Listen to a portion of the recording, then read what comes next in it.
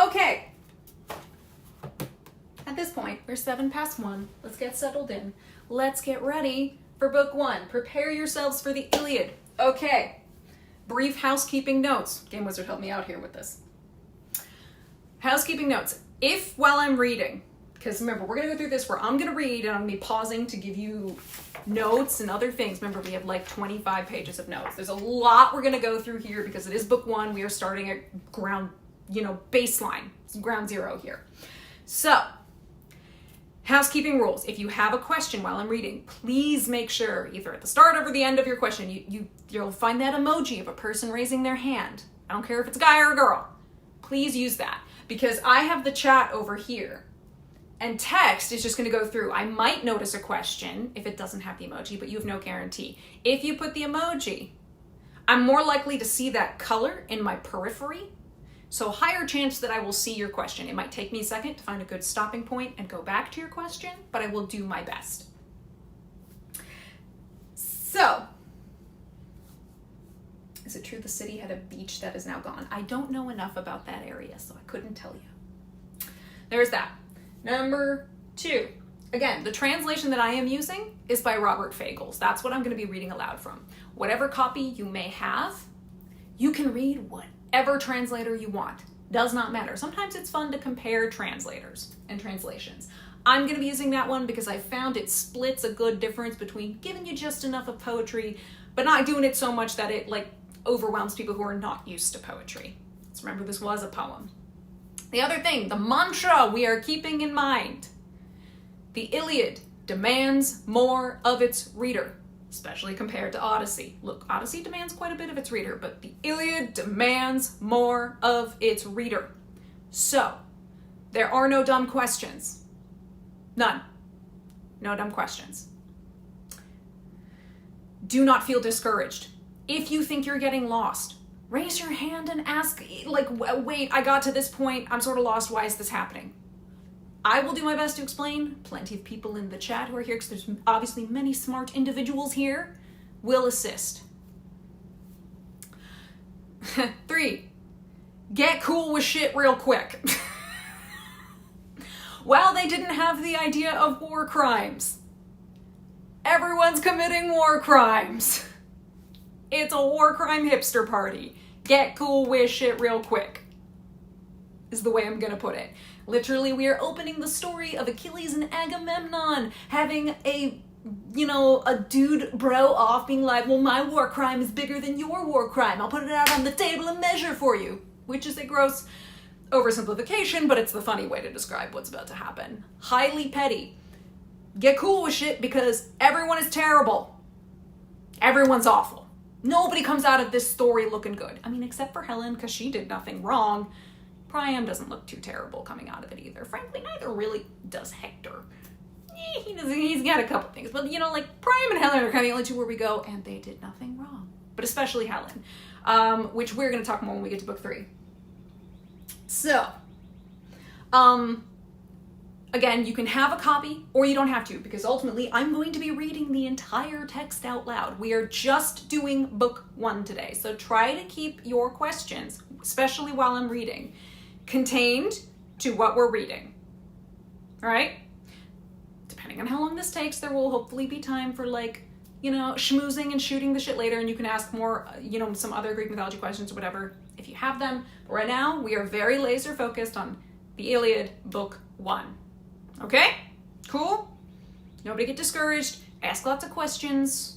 You can relax. You can do things. Make yourself comfortable. Peg will be here. I'm sure she will snort and snore.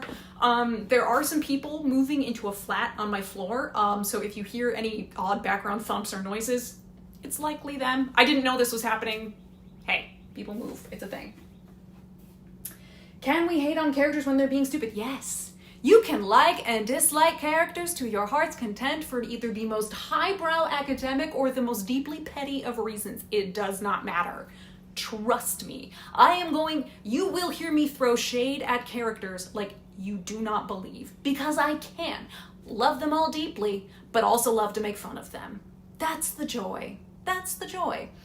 Finally, if you have come to Odyssey Book Club before, or you've gone through the VODs, you are going to hear some information that you probably also heard in the Odyssey, because I'm coming here assuming people have not come to Odyssey Book Club. Again, we are a blank slate, carte blanche. We are starting anew. So, and I say that especially for the introduction because there's absolutely going to be information you've heard before, but I think it's important for anybody who's new.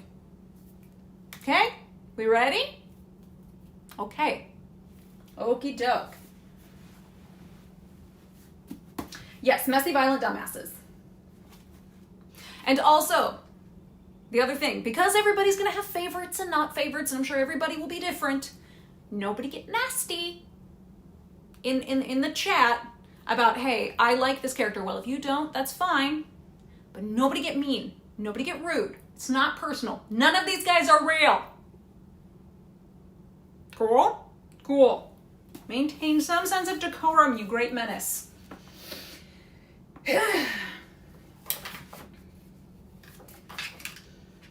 Yeah, that's true. Okay.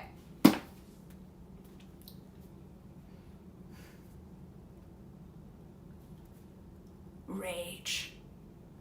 Goddess, sing the rage of Peleus' son, Achilles, murderous, doomed, that cost the Achaeans countless souls. Or countless losses. I'm already fucking up. Hurling down to the house of death so many sturdy souls, great fighter souls, but made their bodies carrion, feasts for the dogs and birds. But the will of Zeus was moving toward its end.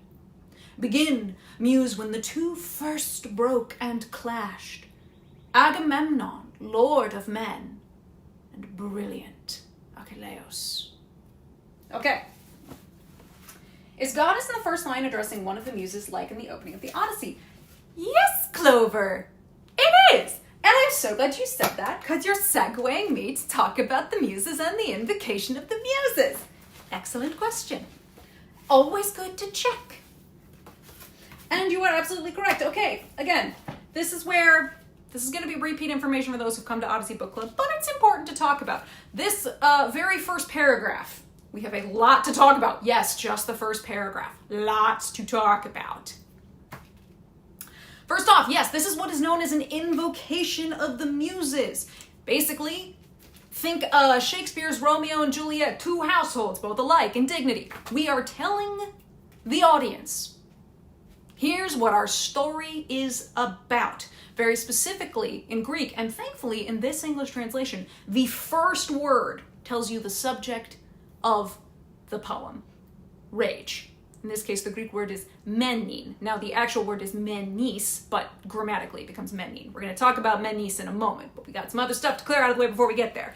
At the end of the day, it's telling us that, hey, the plot of the Iliad, Achilles' rage. Now, once it's fully told over all 15,000 plus lines, it is going to be a fusion of a whole lot of different subplots, a whole lot of micro-narratives, a whole bunch of different sub-characters, but really the main arc of the story is the rage of Achilles. That's it. That's the thing that is really hinging, that's the thing of the story, in the same way that the Odyssey was about a guy and then his journey home, right?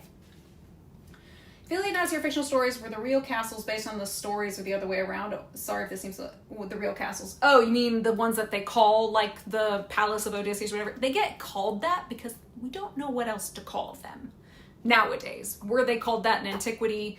Maybe, but at the time they would have been labeled as that. It's so many centuries after, the Bronze Age through the Dark Ages. Again, they assumed these people were real. So they get the name because of these characters. Right? Achilles, Marisam, I'm going to talk about that. We're going to talk about Achilles / Achilles. You probably heard that I used the word Achilles because it's one that I get used to, and I'm doing it on purpose, though you are going to hear me basically rotate between Achilles and Achilles. Does it connect with the English word menace? That's a good question. I don't know. If anybody wants to go and look right now, you can find out. Is the Greek word for rage related to our modern English word like malice? I don't think so. I think there's a Latin connection. I think that's malus. which is like bad and such in Latin. I think it connects more with Latin than it does with Greek. But again, I am not entirely certain of the lexicon. I was going to say, yeah, I think it's Latin, and I didn't think so. Yes, if you have questions related very specifically to Greek language, Mariana, who you see in the chat, is like resident. We love going to Mariana with Greek questions. So, now this invocation of the muses. The understanding is, the poet is saying, hey muse, tell me the story, and then I'm going to repeat kind of what you're saying, but I'm going to do it in like a super fancy way. The idea is the muse are expected to tell the story. Again, this thing that the muses that we understand have witnessed themselves, because they're immortal, exactly to our narrator, our poet. And the narrator will then tell this tale precisely to the listeners. Remember, this is an oral song culture. It happens to get written down, that's great, but most of the time, talking. It's all being heard orally. I mean, assume most people can't read. It's also important to know, I mentioned lots of subplots, micro-narratives, and the like. You're gonna find in Homeric epics, again, if you haven't done the Odyssey, that's fine, you're gonna find this there too, but this is even more in the Iliad, and Mariana could tell you, we were like, oh my god, there's so many micro-narratives. You are rarely gonna find a person who starts telling a story in the Iliad without then referring beforehand or afterwards to the actual situation in which he finds himself. So there's a lot of detours, diversions, mirror stories, screen memories, and we're gonna talk about some of these terms later, but like, people yap like you wouldn't believe, and even the poet is gonna like seemingly tangent off. It is meant to connect to something poetically with what's happening, but it's gonna be a lot. We do love side quests. Yeah, hey muse, we doing this again. Play that funky music, girlfriend. Except politely, remember, these are gods. So then you gotta ask yourself, well, who are the muses? We are the muses, goddesses of the arts and proclaimer of heroes. Sort of, but not really. The musae, or the muses, are daughters of Zeus and the Titan Mnemosyne. Yes, I'm sorry, Mariana, I know my pronunciation bothers you. Now, Mnemosyne is the goddess of memory, and there are traditionally 9 muses. But like, depending on who you're reading, especially as you get later on into like Hellenistic and Roman era, like their numbers fluctuate. But generally, traditionally, and most commonly, you will see there are 9 muses.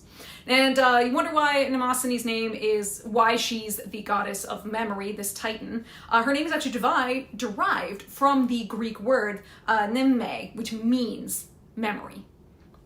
So significant naming, you're gonna see a lot of it. It's all over the place. It's a huge part of Greek mythology. Now, the process of remembering, memory is very important here, remembering in ancient Greek song culture requires a very special medium, song. Now, the way that these poems were presented is very song-like. In fact, people who performed these were called singers. They're aridos, or they are rhapsodies. And often, we do believe there was likely potentially musical accompaniment behind them. There is a song element to this. Maybe not song in the way that we think of it, but absolutely song includes poetry. Even though, obviously, again, we look at poetry as not meaning anything like song.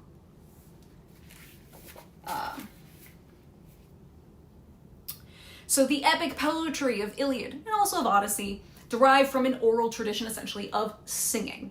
And this is a process that gets known as composition and performance. Basically, there's no script. Writing is not required for the composition and performance. Now, yes, we understand there's a point where they are starting to,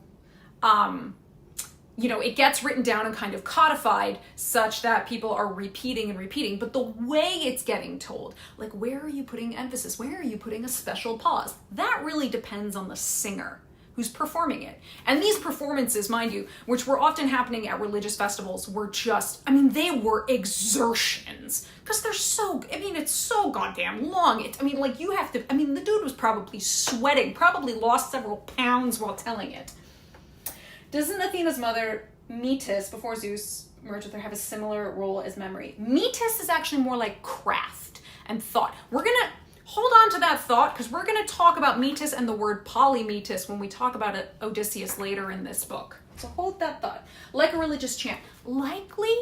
Again, we're only so sure, but something like that. Do we know the word for memory came before her name and she was named for it, or is it a chicken and the egg? It's a bit of chicken and the egg. We aren't entirely certain. It kind of depends what scholarly thought you go with, Clover. It's a very good question. Do you go with the idea that the goddess was there and that's your goddess of memory, so hey, let's give her a name that sounds like memory, or vice versa? A lot of scholarship will usually tend towards the trend that these significant names are the idea that the story came first and the name might have been added later. Now, this happens a lot, especially with the human characters, and possibly also even with the gods. It's why you get characters like Prometheus and Epimetheus, forethought, hindthought, like the most significant naming ever, and they serve that function kind of in their story. We're not entirely certain. It leaves people lots of fun debate and lots of fun papers they can write. Well, I mean fun if you're into academic papers, which I am. Is there a reason the text only says muse rather than name a specific muse? It is assumed the audience knows. The audience knows that we are talking very specifically, in this case, to Calliope or Calliope, who is the muse of epic poetry. You don't need to say it. It's also likely, remember, in Greek, this is written in something called dactylic hexameter. It's a very specific meter. So muse will fit the meter better than the name of the muse you're trying to call to. So I would wager it's a combination of the audience knows who we're talking to. We're talking to Calliope, and also it might be done it's necessitated by the meter. In the same way that, Shakespeare wrote what he did to fit iambic pentameter, except for Richard II, which I'm pretty sure is written in blank verse. It's like the one of his plays that does that. So never forget again, this is poetry. It has a very pretty strict meter that it's following. More information on the meter can be found in our introductory section. And again, if you are a member of the Patreon, I've included the PDF, which has a little fun bonus note by Mariana that I borrowed from when we did Odyssey.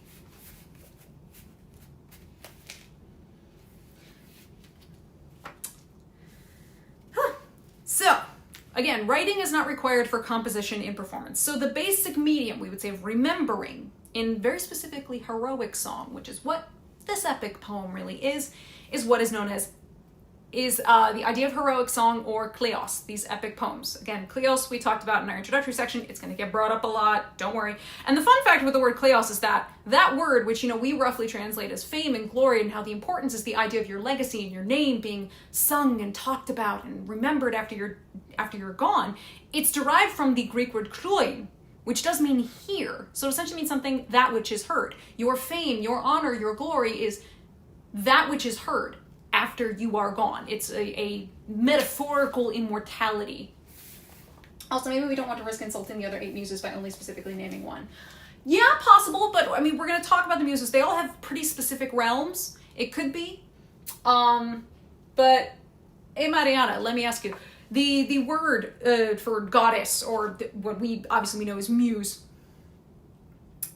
is the word muse, is it done to fit the meter? I'm assuming other than specifically saying Calliope, which is who you would invoke because this is very specifically epic poetry. Is there an element of the meter plays a role here? Let's ask Mariana. It's my first question for you. That's what I'm assuming, but we love it as a hey. So these muses, when they, decide to bless a mortal, we'll say, they are said to bring a kind of forgetfulness. You forget whatever pain or, a cessation, as we say, of obligations. And I'm realizing I spelled cessations wrong. This in my notes, this is going to bother me. This is good because I'm probably going to make edits to my notes before I add them to the Patreon. Let's make sure I spell things right. A cessation of obligations. Basically that idea of inspiration strikes and you kind of drop everything to heed very specifically that inspiration. And that's because, very specifically, we're hearing in this, he's sing to me, goddess, tell, when he says things like, begin muse, when the two first broke and clashed, basically tell me the story. So specifically, this narrator is saying that this epic, Iliad, is something he narrates. It's something he's hearing from the goddesses of poetic memory, from the muses, likely very specifically Calliope. And that's because they know everything, because they were present when all these things were done and know everything that was said. It's kind of their job. The word is thea, which is different from musa, which we have in the Odyssey, so probably metric reasons behind that choice. Yeah, I kind of figured. Usually at the end of the day, when in doubt, there's an element of it might be a metric reason. So, let's do a rundown of the 9 muses. Because, again, they're worth knowing, and knowing what their feels are. We talked about her already. We have Calliope, the muse of epic poetry, also sometimes of eloquence. She's very famously the mother of Orpheus and of Linus. We have Cleo, who is the muse of history, sometimes also said to be the muse of lyre playing. Again, when their numbers start changing, some of these people some of these muses get conflated and their whole things adjust. Like the Lethe. No, like that kind of forgetfulness? No, not like Lethe. It's more just like when you have a butterfly moment, or it's like your idea struck and you go, oh, I got whatever I'm doing, stop. Was I doing something? I don't know. I gotta go do this thing. The inspiration hit. Gotta go. Kind of thing. Not like Lethe. We have Polyhymnia, who is the muse of sacred poetry, sacred hymn, and dance. We have Euterpe. She is the muse of music, later also of lyric poetry. We have Terpsichore. She is the muse of dance and chorus. We have the muse Erato. She is the muse of lyric poetry, especially erotic poetry, if you could not guess by her name, and also of mimic imitation. We have Melpomene. She is the muse of tragedy. We have Thalia, who is the muse of comedy and idyllic poetry. There's lots of different kinds of poetry, guys. And we have finally, last but not least, Urania, who is the muse of astronomy and astrology. So we include at least one science in there. What's the difference between epic poetry and sacred poetry? Form, when it's being utilized. Form is one of the biggest ones. Sacred poetry is not going to be anything like the Iliad, which is, again, 15,000 plus lines in a very specific meter, serving very specific purposes. Yeah, write that down. Wait, I'm holding coffee later, writing now. Exactly. So the difference is usually form, function, style. Again, they have lots of different types of poetry, and I've only read so many types, we'll say, that you'd have to turn to somebody who's read all the different types of ancient Greek poetry and really knows what makes them all unique. Will you go over the ancient definitions of comedy and tragedy versus our modern one? Probably not here because it doesn't apply. But maybe remind me later when we're in the just sort of shooting the shit questions, and I can pull it up to make sure that I'm not misspeaking. But likely not here because epic poetry doesn't really have those distinctions. It's just epic poetry. Generally kind of tragic though, especially here. What muse does Hesiod invoke in the greatest dry work? I mean, he would likely not call one out in particular. He's probably going for something like history, Cleo. It might also count as, would it be Polyhymnia? I don't think it counts as epic poetry. I'm not entirely certain, because I want to say it's like an epic, but it's not an epic. Does he even, he invokes a muse. Oh my god, it's been so long since I read the Theogony. Likely something like history. So, you call upon these muses to ask for their knowledge, to tell you the story you wish to tell, aka recite this poem, and to tell it both properly as well as tell it well, because these muses are all-knowing and essentially omniscient. And it's important to know, since the goddesses of memory, again, these muses essentially, were there when these heroic actions, I'm finding typos all over my notes, which tells you how fast I go when I type, because I don't, and sometimes they're stupid typos. Were there when these heroic actions happened, and since they saw and heard everything, they know everything. So what this muse will see and hear is what would get called a total recall. They recall everything that has happened. They're just spitting it back to you, almost just you could say almost like a newscast. Whereas the narrator only hears, aka that which is heard, aka the Cleos from the muses. He is hearing the Cleos, these heroic tales of figures who are dead, these heroes. And you're kind of continuing that tradition. Again, all of these words interact with each other. I'm very annoyed when I make typos, especially when I didn't catch them. Muse, spill the tea, literally. Spill the tea. But obviously, do it politely and respectfully, because remember, this is being kind of offered. Ultimately, you're offering this work, this poem that you're creating from what they're telling you, you're offering it to the muses and to the gods to glory them. And at the same time, by doing this, you're keeping the mortals below the gods, because obviously only the gods know this story of the past because they were there, right?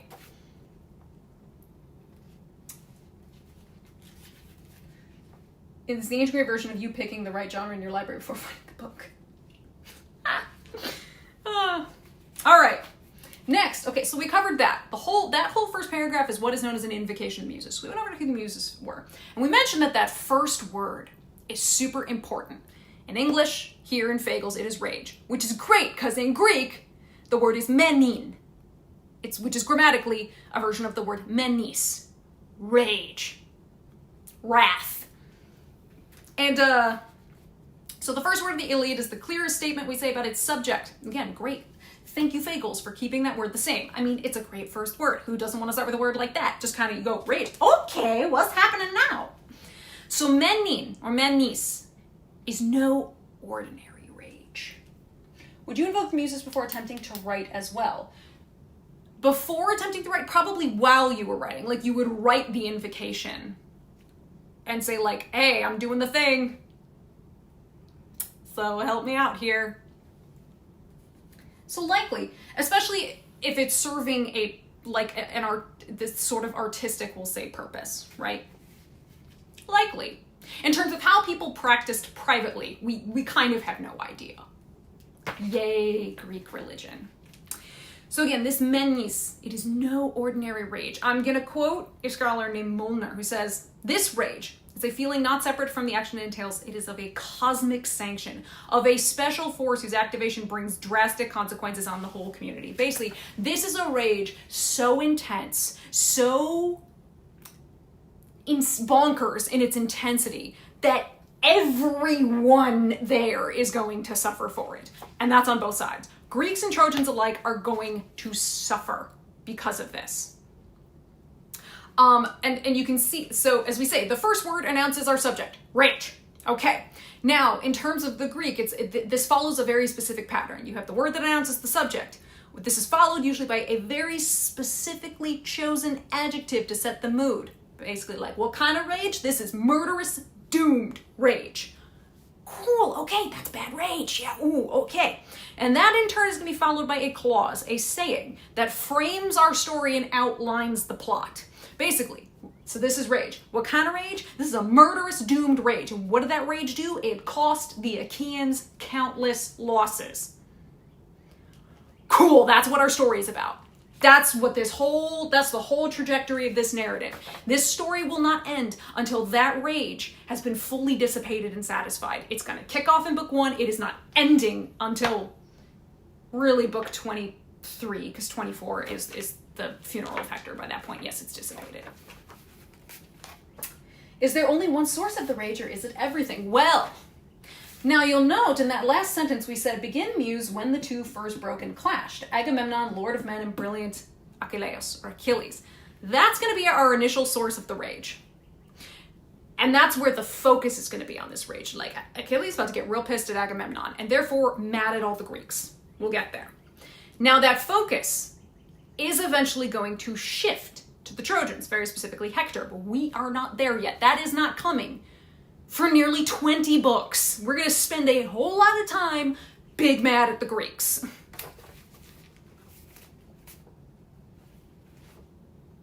Yeah, the menace. It's just divine rage. And that is because Achilles, again, as a character, is going to reach an almost godlike state of being because of this rage. He's going to have a moment of Aristeia and basically do things no human should be able to do. And it's just, you're going to sit there with your jaw on the floor going, that's not normal.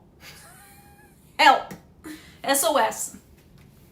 So, we know whose rage is this? Well, it's Achilles, aka Achilles. Either are fine. I'm going to probably rotate between the two, whatever I feel like on a given time. Achilles, he is, as we said, the son of Peleus, who is the king of Tithia, who was also, and Peleus was also an Argonaut. Fun fact, there's quite a few people who are former Argonauts in this story. And he's also so he's the son of Peleus and of a Nereid named Thetis. I'm going to talk more on Thetis when she pops up later in the book. Now, you wondered why, somebody had wondered earlier, why Achilles got spelled that way, I believe, in the Fitzgerald translation. Why is it not Achilles? That's how I know it, which is fine. And that's because it's more of a transliteration, as we say, of his name.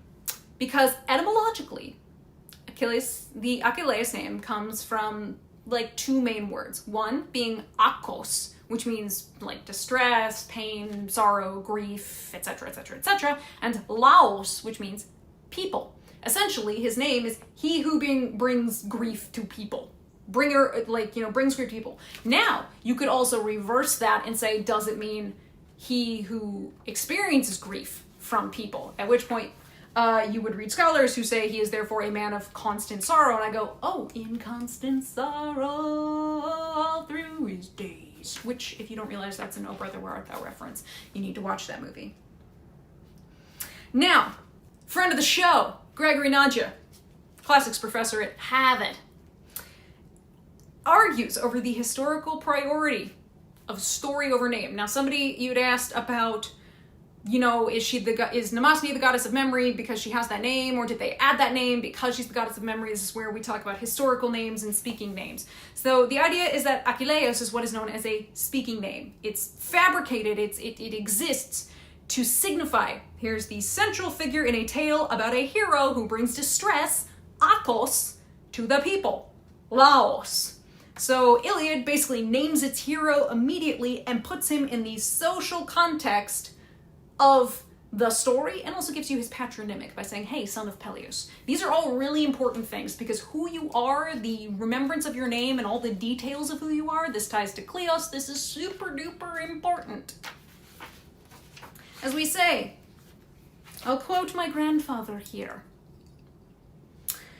The name of Achilles is crucial because a name without a story is a name without any sort of identifying description, which the Greeks would find logically very troubling. A name without any identifying description, not even a potentially known or knowable description, is not a name. When we speak of an unfamiliar name, we mean the name of someone who we do not know, whose story or part of whose story we do not know, but maybe could possibly know. So so this is where you get the argument of narratives seem to be logically prior to names. Because narratives can and do exist without names. While names, important names, significant names, these historical names, cannot exist without narratives from which an identifying description can be drawn. Basically, this is part of the argument of, he's named this way for a very specific purpose. The purpose is the Iliad. The purpose is what he does in the Iliad. This is a big argument. You don't have to agree with it. But basically, the name is significant. And it ties into the whole thing of the story. So again, it also follows in the importance of the Greek hero and Cleos, and that their names and their deeds and everything else is tied together. And that's what they're all striving for. Especially you're going to see in the Iliad. Like, everybody's after that in the Iliad. Because, I mean, they're all here assuming they're probably going to die. Or if you're Achilles, you're here literally to die. In a blaze of glory and kill a lot of people while you're at it. But you are not planning on coming back from this war if you are Achilles. He's the only one who is actively not planning on coming back. So, what's the big deal about Achilles? Like, why is he such a big deal? You might have heard this story that he is invincible save for his heel. Throw that out of your mind for the Iliad. It's not here. It's not a Homeric invention. This is a way later addition to the mythology. Why is this named Story of Troy instead of Story of Achilles? Marisam, if you want to know that, go watch our introductory session that we did, because we talked a lot about the importance of Troy as a city, and that is why this is a story about Ilion and not a story just about Achilles. Because it's really, the plot is that of Achilles. The story is bigger. Good question. I'm going to turn you to the introductory section because we spent all those minutes on it there. So, the idea of the supposed invulnerability, I'll save for his heel. Not here. Not a thing. Get that out of your mind. It's not here. Does not apply. It's a much later mythological addition. Now, the most well-known source for this idea comes from an unfinished poem that's called the Achilliad, by an ethnically Greek poet named Statius, who was writing in Latin in the 1st century CE. References to the idea of Thetis trying to make Achilles immortal also appear in the Fabulae by Hyginus. A lot of these writers are ethnically Greek writers who are writing in the Roman Empire era, right? So the most well-known idea of how did Thetis try to make him immortal? Well, she attempted to dip him in the river Styx to make him immortal, according to Statius. And I think that might be the one that is referenced in Fabulae, though I can't remember off the top of my head. But there is another version, and that comes to us from Apollonius of Rhodes' Argonautica, again, a way later work. It says that what Thetis did was dip baby Achilles in ambrosia and then put him on a fire so it would burn away his mortality. Unfortunately for her, Peleus ran in and was like, "What are you doing?" And just like interrupted, grabbed his baby out of the fire, and Thetis went off in a huff. She basically just abandons her husband and son in a huff because she's like, "Well, fuck you guys, I'm mad." Publius, Papinus, Statius mentioned. Well, you gotta mention Statius. So much of what people think they know about Achilles comes from Statius. He's just like the biggest, most well-known account, and he's so late after Homer. And it's like you can't retcon that into Homer. It doesn't work. And I said mortal and not mortality. Oh my God, this is going to be the sea of just how many typos did I make in these notes. Fun. Yeah, bake your child. Oh yeah, no, not even on the. She's not even holding him in the fire story. She just dumps him onto the fire and just stands there like, okay, and then we bake for 30 minutes. 30 minutes at 350, it'll be fine. Yeah, that one is very specifically in the Argonautica. It's briefly mentioned because Peleus is an Argonaut, as we know. But again, the whole point is that none of this applies to the Iliad, and for the longest time, Achilles is not immortal. What makes him special, besides obviously son of a goddess, and this whole story of the Iliad, is that he's really quick. He's a very fast, nimble, agile guy on the battlefield. Like, he's just a really fast runner. And if anybody can think of, your Achilles tendon area back here, named for the hero, if you bust that, if you either, tweak it, tear it, or fully rupture it, you are down like a bag of rocks in the sand. You're not moving. My dad ruptured his Achilles tendon when I was a toddler. He did it playing tennis. And it was my brief foray into being a leashed child because he was on crutches and could not move well. And I was like 2 or 3. So he had to keep me in sight. You are down and out and you are not moving. So the idea that, later on you see that, well, that's where they shot him through the heel, the ankle, likely fully ruptured his Achilles tendon, which by the way will then roll up your leg like a rubber band, like you're doomed, you're not walking. And that, you can't repair that in the ancient times, right? You can't repair it at all. And it could probably lead to sepsis and everything else. So understandable that something like that, plus any other wounds, it's not like the guy was not invincible, will lead to his death. Later on, writers start taking that and making it everything else. Aw, thank you so much, Clover. And I've had 24 books of Odyssey and the one introductory session as practice to try and figure out how do I deliver all of this information, because it is a lot. Remember, this demands more of the reader. I'm sorry, I know it's terrible imagery, but understanding, one, how painful it is, how basically disabling it is, especially on a battlefield. You're down and out, you're gone. In an ancient battlefield where nobody can repair that, it doesn't repair itself. You need surgery. You're fucked. For sports stars, I believe ruptured Achilles has the highest rate of being... Yeah, absolutely. It's never the same. I can tell you, my dad even heard that from the surgeon who essentially had to reattach his tendon. He's like, it's never going to be the same. Think of your tendons and your ligaments the same way like rubber bands. If you start making tears in them, yeah, okay, eventually they'll heal, but that elasticity is never the same. Rupturing an Achilles tendon can absolutely... It's the same thing with the people like ACL and whatever injuries. Tendon injuries, they never heal the same. Your bones can heal and sometimes even be stronger where they heal. Tendons are not like that. They're devastating injuries. Yeah, and note that in this war, nobody's doing surgery. Nobody knows. You're not doing surgery to reattach that.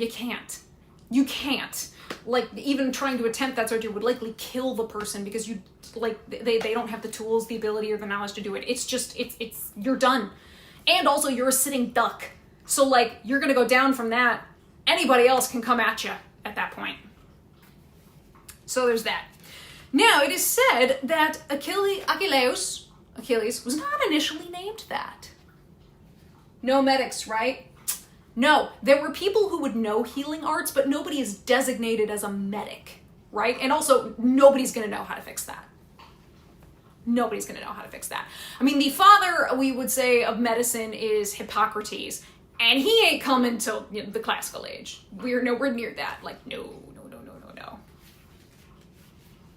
Yeah, exactly. Something like the Civil War, all these other conflicts, people die from medical-related, infections and everything else, almost more so than anything else. Absolutely, it's a problem. And plague. We're going to talk about plague. Don't worry, it's coming up. Disease, illness. So yes, Achilles' name initially is, I believe it's pronounced like Ligeron. I'm going to go with Ligeron. Or it might be Ligeron. I'm not entirely certain. Mariana, you can correct me. Whichever sounds more correct. He is said to have then been entrusted by Peleus to Chiron on Mount Pelion. Yes, the centaur, who is like no other centaurs because he is a son of Cronus, and it is why if you ever look up art of him, he looks different from every other centaur. And please, you're going to have cursed imagery looking that up, by the way. Medicine exams. Some surgery existed, but not tendon repair surgery. Yeah, which is what you need. Like, this is not a tiny cut. This is like it likely fully ruptured. And it's like, they can't repair that. Hi. According to Homer, as we're going to hear throughout the Iliad, because again, we're going to get a little of the histories of some of these characters throughout, because, everybody yaps. Can't help it. Achilles, after spending time on Mount Pelion with Chiron, afterwards went back to Thea, his hometown, basically. And it is there that he kind of teamed up with and met and became acquainted with his longtime companion friend, his cousin, Patroclus. Yes, for everyone who yells at the Troy movie, they were actually cousins. It's not that shocking. All of these royal families were often, somehow related. And it is Achilles who teaches Patroclus some of the stuff he learned from Chiron. And something that he learned from Chiron included some medical and healing arts. It was something Chiron was really well known for. Now, Thetis, remember, helicopter mom. She's going to show up a lot in this story. She kind of looms over it a lot in this story. She foretold her son's fate, which was, you're going to either die young and with great glory, or you're going to live long, but your life is going to be uneventful. You're going to die in obscurity. No one's going to know who you are. No one's going to care.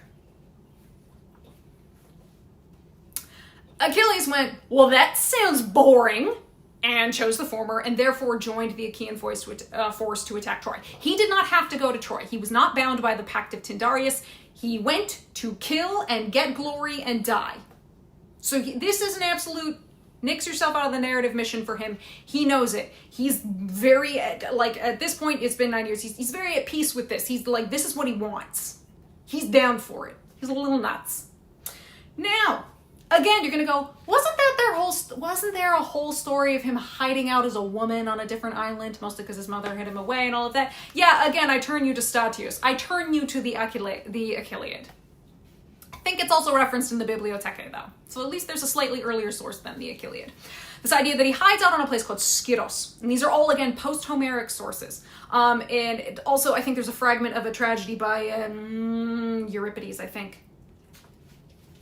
The idea is that he hangs out on this island called Skyros. He is disguised as a woman. He lives amongst the daughters of King Lycomedes.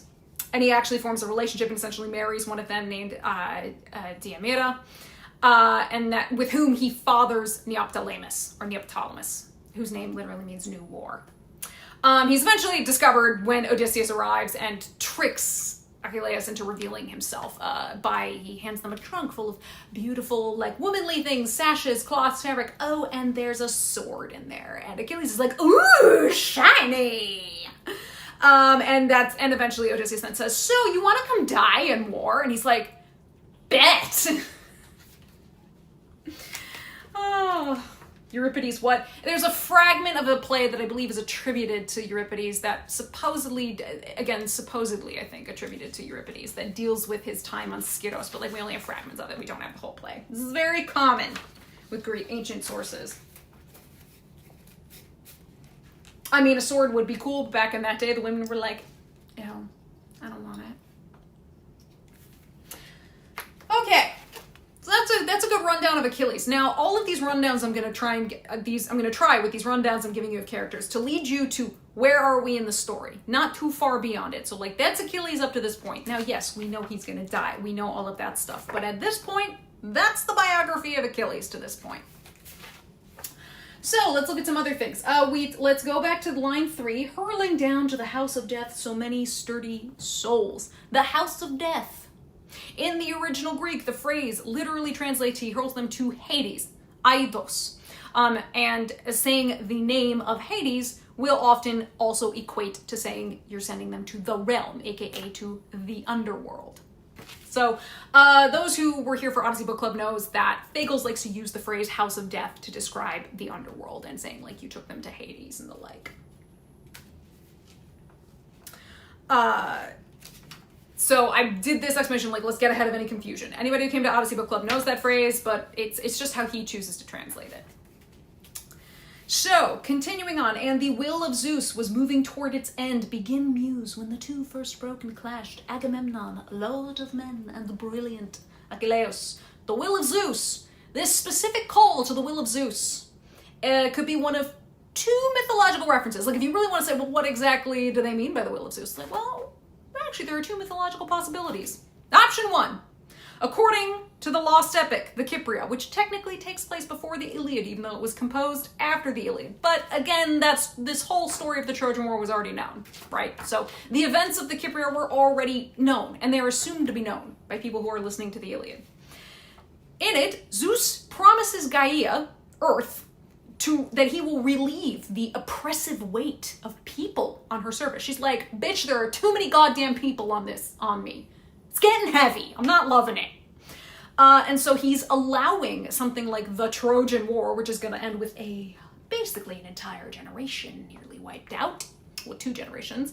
He's going to allow the Trojan War to happen to essentially lessen the population. It's population control. That's one option. And that's outside the time frame of the Iliad. Now, option 2, which is inside the time frame of the Iliad. The fulfillment of the will of Zeus can refer to the carrying out ultimately of his plan at Thetis' request, which we're going to see later on in the book, to honor Achilles by letting his Greek comrades suffer in his absence from the battlefield. Mom, I'm so sad that I'm not there. Literally.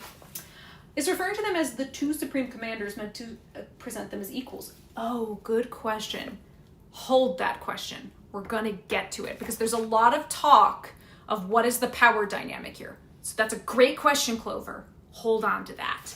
Because I have it as a note on like a page, well, okay, several pages later, but we have to talk about the House of Atreus. So, yeah. So, yeah. Hold on to that. The 2 first broken clash. Hold on to that. It's a good question. It's a great question. Just hold on to it. We're not there yet. So, we've talked about Achilles. Let's talk about the other guy. Let's talk about the other elephant in the room here. Agamemnon. King of Mycenae, older brother to Menelaus, and a leader of the Achaean expedition. He is the husband to Clytemnestra, who is the half-sister of Helen, and he's father to Orestes, like his 3 main children. They list a couple others, but the 3 big ones are Orestes, Electra, and Iphigenia. At this point, Iphigenia is dead. Don't worry, we'll talk about it.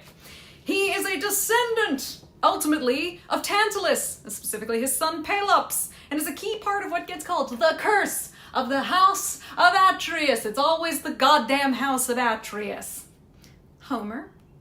Again, while we're getting biographies of these men in bits and pieces throughout the story, Homer notes that Agamemnon and Menelaus are sons of King Atreus, who was king of Mycenae with his queen Airope, who was the daughter of a king of Crete named Atreus. So, brief rundown of the House of Atreus and like why does it get called the curse of the House of Atreus? Okay, let's talk messy.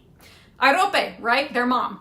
wife of Atreus, has an affair with Atreus' twin brother, Thyestes, and together they trick Atreus out of his throne. Granted, Atreus doesn't know that Irope is in on this yet, so he doesn't know his wife was a part of his plan that basically tricks him out of his throne. However, the gods are like, well, that's kind of fucked up, not gonna lie. Like, normally we don't care, but that's pretty messed up. And they basically assist Atreus in restoring himself to his throne, and the whole gambit is he ends up getting Helios to reverse the course of the sun in the sky. And that gets Atreus back on the throne because he makes a bet with Thyestes over it. And Thyestes loses. Because, I mean, honestly, fair bet. Who would think the sun is going to rise in the west and set in the east? Now, once Atreus is back on his throne, he finds out that his wife and his twin brother were boinking. And he finds out that that's how he lost his throne. And he's like, well, what the fuck? What in the absolute fuckity fuck? So he decides, well, we haven't escalated this enough. Let's escalate it further. And you know what? Let's pull on some shit that my ancestor did. He takes the sons of Thyestes and murders them.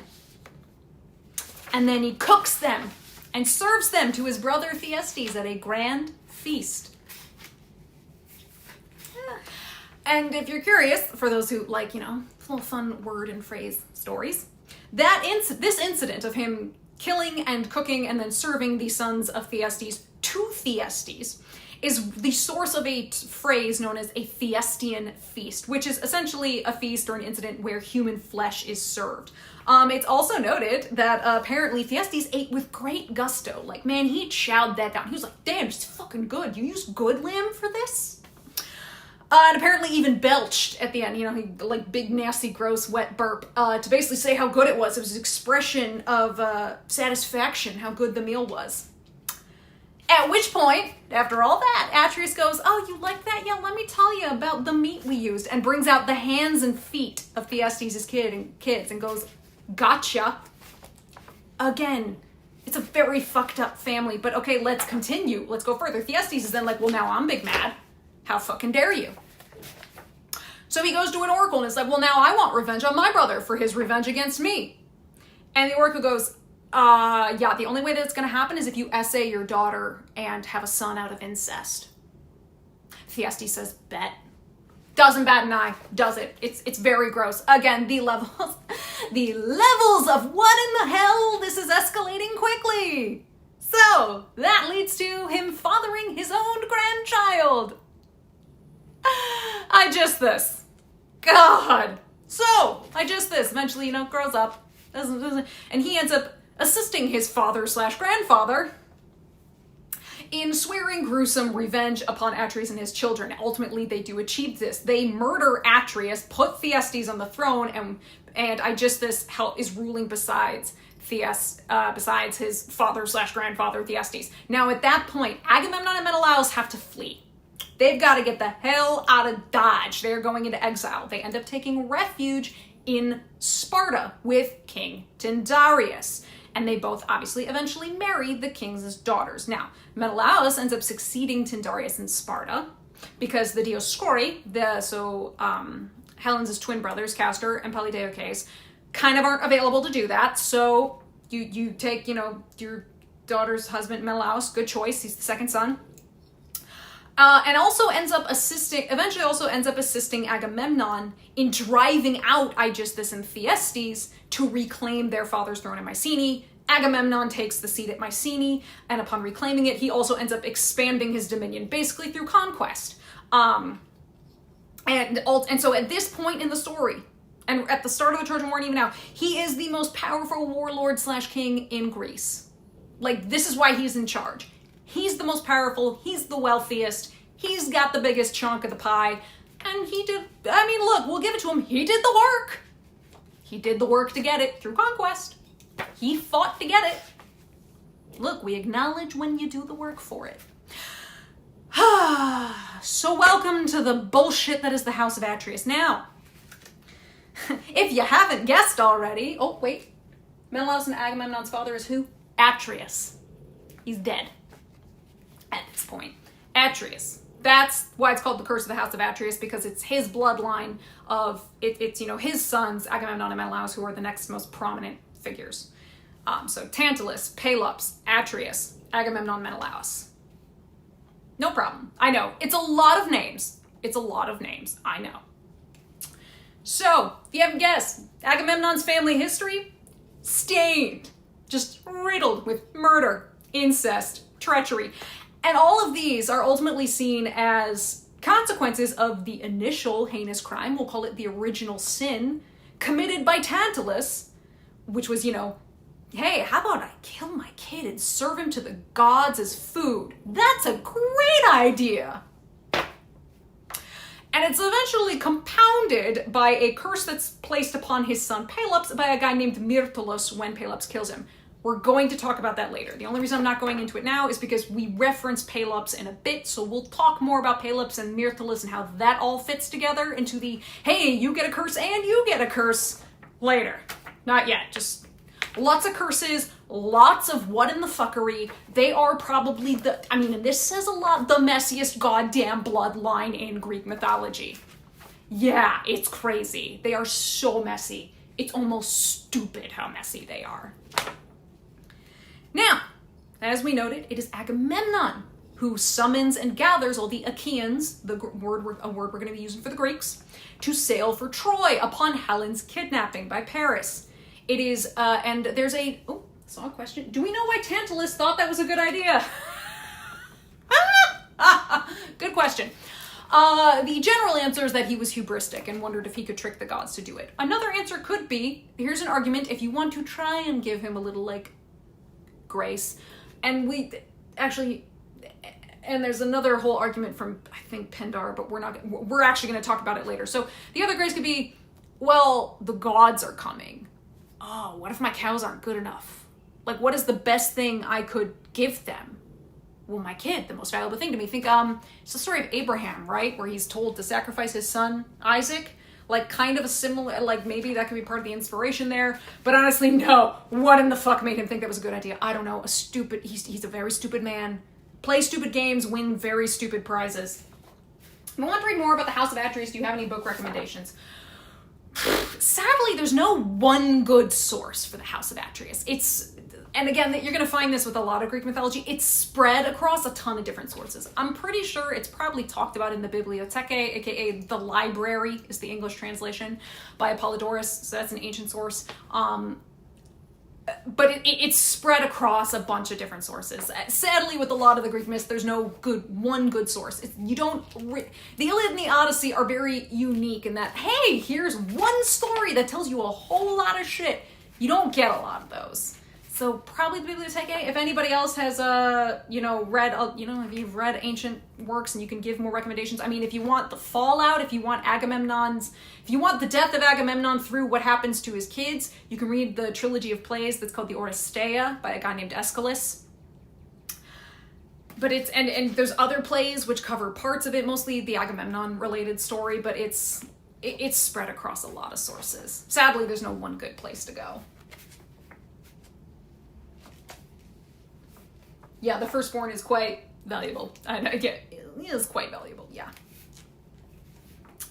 Now, we've summoned the forces. Okay, let's go to Troy. They make a pit stop at a place called Aulis, which is in, is it Boeotia or Boeotia? Oh, crap. I did look this up. Mariana, help me. The Boeotia. Is it Boeotia or Boeotia? I can't remember. Oh, the OEOs throw... You guys have no idea how much the OEOs throw me. OEO. They throw me off. They throw me off every time. Every time. Help me, Mariana. You're my only hope for this one. Boeotia? Boeotia. That sounds right. We're gonna go with Boeotia. Boeotia. Great. We're going with Boeotia.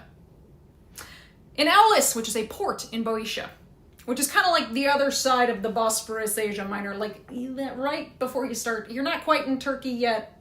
You're on the other side of the Bosphorus, the Dardanelles, whatever modern day it's called. Agamemnon and all of the other forces are, getting ready to sail, except unfortunately for them, they incur the wrath of Artemis. And basically, no wind.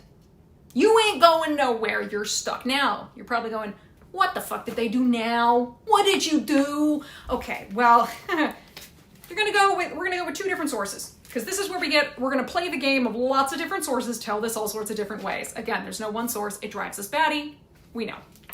Aeschylus claims that Artemis is really pissed off at the thought of how many young men are going to die at Troy. Now, she is kind of, weirdly enough, a protectorate of young men.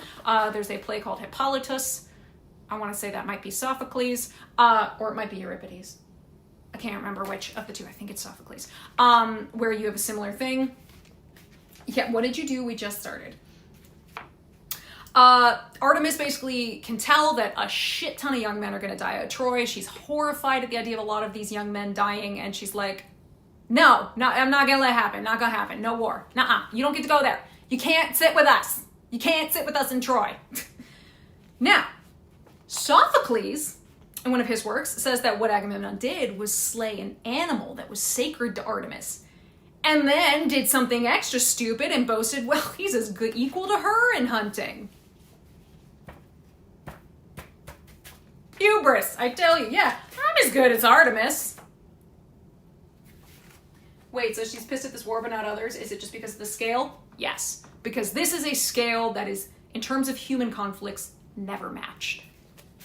This is their war to end all wars. I mean, mythologically, it's the last war. So yeah, she can get, like, just how many people die at the war at Troy is kind of unfathomable numbers to the Greeks. So yeah, she's like, what in the fuck? No. Does Orestes kind of end the family curse and not commit atrocities typical to his family?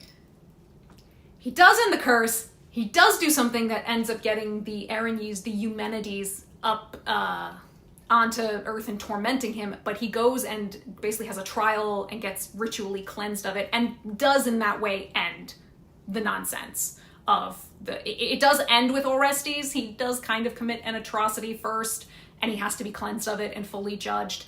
And you can find that in, again, the trilogy of plays by Aeschylus, the Oresteia. The third of those plays, called the Eumenides, deals with him having to be, like, cleansed of what he does. Why does Artemis have control over the wind? It's not that they have control. All of these gods have the ability to go, oh, no, you're not coming today. You're not coming today. It's not that they have control. They just have the ability to go to any one of the NMY, any one of the four winds, just be like, no, don't blow today. And the Olympians are the Olympians, and they're just like, okay, yeah, no, cool. I'm off, taking my vacation. Is this instant why Artemis supports the Trojans during the war? I believe so. I think this is why. I don't think there's any other specific reason. I mean, maybe other than Apollo supports them, and she usually tends to be on the same side as Apollo.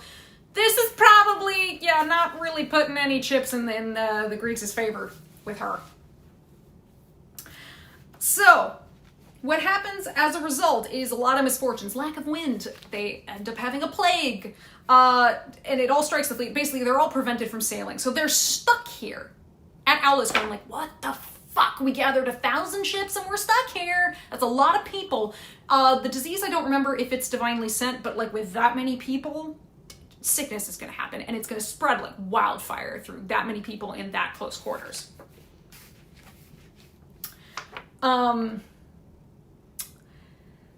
ultimately, they have to go to a guy named Calchas, who's a prophet, and Calchas is going to appear in Iliad. In fact, I think he even appears in this book. Yeah, he does. He's a prophet. He's on board with them, and he says, okay, I was reading the birds. And the birds say, the wrath of the goddess can only be basically propitiated. The only way we can sate this goddess is if Agamemnon sacrifices his daughter Iphigenia. Which I would blink at him and go, I'm sorry, what? Now, here's the thing.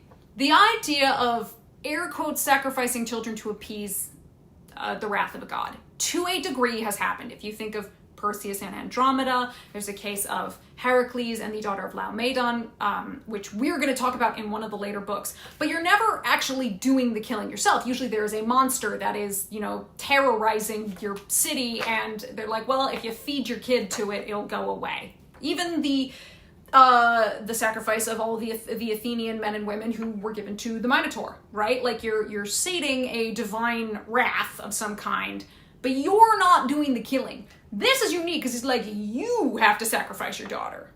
You got to do that. Which I want to say,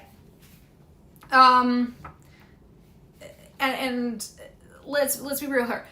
Agamemnon does not make this decision lightly. His willingness to accept this, I mean, it is incredibly tragic. It's going to be violent. How it plays and how it goes about is, as we say, it varies across the sources. Just brand that into your brain. It varies across the sources. And how long it takes him to kind of come to terms with that varies pretty much as like what actually happens. Like what actually happens at the sacrifice and how the sacrifice goes down, again, varies across the sources. We know he doesn't take the decision lightly. It is something that weighs on him. He's very pissed at being told this because obviously anybody would find the idea anathema. Yes, even somebody from a bloodline that is so stained with family members killing each other and parents essentially killing their own children. Look at Tantalus and Pelops. Yeah, that happens. But he's like, what? He doesn't take it well. And yeah, trust me, he holds a grudge against Calchas for this. We're gonna hear it in book 1. He's like, he blames Calchas for telling him this. So, let's go through there are, how many versions do I have of this? There are 3 versions of what happens at the sacrifice of Iphigenia. So we're gonna go through all 3 of them real fast. Version 1, Iphigenia is tricked. The reason she shows up is she's told she's gonna be married to Achilles. So she comes to the sacrificial altar with an element of willingness, because she doesn't realize what's happening and is then killed. Usually I believe it is that her throat is slit because the blood falls on the altar. That's version 1. Version 2. Oh, wait, I saw a question. Does this mean Iphigenia sets sail with the manner that they have to go? They have to call and bring her. She's not there with them. They literally have to wait to bring her over from Mycenae. Yeah. So they're all just sitting there waiting. There's a lot of time spent kind of waiting because you have to do the communication and the travel and all of that. So yeah, they have to basically wait. And so that takes more time.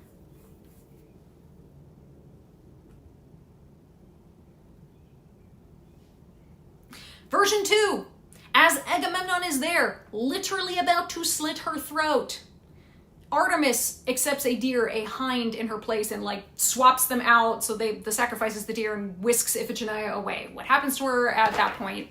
Fuck if we know. And then version 3, which to me is the most oddball version out there, she becomes the goddess Hecate after her death. I don't even fucking know, guys. I don't even know. I will say, as much as in a way it seems like it doesn't make sense that Artemis would demand human sacrifice. Again, if we go by the idea that what she's really pissed about is that you're about to sacrifice a shit ton of other men, she's basically proposing a trolley problem. This is the OG trolley problem. If you consider that Artemis is pissed at the idea that so many people are about to die, she goes, well, do you really want to go and kill all these strangers? Or will you kill someone who is your daughter? It's the OG trolley problem. Right? Yeah, the third one is weird as shit. I don't understand the third one. And also, when you then look at we ran down the house of Atreus for a reason. When you look at that bloodline that is mired in horror, especially of family on family horror, there's an almost dynastic ethos of parents killing their children and just doing horrific things to their children. Because don't forget, Thyestes essays his own daughter to sire his own grandson. The idea that you say this to Agamemnon of all people, it's not that far out of the realm of I see it's horrifying logic, but there's a sick, twisted logic to it. Also, the guy predicted that Astyanax would avenge Troy if he were to grow up. I think he was. It's been a long time since I read that play, but it was probably Calchas. He pops up a lot. And we're gonna talk more about Calchas, don't worry. Basically, at the end of the day, however it went down, the sacrifice/death of Iphigenia ultimately appeases the gods, appeases Artemis enough that the fleet is then able to set off to Troy. If you look at it and go, holy shit, she demanded human sacrifice. Again, if you look at it as an OG trolley problem, Artemis said, wow, you're willing to do that?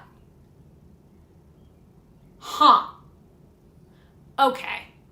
At that point, you're not going to be able to stop him. And you realize that these events are in motion and they're like, you tried, there's no stopping them. So for some people, it's like, but, it's like, ooh, but it was a real test, and did Agamemnon fail? Or was this all ultimately the will of Zeus? Again, all of the questions, all of the answers are ultimately plausible. Ay. Confirmed it is Calchas. Yeah, I kind of figured it would be Calchas. He's always predicting doom and fucking gloom. He's the most miserable fucking prophet alive. So, there you go. That is everything we had to say on the first paragraph. Yes, we spent an hour on, like, the first paragraph. Welcome to the Iliad. A lot to get down. Okay.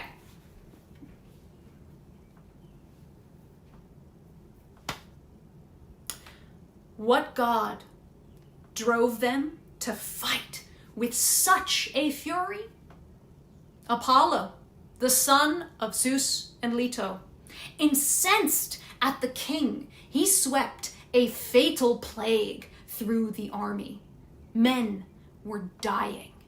And all because Agamemnon spurned Apollo's priest. Yes.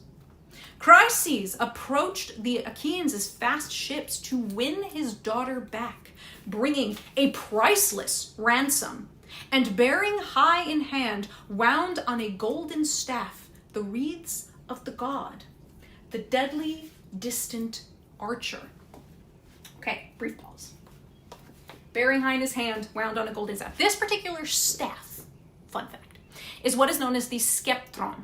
It is carried by heralds. It's carried by suppliants. It's also even carried by kings. It's a token of basically a person's special status. This guy is coming as kind of a suppliant because he's going to beg. I don't think he does the full supplication pose. So maybe I shouldn't say that.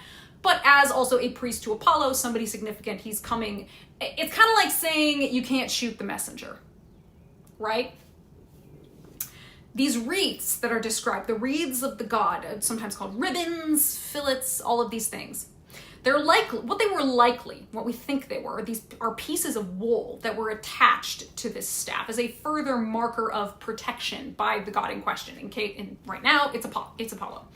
They were also worn by participants in sacrificial or ritual meals. So basically, fancy costumes. Fancy costumes for the fancy moments.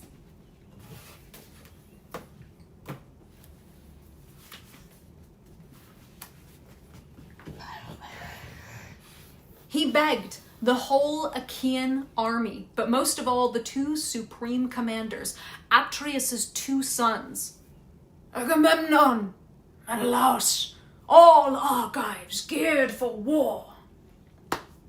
Okay, I have to briefly pause again because we introduced people and I want to talk about that phrase. Wait, so are they saying the entire war happened because of Apollo or that the plague happened because of him? I would assume the god is to blame for the war. Oh yeah, we're talking about the plague. The plague, what's leading to, so we're saying why did Agamemnon and Achilles start a beef with each other? Well, it's because we gotta rewind it back. Apollo sent a plague. Why did he send a plague? Because it all ties to this guy named Chryses who came to get his daughter back and tried to basically buy her back because she's a war prize of Agamemnon. We're kind of doing a rewind and giving you the story. Agamemnon, Menelaus, all Argives geared for war. Okay, Menelaus. Let's briefly talk about Menelaus. Okay, why did he beg both brothers, especially, not just Agamemnon, especially? Because, one, you address both brothers, the Atreides, but you're also addressing Menelaus because this contingent, this whole mass of Greeks are here. Yes, because Agamemnon summoned them, but because of Menelaus. The casus belli, we say, of the war. The cause of this war is Menelaus' wife got kidnapped. So you address them both. You address the person who's kind of leading the contingent. Hey, fun fact, his brother is also he's the one with the grievance of this whole thing. So you say, hey, maybe I can get the person whose grievance this whole war is a result of to talk to the guy who's kind of the one in charge.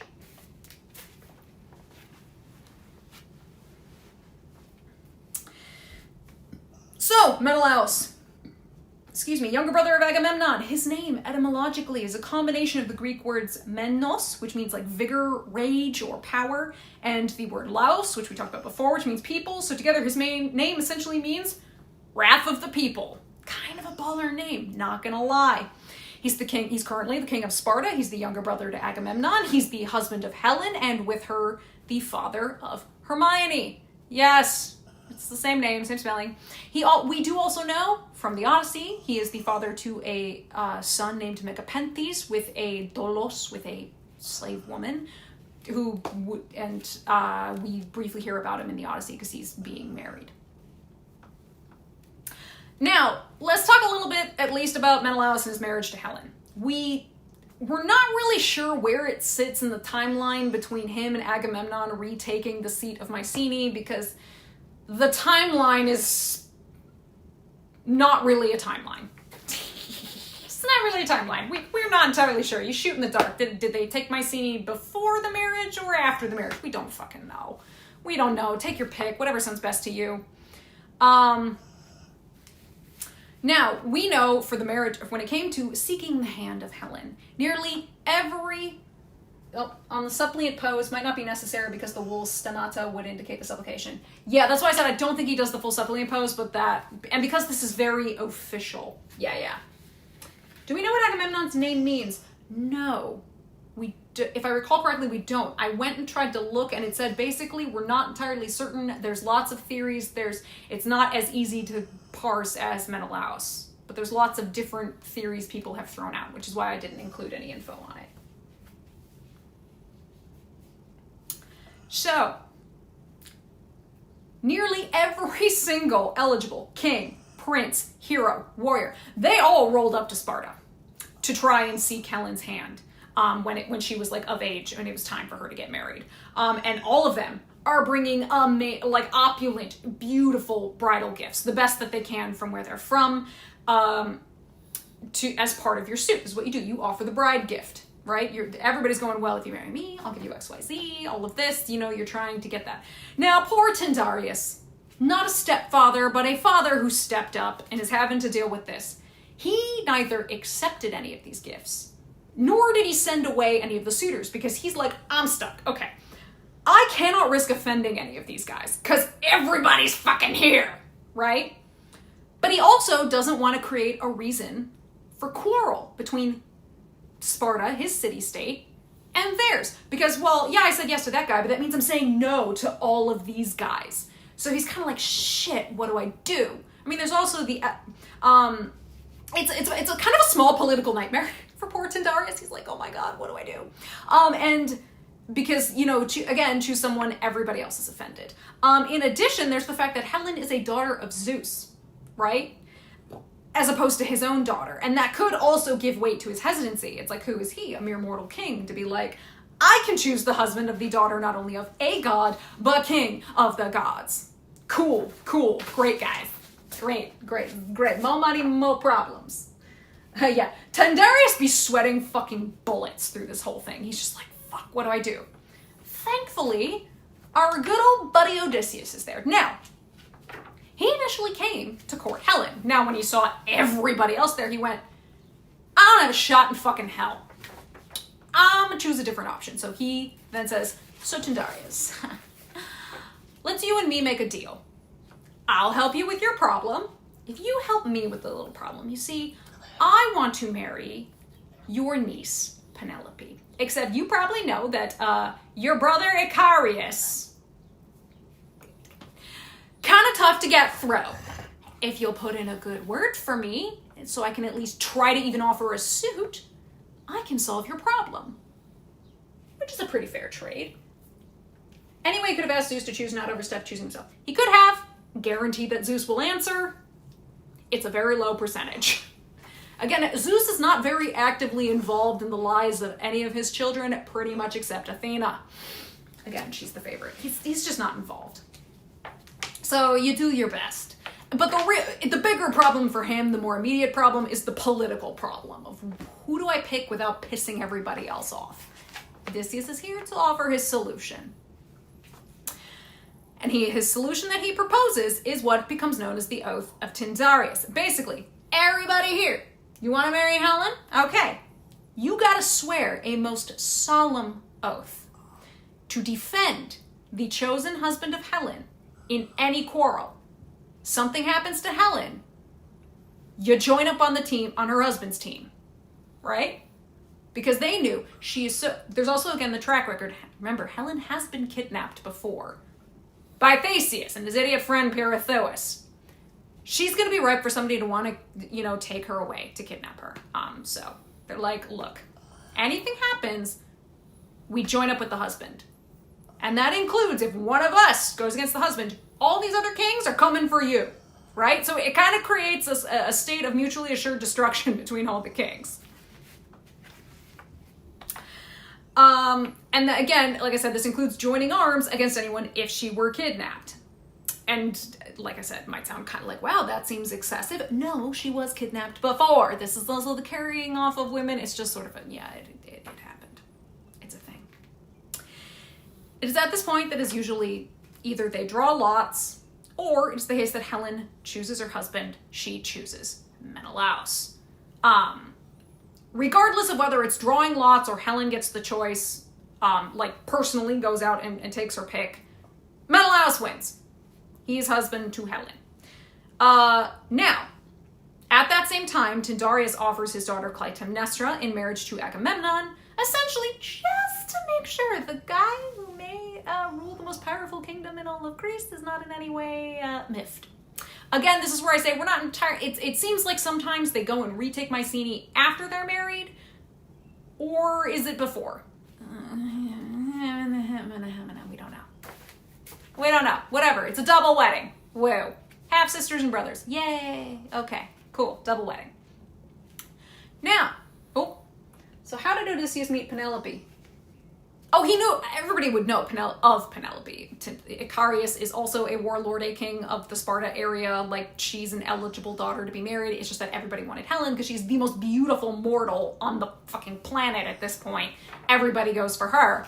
And he's just like, yeah, I'm going to go for the one that nobody's going for. If you've ever seen the movie A Beautiful Mind, it's the bit where the main character goes, if we all go for the blonde, she'll turn us all down, so then we'll try to go for her friends, but her friends don't want to be second best. But if nobody goes for the blonde, we can all get with the friends, everyone gets laid. That's the analogy he uses, which is not horrible thought train, but that's sort of what Odysseus does. He's like, everybody's going for Helen, only one person is going to get Helen. Here's another perfectly eligible, rich daughter of a warlord / king. That's who I'm going to go for. Honestly, sounds like a better bet. And it's also highly likely that Clytemnestra, who's the other daughter of the actual daughter of Tyndareus, the other daughter of Tyndareus, is probably going to go to someone like Agamemnon if Agamemnon does not win, just because he is so powerful. And Odysseus essentially has to go through Achilles, who is Penelope's father. There's a foot race, and that's how he inevitably ends up with Penelope. But, he would know of her. He doesn't necessarily have to meet her. Welcome to ancient Greece.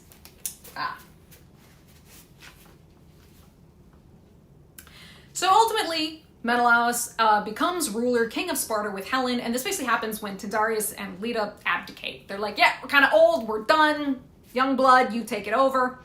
And again, save for, the entirety of the fucking Trojan War, the marriage between Menelaus and Helen does seem to be a pretty calm, chill, and happy one. 10 out of 10, no notes. They seem to get along fine. There's no other story other than she gets kidnapped. I mean, that's the sign of a pretty good marriage in Greek mythology, let's be real. So, let's talk about the taking of Helen. This happens while Menelaus is not there.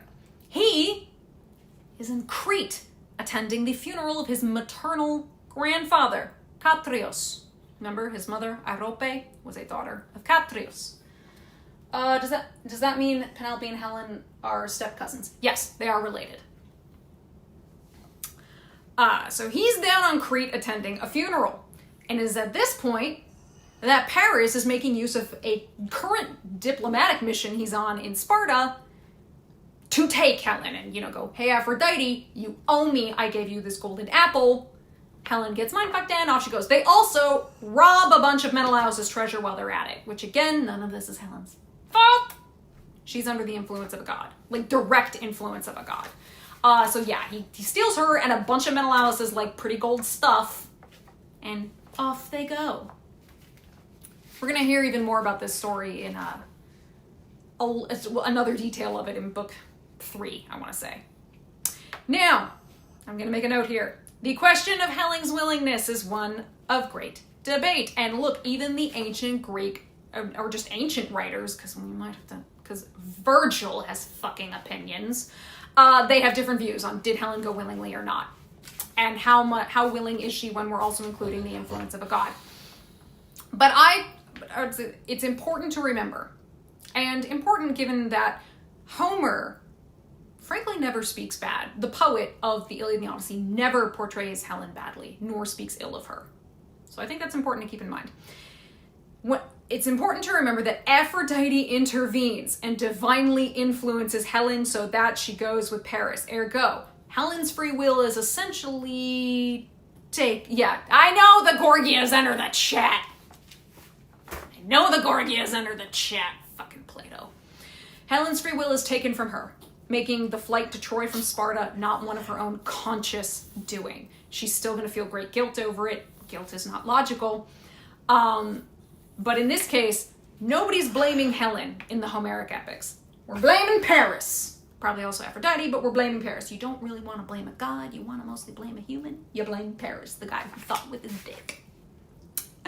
So, it is also important to note that prior to the whole cool Trojan Greeks are here, let's attack the city, Menelaus and Odysseus, and this is going to get mentioned in book 3, initially went to Troy to secure Helen's return.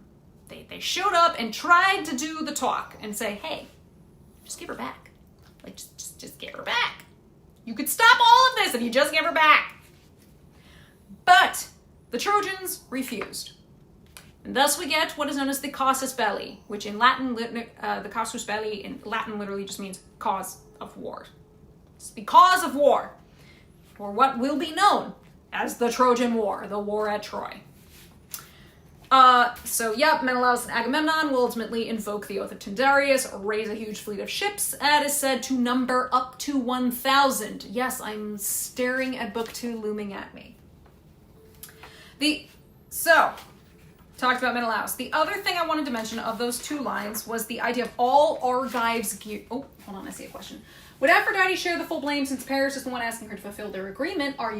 As you said, Paris is the one who picked Helen as his price for the contract. Well, we can look at it from a very objective perspective and say this is all fucking Aphrodite's fault for making that promise to begin with. The ancient Greeks would never dare.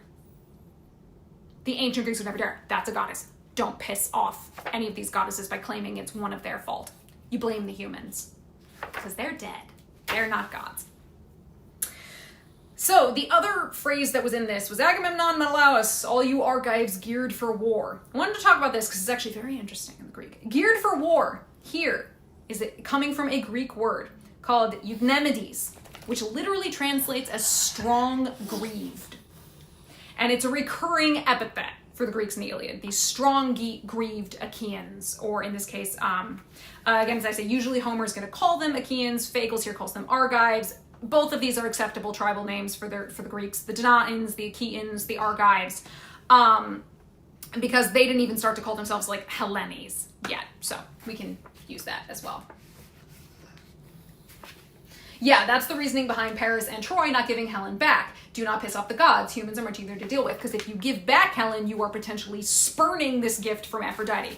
Everybody's in a bad fucking spot. Basically. Well, Paris made the choice, but the other Trojans are like, shit, thanks a lot. You made your bed, and now we gotta lie in it. They do. They have no real choice there. So, these strong grieved Achaeans. Greaves, as I had to go look up. Shin protectors. So this epithet for the Greek warriors, it could refer to maybe a distinctive form of armor that some of these men would have possessed, but we do know everybody's pretty much well kitted and caboodled. But just note that strong grieved Achaeans, Did I say Eucnemides? It's got a slight tongue twister in here for me.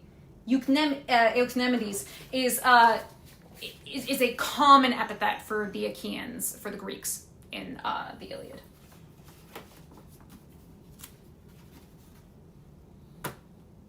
Okay. Would they have pissed off Aphrodite if they gave Helen and Paris to Menelaus, or is it basically all or nothing? It's an all or nothing situation. This isn't, because you're still returning Helen, and he's just gonna kill Paris. Everybody knows what would happen. Paris wouldn't be coming out of that alive, but so they're fucked, basically. The Trojans are ultimately fucked. And don't worry, we'll talk about Paris in book 3. They were really fucked from the fact that he even made it to adulthood. Agamemnon, Menelaus, all Argives geared for war. May the gods who hold the halls of Olympus give you Priam's city to plunder. Then safe passage home. Just set my daughter free, my dear one. Here. Accept these gifts, this ransom. Honor the god who strikes from worlds away, the son of Zeus, Apollo. And all ranks of Achaeans cried out their assent. Respect the priest! Accept the shining ransom! But it brought no joy to the heart of Agamemnon. The king dismissed the priest with a brutal order ringing in his ears. Never again, old man, let me catch sight of you by the hollow ships. No loitering now, no slinking back tomorrow. This is our first glimpse of Agamemnon, by the way. First words he utters. Kind of gives us a first glimpse at kind of who his character is going to be, especially in the Iliad. He's harsh, he's arrogant, he's maybe a bit imperious, could even be seen as selfish. Now throughout the Iliad, we're going to find that character, especially for the heroes, is often developed. Like who they are is developed largely through speeches made by various figures. And we're going to see, in contrast to Agamemnon, Achilles' first words, ironically, are actually going to be pretty reasonable and calm. As he's like, okay, let's seek a solution, an explanation. And he's also going to be the first among the warriors and leaders to question kind of the status quo and try and improve conditions. This is all thanks to Hera. We're going to get to that in a second. But we're introducing Agamemnon first, and then we're going to get our first look at Achilles and see how Achilles then ends up at the rage cycle. Isn't Argive also a name applied to Greeks specifically from Argos? Is that a naming convention applied later on in the development of the kingdom city-states? Later on, yeah. I mean, even here, it might specifically mean the Argives. And if we say all Argives geared for war, given he has addressed Agamemnon and Menelaus, they are in kind of the Argive area. So it's still applicable when you're specifically addressing Agamemnon and Menelaus. But oftentimes you do see a lot of kind of interchanging of the Achaean, Argive, Danaan, or like the big three. Achaeans and usually is kind of the big all-encompassing word that often gets used. It's the one that's used most often in Greek here. Argive does tend to denote very specifically you're in a particular area of Greece, which does include like Mycenae. And Sparta's technically in the Peloponnese, but it's kind of in the Argive area. Kind of depends at what era you're looking at. As, you know, the borders and of the city-states and things shift and change and wobble until ultimately Rome shows up and goes, hi! Yeah, all of these, they're essentially just tribal names. The names are all going to slightly wibbly-wobbly a bit. You're not my dad! Yeah, basically.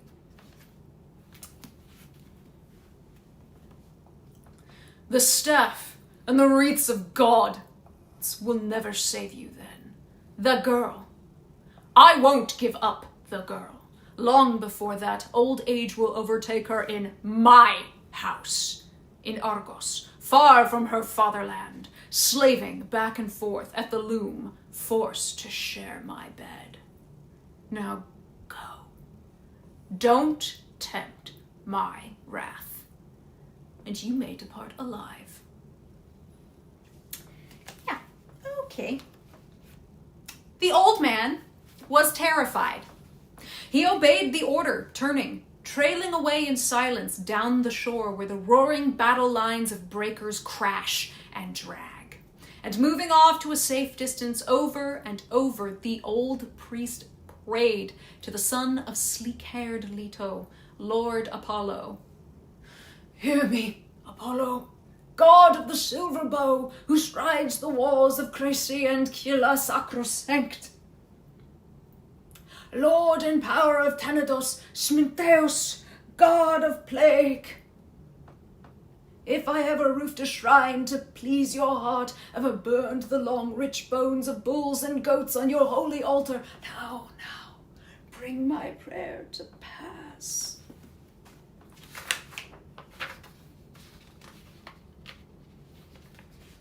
Okay. Well, some of those are out of order. Okay. This is a call to a god. This is a common scene in Homeric epic. You call to a god. We're going to get a whole nother one when Achilles calls to Thetis, because she's technically a goddess. A mortal prays. A god answers. However, fun fact, fun to note, the typicality, we'll say, the typicalness of this moment is made distinct by the extended description we're going to get. What line are we at? 45-ish. 45-ish. 45, 50-ish. Yeah, 48, there we go. We're going to get a long description of what it means when Apollo goes, ooh, you say what? Oh, no problem, bro. I got you. We're going to get a pretty long description of this, which is not typical of a lot of these scenes where somebody prays to a god. We're going to get a lot of descriptions, like the god's arrival. It's going to be described as down he came like night. We're going to combine sound and the clanging of arrows and cite the blackness of night's descent as a parallel to Apollo coming down to it. It's like, we're getting a whole lot of drama for a scene that's usually just pretty typical in Homeric epic, which, again, we're emphasizing the importance. This is leading up to what sparked the rage of Achilles. This is the lead up here. Hi, big yawns.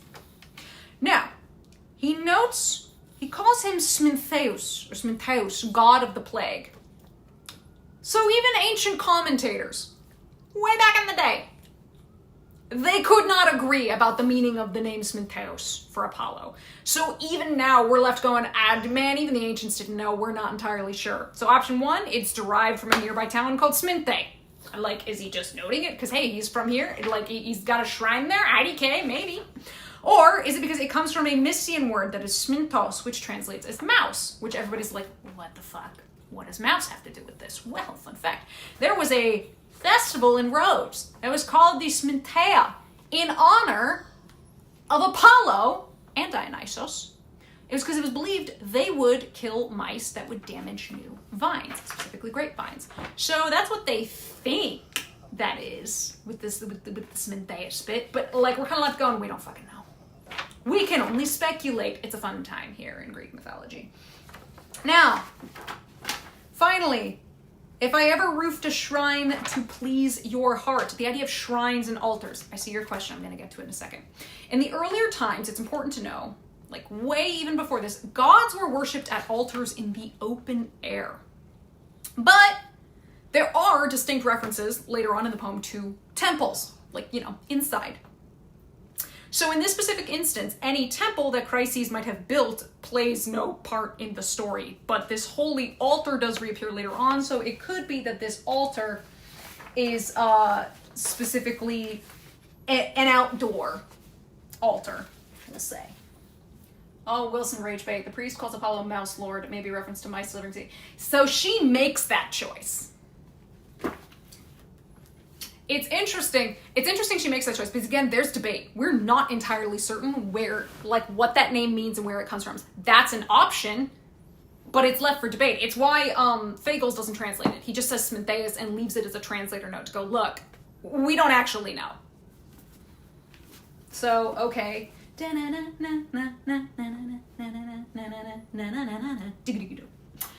Thanks, Wilson, for that one.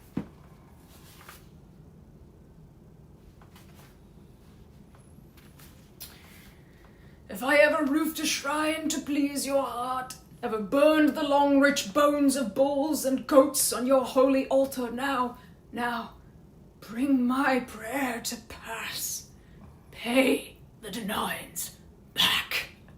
Your arrows for my tears. His prayer went up, and Phoebus Apollo heard him. Phoebus meaning essentially like bright.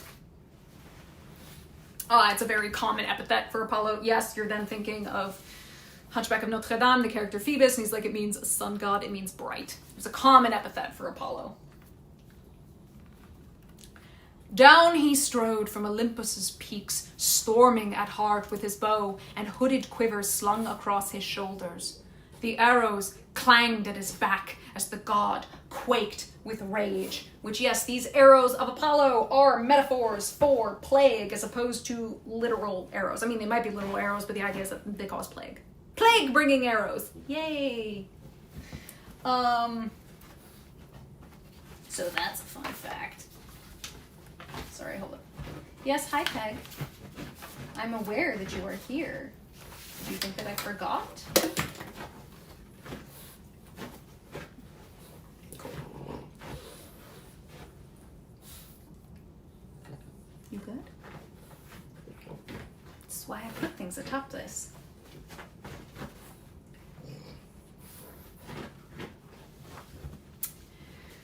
The god himself on the march, and down he came like night.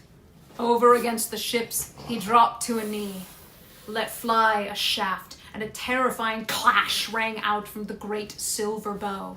First, he went for the mules and circling dogs, but then, launching a piercing shaft at the men themselves, he cut them down in droves.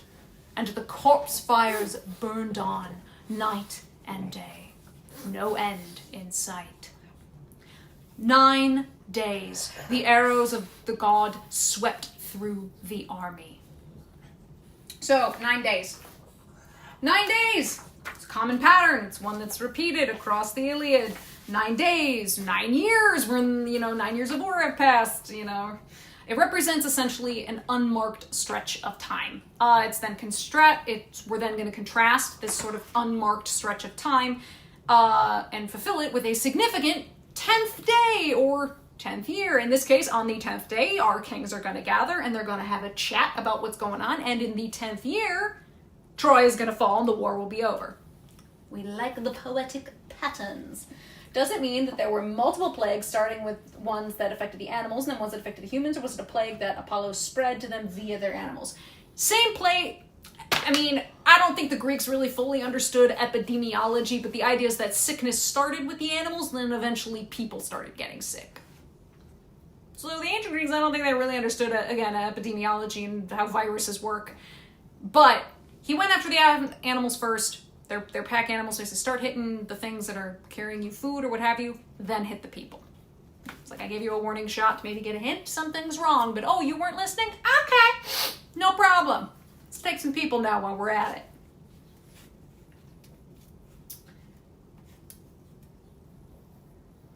So, 9 days, the arrows of the gods swept through the army. On the 10th, Achilles called all ranks to muster. The impulse seized him, sent by white-armed Hera. So, literally from the Greek, this impulse seized him and all that, as sent to him by white-armed Hera. This translates more literally from the Greek as put upon his heart, because the Homeric Greeks did not think the head was the seat of human intellect, as much as the heart. So fun fact.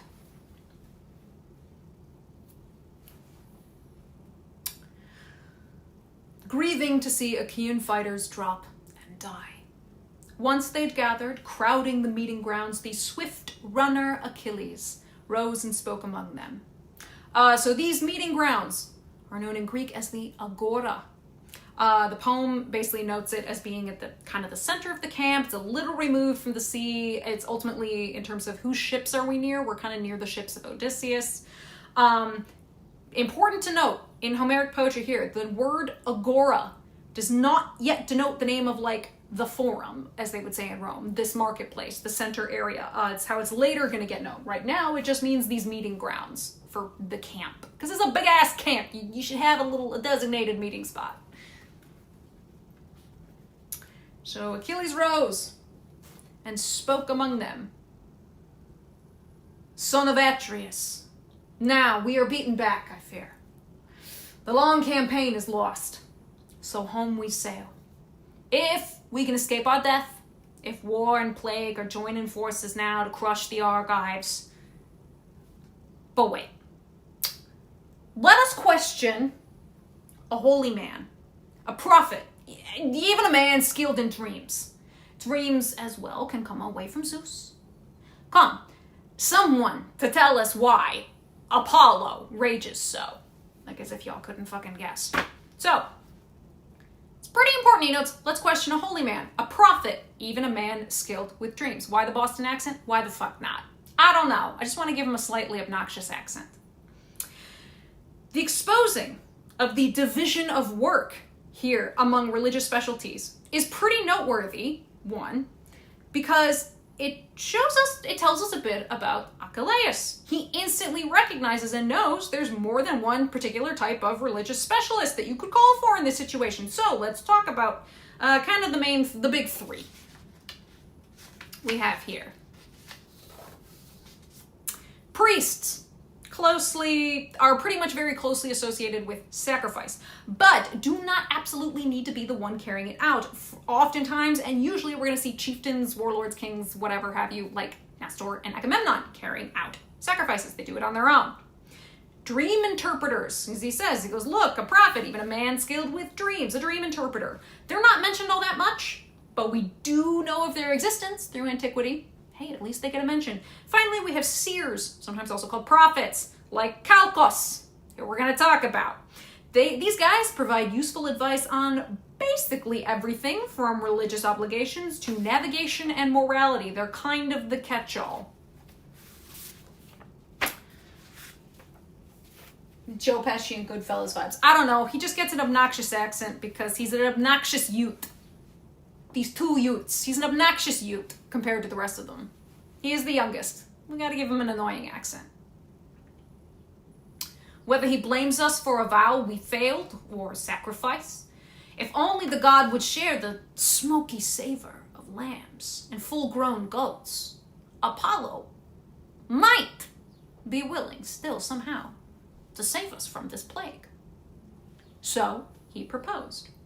And down he sat, as Calchas rose among them, Nestor's son, the clearest by far of all the seers, who scanned the flight of birds. He knew all things that are past, and all that are to come. The seer who had led the Argive ships to Troy with the second sight that god Apollo gave him.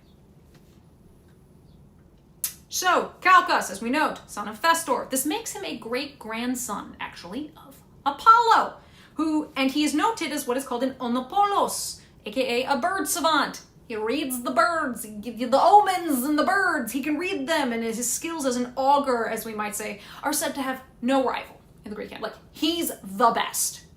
What are you doing when you go to war? You take the best with you. Now, this gift of prophecy, I believe it's a mantosune, it's hereditary through his family, as we note. This, the second sight the god Apollo gave him. It's hereditary, likely thanks again to the bloodline association with Apollo. Apollo's very linked with prophecy. Totally makes sense.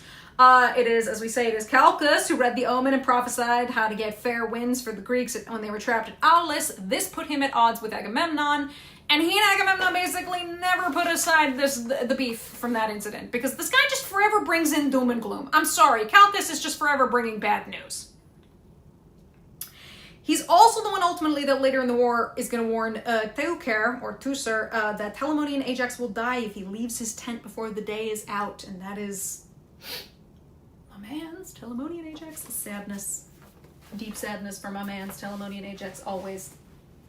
There's no pecs between lions and men. Oh yeah, no, I'm gonna have fun with that. Don't worry. Friggin' Calchas. He literally is forever the bearer of bad news. But he's good at what he does, which is unfortunate. For the army's good, the seer began to speak. If I could turn to the proper page. Achilles, dear to Zeus, you ordered me to explain Apollo's anger. the distant deadly archer. I will tell it all, but strike a pact with me. Swear you'll defend me with all your heart, with words and strength of hand. For there is a man I will enrage. I see it now. A powerful man who lords it over all the Argives once the Achaeans must obey. A mighty king, raging against an inferior, is too strong. Even if he can swallow down his wrath today, still, he will nurse the burning in his chest, until sooner or later he sends it bursting forth. Consider it closely, Achilles. Will you save me? Basically, yeah, I'll give you the prophecy, but we're about to piss off somebody real powerful. Hey, we're about to piss off Agamemnon, so like, bro, you on my side in this? Because he about to be real mad. Shoot the messenger without this promise. He's just saying that, like, look, Agamemnon's already mad. Who knows what he might do if we keep pissing him off, because we're about to piss him off. He could hurt me, if nothing else. Like, buddy, he's essentially saying, are you ready to bear the consequences of what's going to happen? Because ultimately, the consequences of them telling Agamemnon, you do have to let that girl go, is that rage is actually going to get turned on. I mean, he's going to rage at Calchas because he's forever mad at Calchas, but he unfortunately really needs Calchas because you need a good seer, and he's that good, so it's also going to get directed at Achilles. He's basically saying, like, bruh, are you ready to bear the consequences of what's about to happen? Because we're about to really piss this man off, and he's already angry. Poor guy wants guarantees. Yeah, no, he's just like, he's about to get really fucking angry, and he's already angry. Like, we're about to keep cranking the rage dial on this man. Okay, just FYI. You gonna protect me? Because I'm gonna run, and you run faster, so I'd lose. And the matchless runner reassured him. Courage. Out with it now, Calchas. Reveal the will of gods, whatever you may know. And I swear, by Apollo, dear to Zeus, the power you pray to, Calchas, when you reveal the god's will to the Argives, no one, not while I am alive and see the light on earth, no one will lay his heavy hands on you by the hollow ships. None among the armies. Not even if you mean Agamemnon here, who now claims to be by far the best of the Achaeans. Love that bit words. Here, who claims to be, like, Achilles throwing shade already. He doesn't think much of Agamemnon, which does admittedly crack me up, because I'm like, he has more experience than you, but okay, sure. The seer took heart, and this time, he spoke out, bravely. Beware. Cast no blame for a vow we failed, a sacrifice. The gods enraged. Excuse me. Because Agamemnon spurned his priest. He refused to free his daughter. He refused the ransom. That's why the archer sends us pains, and will send us no more, and never drive this shameful destruction from the Argives. Not till we give back the girl with sparkling eyes to her loving father. No price, no ransom paid. And carry a sacred 100 bulls to Chrysit town. Then we can calm the god, and only then appease him. Which is like, dude, we're not just giving her back. We also have to send 100 sacred bulls. Dude, that's food supply. It's a lot of shit you gotta hand over. Yeah, give her back with interest. It's like, are you fucking kidding? So he declared and sat down. But among them rose the fighting son of Atreus, lord of the far-flung kingdoms, Agamemnon, furious. His dark heart filled to the brim, blazing with anger now. His eyes, like searing fire, with a sudden, killing look, he wheeled on Calchas first. Seer of misery, never a word that works to my advantage. Yeah, that's referencing Aulus. He's still big mad about that. After this many years of war, do they still have 100 bulls? Probably, because you're trying to care for these animals, you would bring X amount, and you'd probably try to make them breed while they're there. And also it's 1,000 ships worth of people and all the food and supplies and everything else that they were bringing. Also, you're going to strike deals with local areas. You raided a ton on your way here. Yeah, they have this. But when you've got 1,000 ships with a whole bunch of people in each of those ships, you're going to need to bring a shit ton of food. Even if you think, we'll figure this out easy. They would come over prepared. Also, again, they raided the whole way there. Yeah. How long ago would Agamemnon have taken the daughter? Not like 9 years ago. I'm pretty sure Chryseis is taken around the same time as Briseis.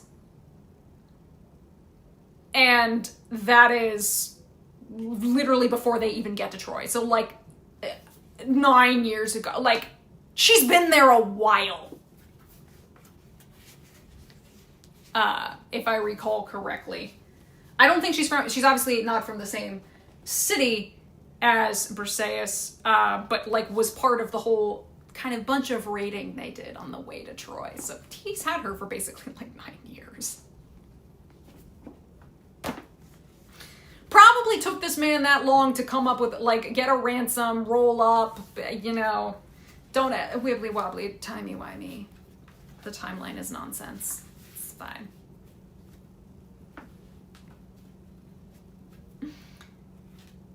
Always misery warms your heart, your prophecies. Never a word of profit said or brought to pass. Now again, your divine gods' will for the armies brought it about as fact. Why the deadly archer multiplies our pains? Because I refused that glittering price for the young girl Chryseis. Does Bruit brought. I do believe it does. Yes. Yes, I do believe it does. But actually, you know what? Let's double check so that I'm not mistaking some sort of word that I should know. Bruit. Meaning. What? That can't be right.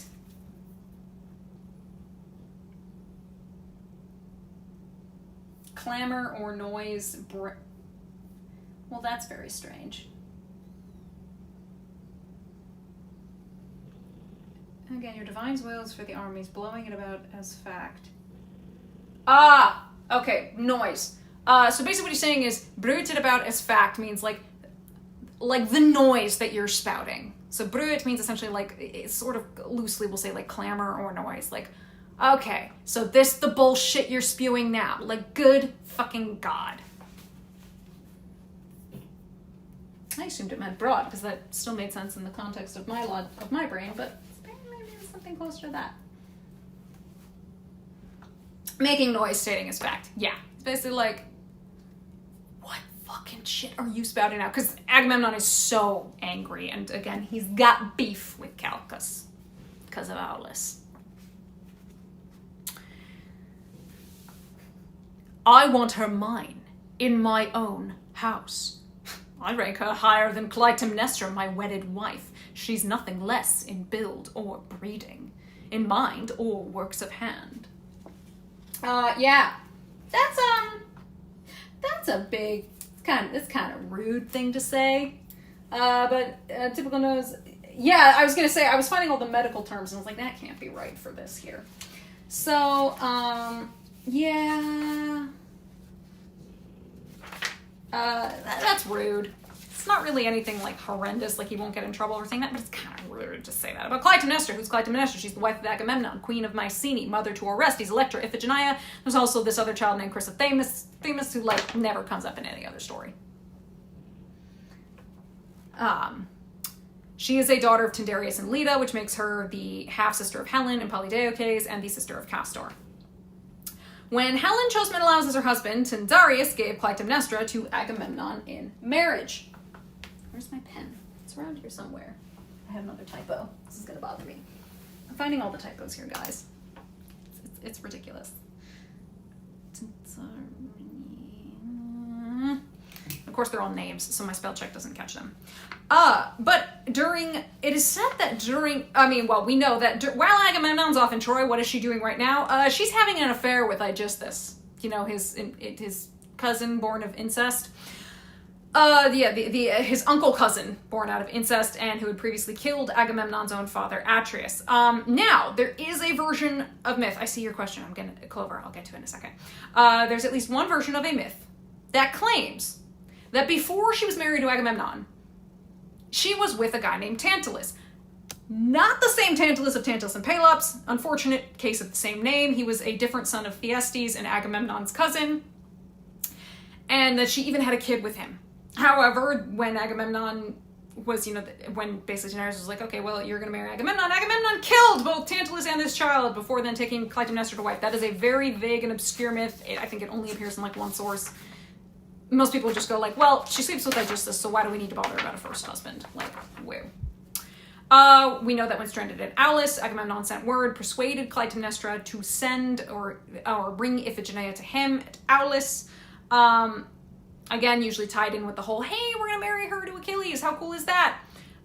She wasn't aware that Calchas had made that prophecy that this girl has to die. And when she heard the news of sacrifice, she's overcome with grief and fury at Agamemnon for what he's done. This is the impetus for the eventual affair that she has with Aegisthus and all the deadly consequences that will follow after that, which if you wanted to know the answer to that, you read the Oresteia. Was he this rude to his wife before the war? Did that contribute to her cheating and murdering on him on top of the sacrificing her daughter? We don't really know much about their relationship.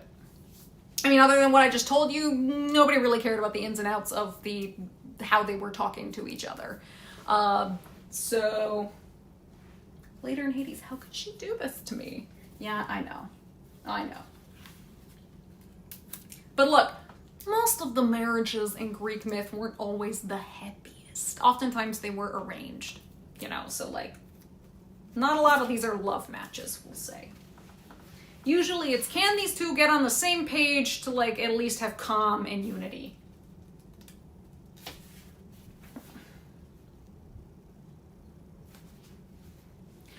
But I am willing to give her back, even so, if that is best for all. What I really want is to keep my people safe, not see them dying. But fetch me another prize. And straight off too, else I alone of the Argives go without my honor. That would be a disgrace. You are all witness, look. My prize is snatched away. Welcome to the part where we're putting our war prizes out on the table and measuring.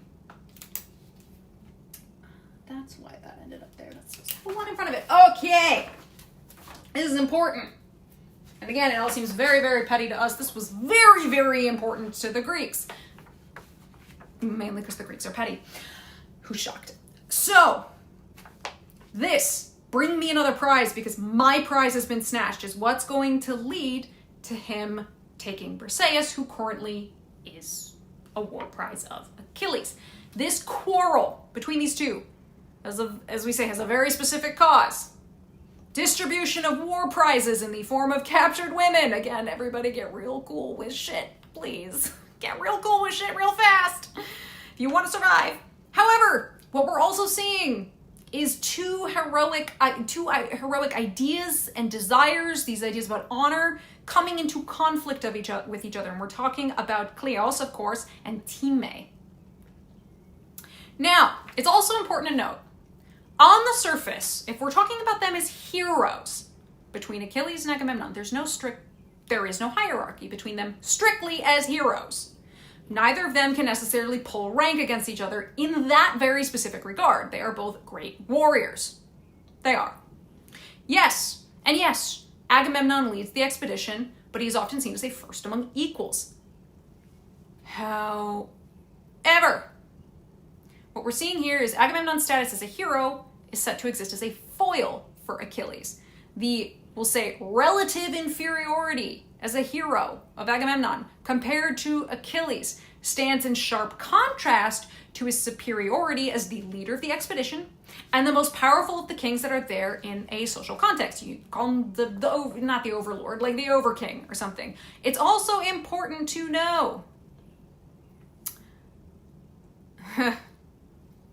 And again, the Iliad is recognizing Agamemnon's social superiority here. It's important to note, even though it highlights his, again, supposed heroic inferiority by showcasing the disastrous outcome we're going to have of this quarrel with where he insults Achilles here. Basically, the disastrous outcome is a whole lot of people are going to die and the Greeks are going to suffer pretty badly.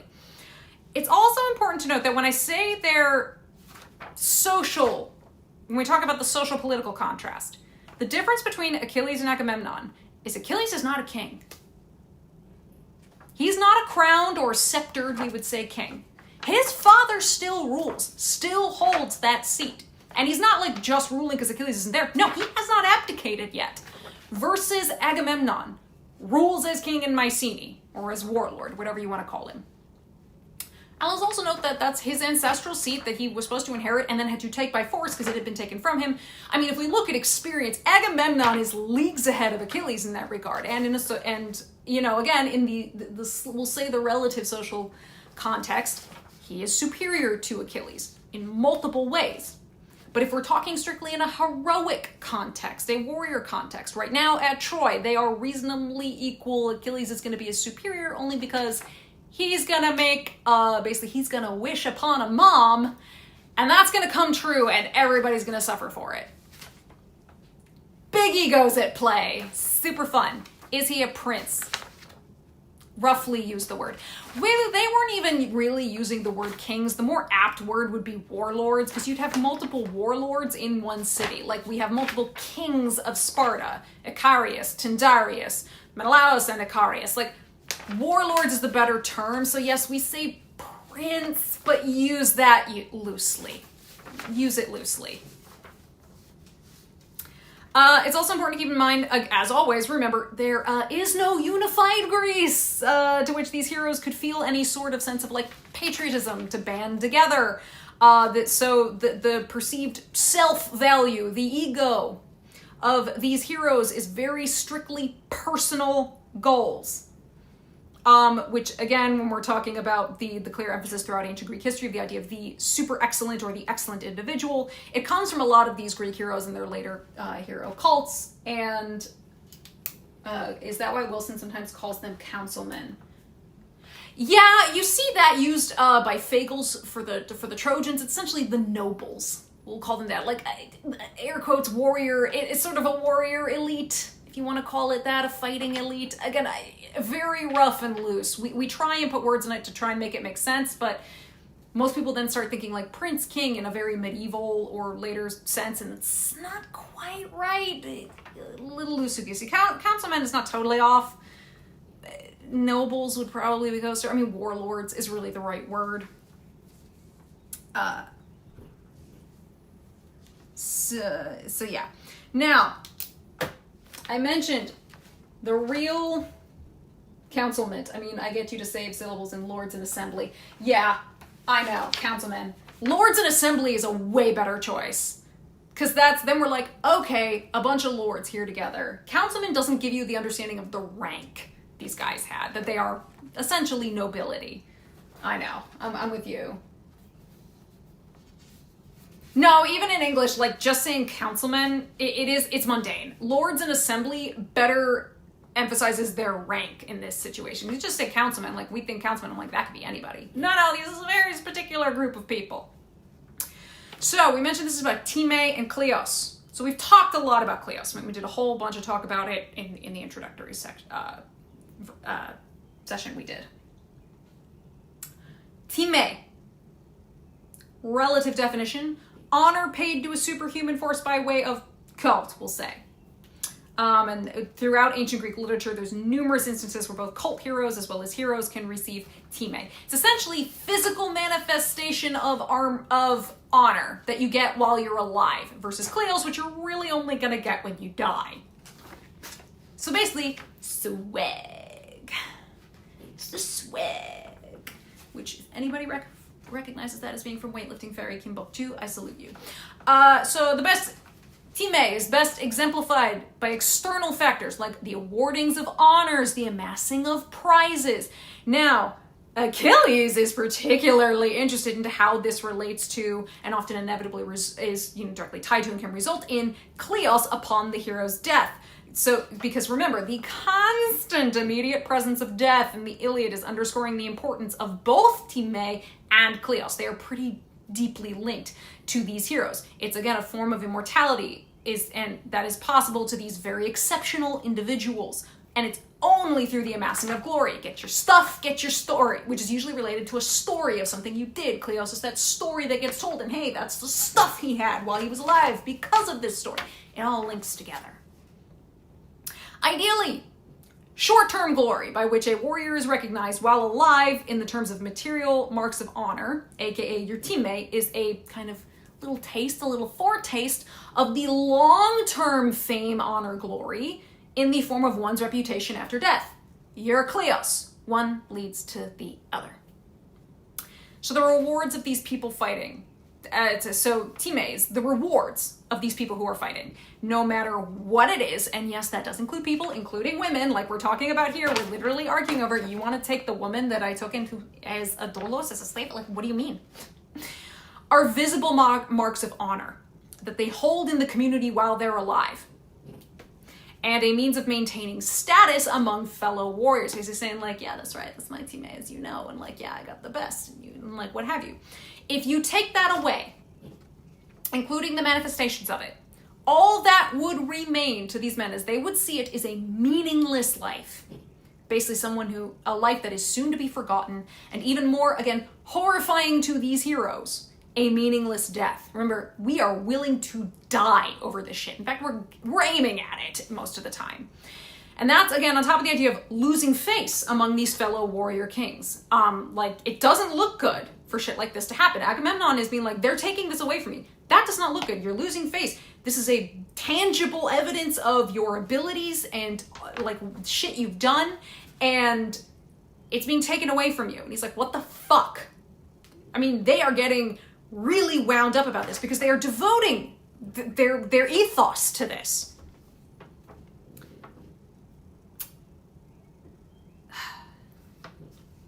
So, I'm going to read a bit more and then I'm going to keep going with more of my notes because there's more to talk about with this, but I do want to at least get to Achilles' response because we're going to talk a bit about how he feels about this.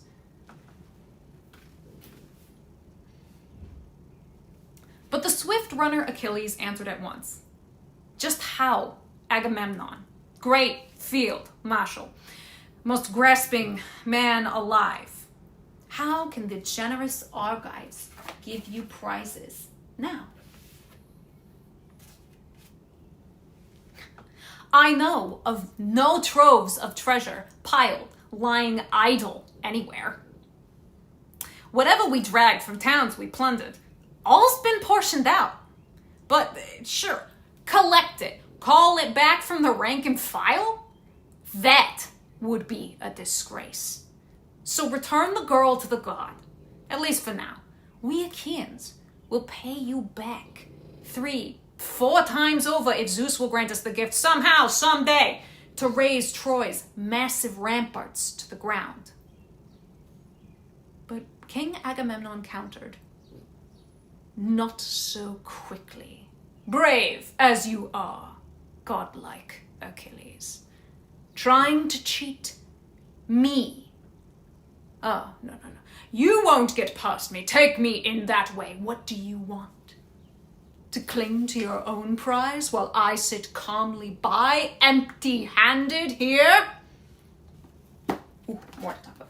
In regards to Agamemnon saying, cheat me, was Achilles being unfair with his response to have him repaid in later plunder on top of them both having bruised egos? There's just purely big feelings. We're going to talk about that. Great question, Clover. Excellent question. We're going to talk about that. But let's continue a little bit with Time and Cleos, and then I'm actually going to very directly address that particular question. Clover, king of questions, as always. So, we're talking about Time and Cleos. In the context of this world and these values, we're seeing, as you're probably noting, this is a rapid escalation. Oh my god, the pressure cooker got turned up. Would have been common knowledge that Achilles was going to die in the war. That he's been prophesied to die? No. That he fully expects to? I mean, he's probably mentioned it. This is something he got told by his mother. Not like something that everybody knows. So no, I wouldn't say it's common knowledge to the audience. To the other kings there, I mean, everybody thinks there's a possibility we might die here. I mean, you're at war. But like the guarantee, he's probably one of the only ones that knows that. Maybe he's told some close people, but like they're probably like, okay, buddy, sure. Yeah, that's morbid.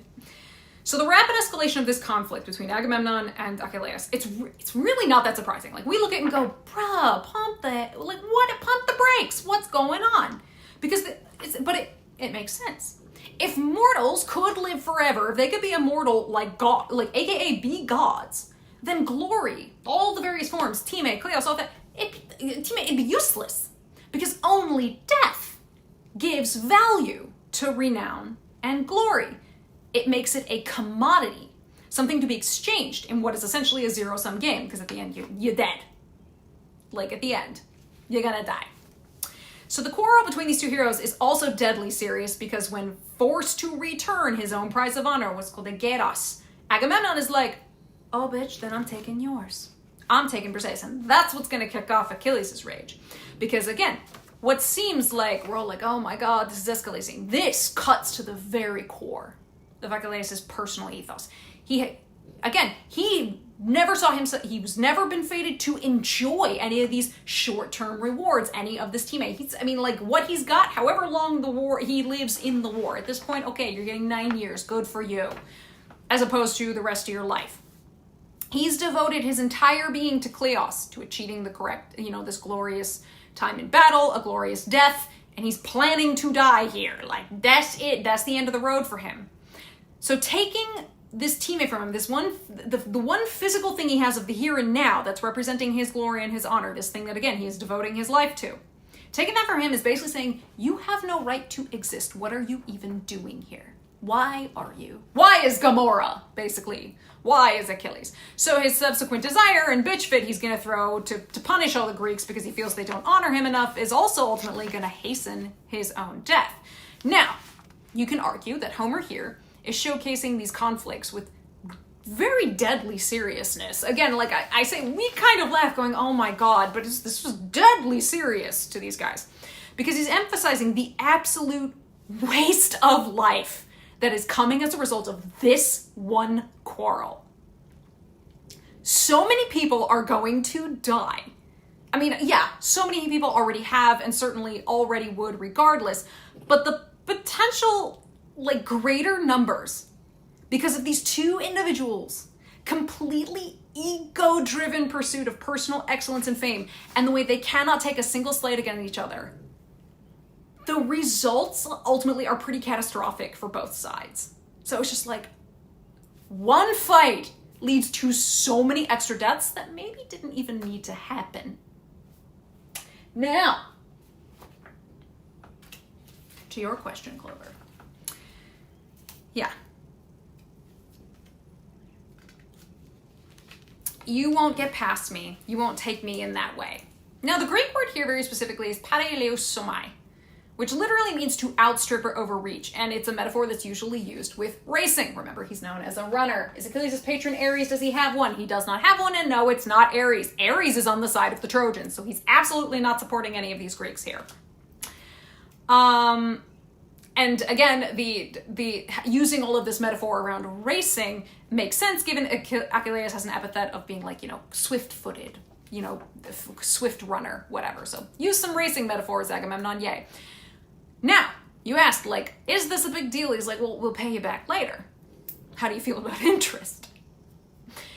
Achilles has demanded that Agamemnon give up his war prize, Briseis, back to her father, stating that in return, he and the other Achaeans will pay him back in the form of an unsubstantial payment upon the taking of Troy. Now, keep in mind, the war has gone on now for 9 years with zero progress. None. Not a bit of progress. So the possibility that, I'll be able to be paid back like this might feel kind of remote to Agamemnon. Like, you're trying to pay me back with a prize we might not even get. So Agamemnon thinks Achilles has some kind of ulterior motive, some sort of hidden motive behind saying, well, we'll pay you back when we take Troy. And he's like, huh? I don't see it.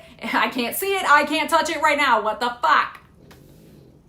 Because which is why it seems to him that Achilles is basically bargaining with an illusory hope, with an illusion, with something that's not there. So he's deeply offended by this because, again, This war has gone on for 9 years and no progress has been made. And he's like, you're trying to pay me with money that nobody has yet and frankly is still up in the air we might not get? That sounds like bullshit. So it's not just him being in his feelings. He's kind of valid to go, are you trying to pull a fast one on me that I'm not aware of by making this? Like, oh, look at you sounding so noble. He's like, I smell some bullshit. It's kind of what's happening. You could say it's big feelings, but again, 9 years, no progress. I'm going to be looking at him going, I'd rather have that in my hands right now. Thanks. Yeah, basically. Emergent, yeah, you seem sus. Achilles is the imposter, you know, is what he's doing. He's like, I don't trust this. Says, empty-handed here. Is that why you order me to give her back? No. If our generous Argives will give me a prize, a match for my desires, equal to what I've lost, well and good.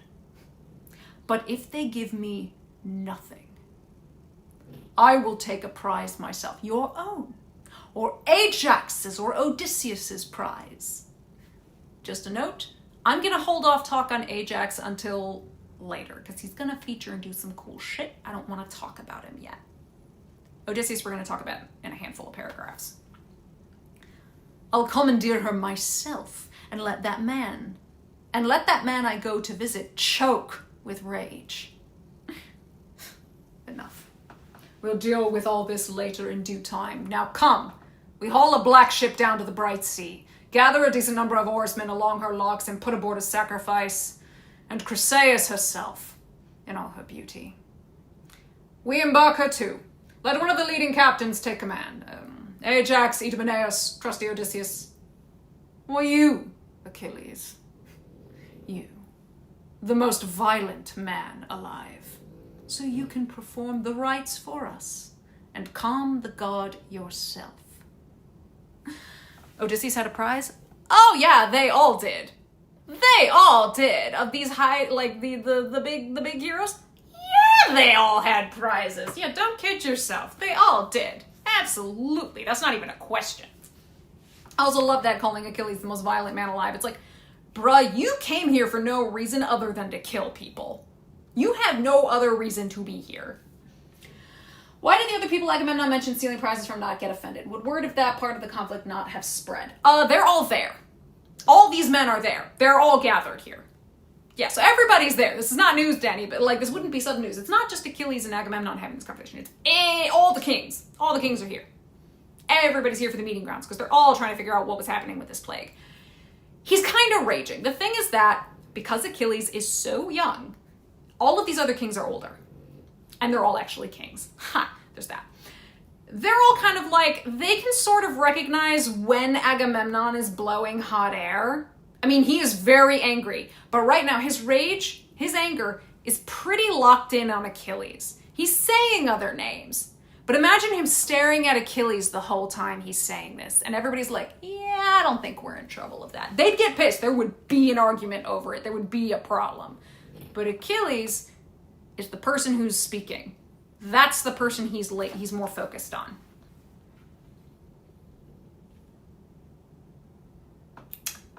Now,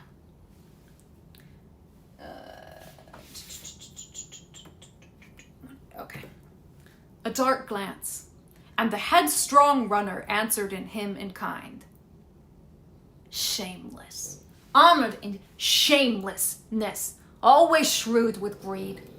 How could any Argive soldier obey your orders freely and gladly, do your sailing for you, or fight your enemies full force?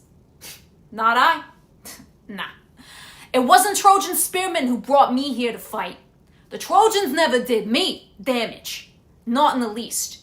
They never stole my cattle or my horses. Never in tale where the rich soil breeds strong men did they lay waste to my crops. How could they? So, this bit. Basically, Achilles is listing out all the common causes for war in the Homeric, in this heroic period. Stealing cattle or horses. These are very valuable. You know, laying waste to crops. all these raiding, all these causes of war. He's like, look, they never started beef with me. So that's just going to be like, yeah, they didn't make war with me. Look at the endless miles that lie between us. Shadowy mountain ranges, seas that surge and thunder. No, you, colossal, shameless.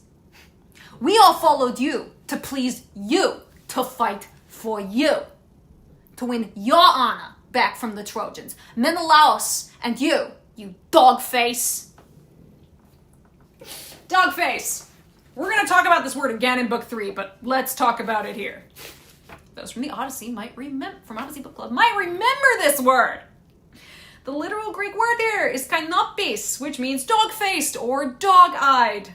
It is a common, frequently used insult in ancient Greek and means the person in question is, as we would say, shameless or impudent, like a dog.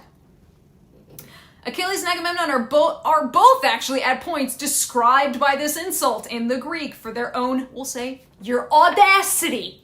The audacity of this guy, which reaches even beyond the usual behavior of these Greek heroes. It's also one, again, from Odyssey Book Club, you'll recall it is used with regard to Helen. And in book 3, we're going to talk about this again with regard to Helen. It's one that she uses against herself, and I have a whole section of that going on. Yeah, we're going to talk about it again in book 3, but figured I'd have some fun and mention it now because Dogface is so specific because he's very directly translating the Greek there. For the funsies. The audacity of this fucker. Yeah, a little fancier. You're dog-faced.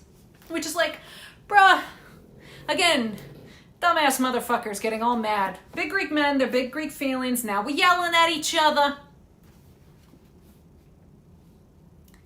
What do you care? Nothing. You don't look right or left, and now you threaten to strip me of my prize in person, the one I fought for long and hard, and sons of Achaea handed her to me. Is it a little hard reading why? It is a little hard reading wise because my brain keeps defaulting to what dog-faced would mean in English, ugly. I mean, you could also say he's calling him ugly. In this case, he's really calling him, you fucking audacious motherfucker. The audacity of this guy. But you could also think he's calling him ugly. I mean, honestly, it would fit. He's slinging petty insults at him. My honors never equal yours. Whenever we sack some wealthy Trojan stronghold, my arms bear the brunt of the raw savage fighting. True. But when it comes to dividing up the plunder, the lion's share is yours.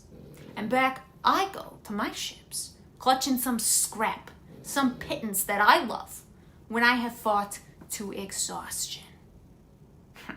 Which I will say, this part makes me laugh. Like, my arms bear the brunt of the raw savage fighting. To be fair, you choose to do that. You throw yourself into that fighting. There's no, like, army formations here. It's kind of a free-for-all, as you'll see when we get to some of the fighting. It's like, the lion's share is yours. I'm like, okay, socially you are below all these people. Everybody is fighting hard, and grow up, kid! I mean, I say that, and he's like 29, we'll say. But now he's just getting mad, and he's just getting angrier and angrier and angrier and angrier as he keeps going. You know, he's one of those guys, like, the more he keeps talking, the angrier he gets. You know what? No more now. Back I go to Tyre. Better that way by far, to journey home in the beaked ships of war. I have no mind to linger here, disgraced, brimming your cup and pulling up your plunder. Oh, sorry, it just cracks me up. But the Lord of Men, Agamemnon, shot back. Desert! By all means, if the spirit drives you home. I will never beg you to stay, not on my account. Never. Others will take my side and do me honor, Zeus, above all, whose wisdom rules the world. You. I hate you most of all the warlords loved by the gods. Always dear to your heart, strife. Yes. And battles, the bloody grind of war. What if you are a great soldier? That's just a gift of a god. Go home with your ships and comrades. Lord it over your Myrmidons. Okay, the Myrmidons. Let's briefly talk about them since we're mentioning them. Let's call them Myrmidones. These are an ancient Thessalonian tribe. In the Iliad, we are noting them as the soldiers or the force, the contingent commanded by Achilles. It is said their eponymous ruler was named Myrmidon. Again, so clever with these names. Who is a king of Thetis and said to be a son of Zeus. Now, it is also said that Myrmidon was father to Actor, who was a king of Thea, who invited Peleus to stay with his household when Peleus got exiled by his father along with his brother Telamon. Yes, of Telamon, the father of Ajax. Those two are cousins, Ajax and Achilles. Because the Peleus and Telamon may have murdered their half-brother Phocus. A whole long random story there. We'll talk about it more. Could this have been avoided if Achilles was capable of reining in his feelings, or would Agamemnon's anger over the situation have led to a conflict regardless? The problem is it's not just feelings. Again, this is all about Time and Cleos. Like, they are playing fast and loose with like everyone's heroic ethos. And these are all very self-driven, self-care, like egotistical people. The moment Agamemnon said, well, fine, I'll take your prize, it was never going to end well from that moment on. Really, the problem was that Achilles decided, Calchas warned him. He says, are you willing to guard me? He's trying to basically tell him, are you willing to bear the consequences of what it's going to be when I tell this guy he has to give back his war prize? Because Calchas understands. One, he already doesn't like me. Two, this is shit people build their entire lives around. This is how these men live their lives. And we're striking at the core of it. It was never going to end well. Now, if Achilles could have maybe been like an Odysseus and able to talk his way through this, I don't know. But Achilles is not Odysseus. Achilles is not... It was never going to end well. Just the gift of a god, the word seems out of place here. Is he insulting the gods that gift to Achilles? He's saying, look, oh, you're a warrior? Good for you. The gift of a god that you are, it's the gift of a god that you are that good of a warrior. He's basically saying, you're really not hot shit, Achilles. He's not in any way insulting a god. He's basically, it's a fancy way of saying, you ain't hot shit, Achilles. Because here's the thing. Achilles came to this war with 0 military experience. 0. Not a bit. He had 0 military experience. Everybody else had at least some experience in hunts, in a military gambit of some kind. Achilles runs in and he's puffing up, I'm the greatest of the Achaeans, screw you guys. And they're like, bitch, what have you done? Other than this war, good for you, we've all been here too. What have you done? Let's see that resume, kid. Like, your gifts are, like, good for you, you have natural talent. Where's your fucking discipline? Like, what have you done? That's kind of what Agamemnon's getting in his... Again, these guys are just getting in each other's faces about shit. They are deliberately kind of choosing words and choosing phrases to cut at each other. Yeah, you're like, oh, good, yeah, you're strong, I gotta give you gifts. So what exactly are you doing with that? Why don't you win the war? If you're that good, win the war for us. Oh, you haven't after 9 years. Good for you. Good for you. You're cute, pumpkin. Yeah. Yeah, exactly. They're just throwing insults at each other. And the problem is, again, we're dealing with stuff that is at, like, the core of these people's, like, personal ethos. So they are getting deliberately nasty with each other. So it's like, oh god, yeah, again, the rapid escalation is like this shit that they're saying to each other. It's like, oh no. Would a non-lethal duel have been a good solution? There's no such thing as a non-lethal duel. No duel is non-lethal. So no. That's cute, pumpkin. That's so cute. That's how I feel at Achilles sometimes. I'm like, while I'm acknowledging, yeah, okay, yeah. I'm like, but your resume is empty.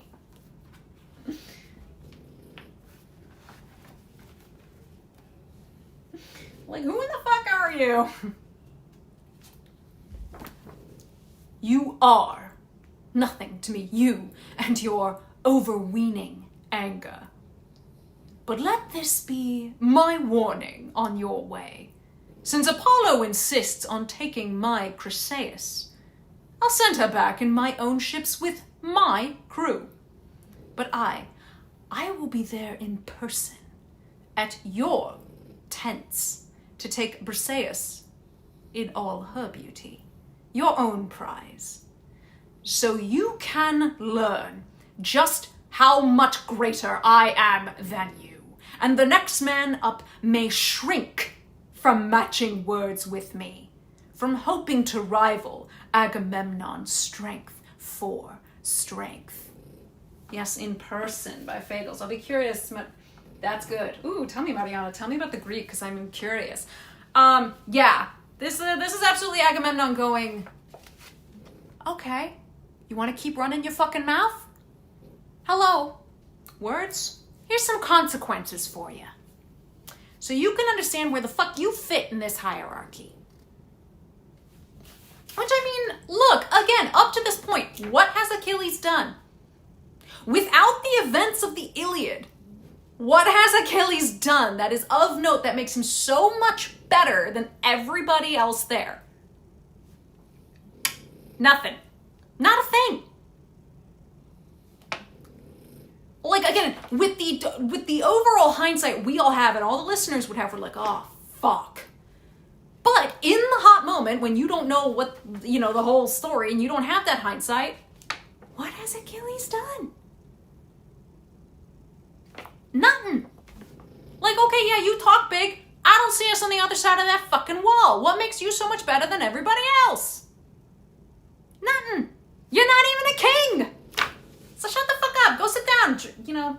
Suck your fucking thumb. Like, get out of here, kid. It's like, I'm not dealing with you. It's like, you got a lot of fucking nerve. Ego de cargo briseta autos. He does have talent and skill. Yeah, but his resume is empty. Again, we know the events of the Iliad. The Iliad has not happened yet. They don't realize the effect this is all going to have, and let's be fair, this all happens because Achilles calls to Mom, and Mom calls in a favor. And that leads to everything. Just peculiar, no? I'm not saying anything good. I see you, Mariana. I see you.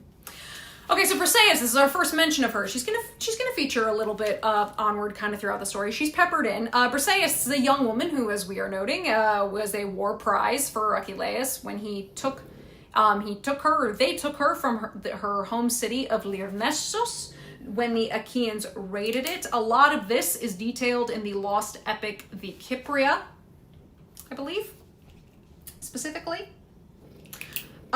She is said to be the daughter of Briseis, with an unnamed mother. She's got 3 unnamed brothers who are killed during the sacking of Lyrnessos. I think she even says specifically it might be Achilles who kills them. She also has an unnamed husband who was killed by Achilles during the raid, and that's how she ended up kind of specifically as his war prize.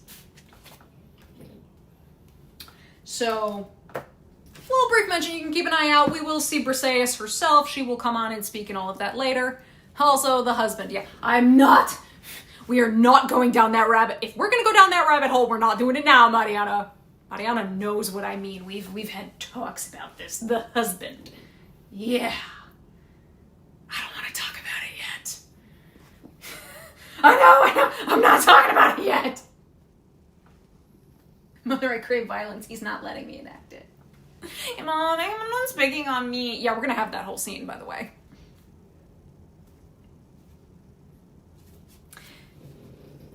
He broke off, and anguish gripped Achilles. The heart in his rugged chest was pounding, torn.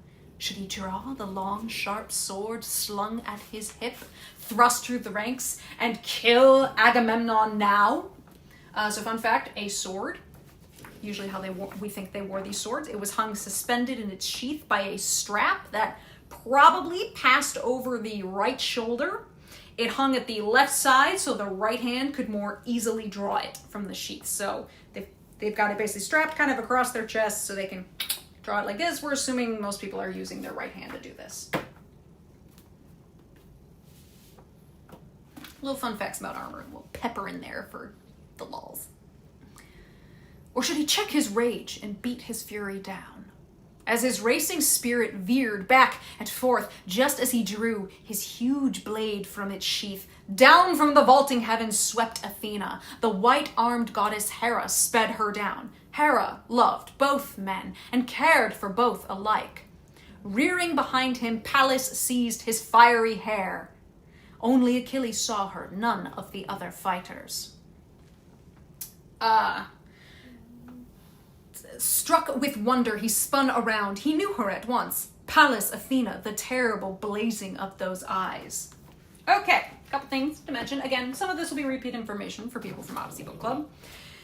Granted, yay! At just the right moment, we're getting a really good Deus Ex Machina. As things are reaching a potentially very physically violent turn... Oh, Hera loving them both. Are the two of them related to Hera? Is there another reason she loves them? She's on the side of the Greeks.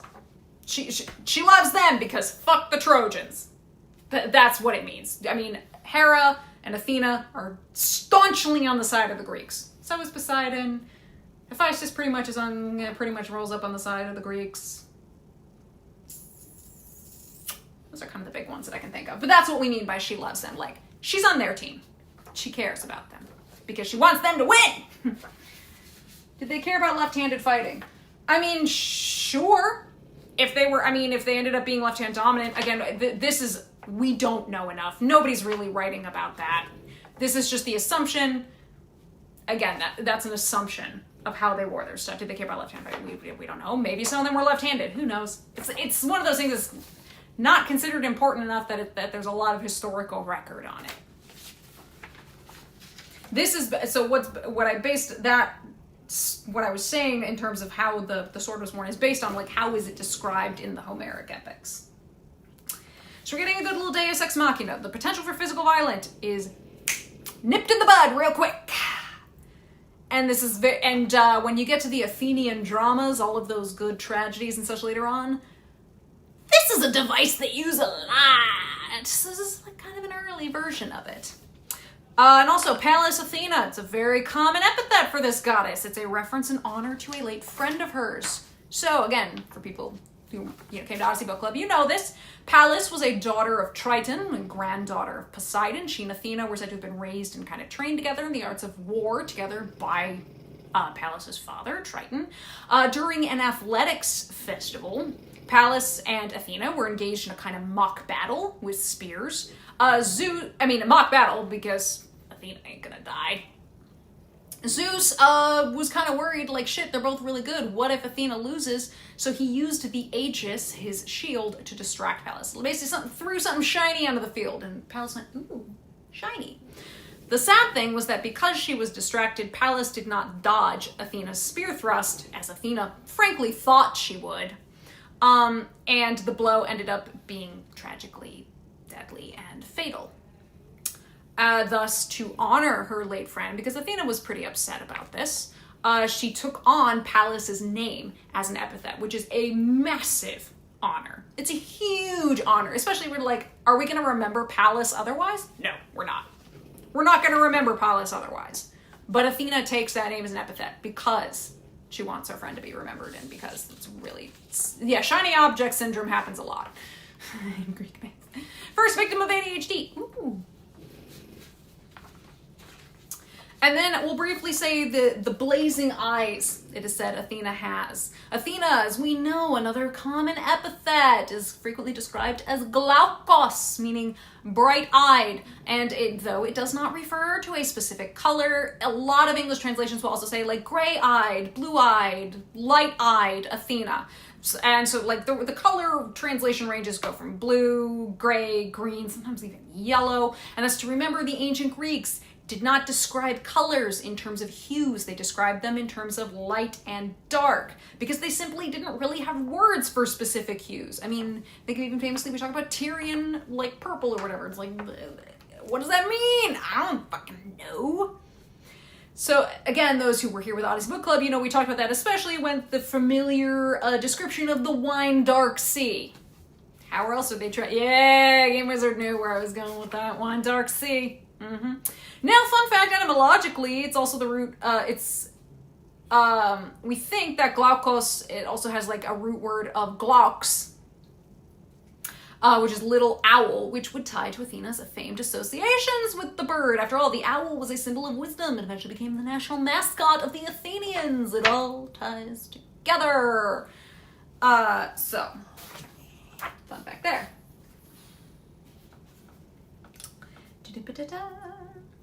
Pallas Athena, the terrible blazing of those eyes, and his winged words went flying. Why? Why now? Child of Zeus with the shield of thunder, why come now?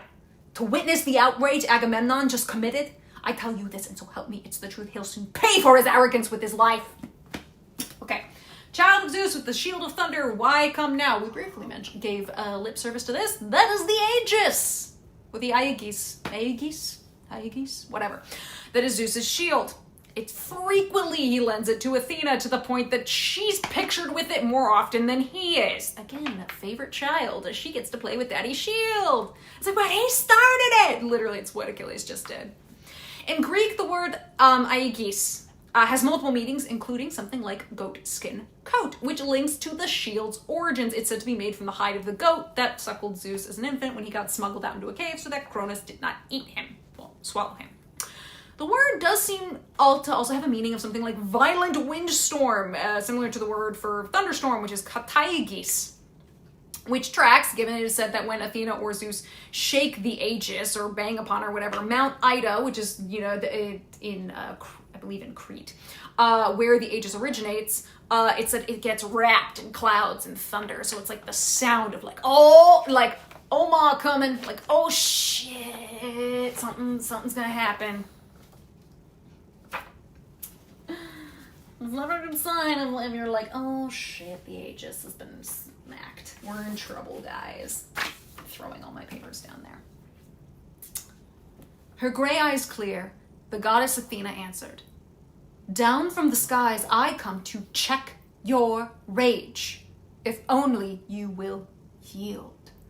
The white-armed goddess Hera sped me down. She loves you both. She cares for you both alike. Stop this fighting now. Don't lay hand to sword. Lash him with threats of the price that he will face. And I tell you this, and I know it is the truth. One day, glittering gifts will lie before you 3 times over to pay for all his outrage. Hold back now. Obey us both. So she urged, and the swift runner complied at once. I must, when the 2 of you hands down commands, goddess. A man submits though his heart breaks with fury. Better for him by far. If a man obeys the gods, they're quick to hear his prayers. And with that, Achilles stayed his burly hand on the silver hilt and slid the huge blade back in its sheath. He would not fight the orders of Athena. Soaring home to Olympus, she rejoined the gods, aloft in the halls of Zeus, whose shield is thunder. But Achilles rounded on Agamemnon once again, lashing out at him, not relaxing his anger for a moment. Staggering drunk, with your dog's eyes, your fawn's heart. Never once did you arm with the troops and go to battle, or risk an ambush packed with Achaea's picked men. You lack the courage. You can see death coming. Safer by far, you find a foray all through camp, commandeering the prize of any man who speaks against you. King who devours his people, worthless husks, the men you rule. If not, Atreus, this outrage would have been your last. I can tell you this, and I swear a mighty oath upon it, by this scepter, look, that never again will put forth crowns and branches. Now it's left its stump on the mountain ridge forever, nor will it sprout new green again. Now the brazen axe has stripped its box and leaves, and now the sons of Achaea pass it back and forth as they hand their judgments down, upholding the honored customs whenever Zeus commands. Listen, Cannibal King, you eat your people up and non-entities instead of worthless. God, she makes choices. By this scepter look, okay, the particular scepter that Cleos is talking about here is passed by herald. It's the talking stick. We talked about this briefly in, I think, book 2 of the Odyssey. What scepter? Basically, it's dead. It's never going to grow again. I mean, it's the talking stick is what we'll call it. It's passed by heralds to anyone in the assembly who wishes to speak. While he holds it, he who holds it has the floor. It's a symbol of royal and divine authority. It also stands for the rule of law and due process in the community. Again, this is not the same as any sort of royal scepter that a king might have. Agamemnon's going to talk about one, I think, in book 2.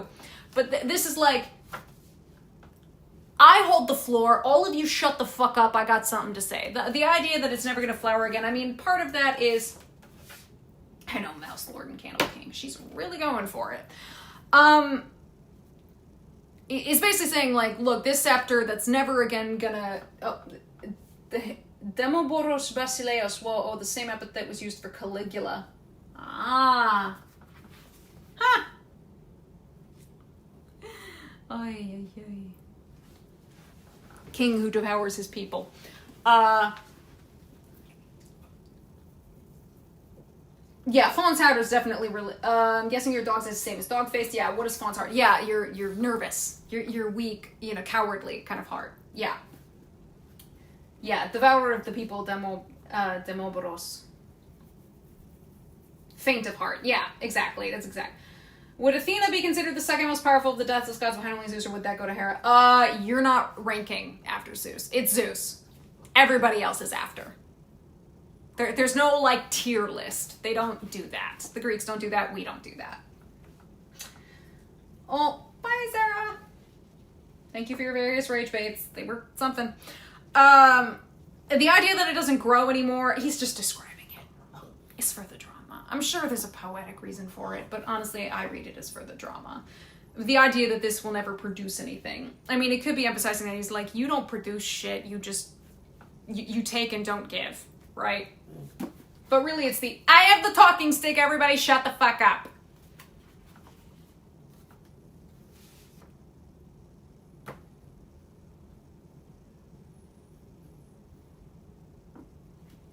And the whole idea, again, of passing it back and forth, in the Bronze Age of Greece, it's important to note, the pass it back and forth as they hand their judgments down, upholding the honored customs whenever Zeus commands. From what we can understand, in Bronze Age of Greece, there were no written laws, right? Because what remember, there's linear A and linear B. We don't know whatever the fuck linear A says. We have not cracked its code. What we've translated out of linear B seems to have mostly been, like, palace administration. There's no, like, concrete, and here are the laws of Mycenae. Like, nah, we don't have anything of that. So these decrees and commands of Zeus that Achilles is referencing are likely spoken words of kings that have come to basically, like, a certain longevity. So, like, somebody said this as a rule and everybody just sort of ended up following it, so now it's sort of a code. It's the Byron's code. It's the code we live by. They would have been considered, a king who spoke such a way, such that their words like this remembered, would have been considered beloved by Zeus, because in order to have the ability to speak such words to mortals in the past. Like, you're saying something that wise, that good, that, you know, like, so kingly. Oh, you must be loved by Zeus. And obviously we've all remembered it. Wow. Ooh. Again, he's just being like, ooh, you're a king, big whoop, I don't care. Yeah, Mouse Lord is ridiculous. It's the dumbest thing I've ever heard. I'm never over it. Because it's her making a very conscious choice in translation for something that isn't actually clear to scholars. It's also just so dumb sounding. This scepter will be the mighty force behind my oath. Someday, I swear, a yearning for Achilles will strike Achaea's sons and all your armies. But then, Atreus, harrowed as you will be, nothing you do can save you. Not when your hordes of fighters drop and die, cut down by the hands of man-killing Hector. Then you will tear your heart out, desperate, raging that you disgraced the best of the Achaeans. Down on the ground he dashed the scepter, studded bright with golden nails. then took his seat again. It seems that this, our talking stick, as we're calling it, this wooden staff, this scepter seems to have been enclosed within a sheath that was fastened out with nails. Again, the sheath or the nails may have been made out of gold. Like, we can only speculate what this thing looked like. We have no idea what this thing looked like. This is just people trying to speculate. What did this thing look like? IDK.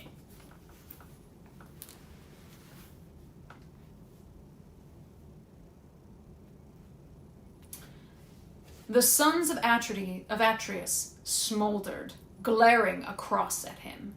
But Nestor rose between them, the man of winning words, the clear speaker of Pylos. Sweeter than honey from his tongue the voice flowed on and on.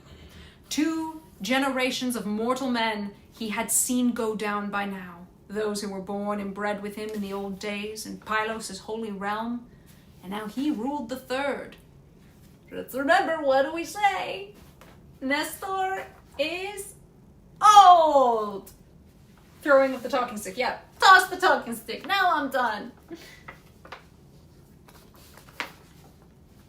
Nestor, for those of us who need reminding from Odyssey Book Club, King of Pylos. He's the son of King Neleus of Pylos and Queen Chloris, who is the daughter of King Amphion of Orchomenos. Now, the name of Nestor's wife depends on your source. But we know whoever his wife was and whatever her name was, they had a lot of kids. Pisistratos, the most notable being Pisistratos, Aretos, Thrasymedes, Pisitike, Palikasti, Perseus or Perseus, not to be confused with the Perseus who's, slaying of the Gorgon, different one, just same name. Get a lot of that. Stratikos, Echephron, and Antilochus. So many goddamn kids. Now, 2 of these sons, Antilochus and Thrasymedes, came with Nestor as a part of the contingent at Troy. So those 2 are here. Now, Nestor, he was an Argonaut. He was also a cousin of the hero Jason. He took part in the Caledonian boar hunt. He's also got a history fighting the centaurs, who are sure a special bunch of people. Again, as it says, he's already lived 3 generations. He's ultimately going to live 3 generations. At the start of Iliad, he's already lived 2. This man is old and still killing it. Absolutely insane that this man is still king. And he has not abdicated, by the way, which is wild.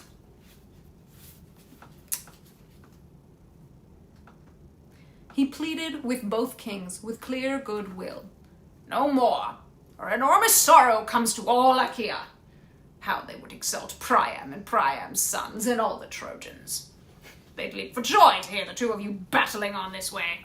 You who excel us all, first in Achaean councils, first in the ways of war. Stop. Please. Listen to Nestor.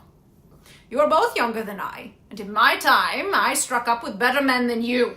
Even you. But never once did they make light of me. I've never seen such men. I never will again. Men like Pirithous, Darius, that fine captain, Caeneus and Exades, and Polyphemus, a royal prince. No, not Polyphemus the centaur. The Cyclops. They just have the same name. And Theseus, Aegeus' boy, a match for the immortals. They were the strongest mortals ever bred on earth. The strongest. And they fought against the strongest too. Shaggy centaurs, wild brutes from the mountains. They hacked them down terrible. That did work.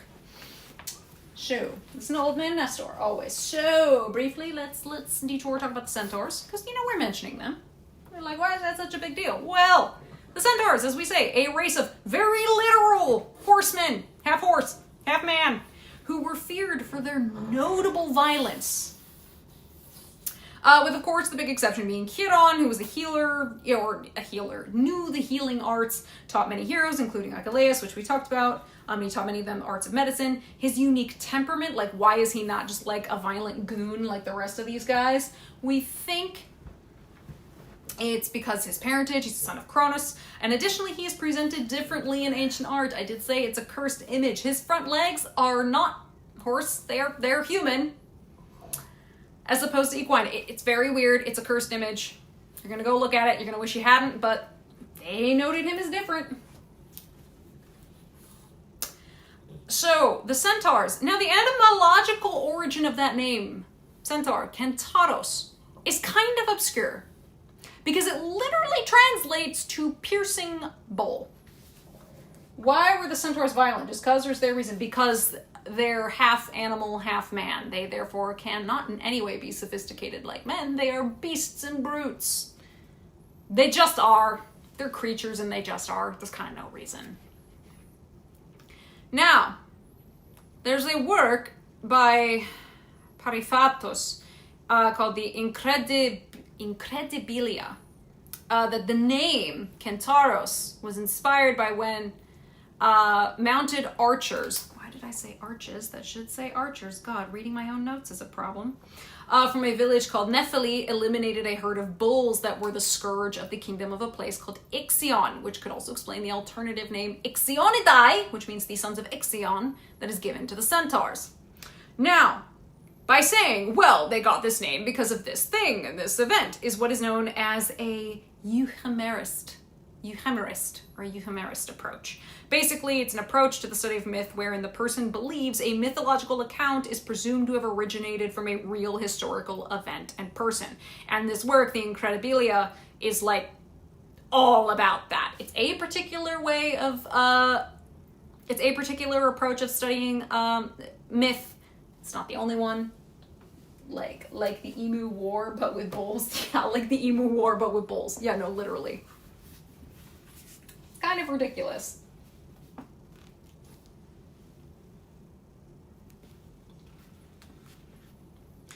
Shaggy centaurs, wild brutes of the mountains. They hacked them down, terrible, deadly work. And I was in their ranks, fresh out of Pylos, far away from home.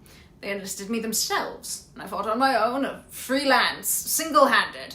And none of the men who walk the earth these days could battle with those fighters. None. But they took to heart my counsels, marked my words. So now you listen too. Yielding is far better. Don't seize the girl, Agamemnon. Powerful as you are, leave her. Just as the sons of Achaea gave her his prize from the very first. And you, Achilles, never hope to fight it out with your king, pitting force against his force. No one can match the honors dealt a king, you know, a sceptered king to whom great Zeus gives glory.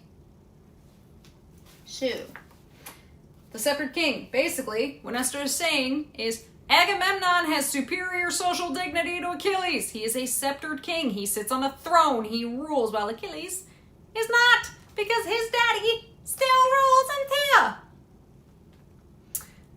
Basically, Agamemnon, don't take the girl. Achilles, yield precedence to Agamemnon. Stop complaining that you think you're not getting what you're due. Again, this is attentive heroic equals. But socially, they're not on the same level. Socially and politically, they're not. Skeptukos Basileus. Yep. He's basically, kid, shut up and quit talking big like that. You get what you deserve. Based on everybody, not only the work everybody puts in, but also their rank. And also, Agamemnon, don't take the girl. You shouldn't do it. Like, he's trying to calm everybody down. Problem is nobody wants to be calm.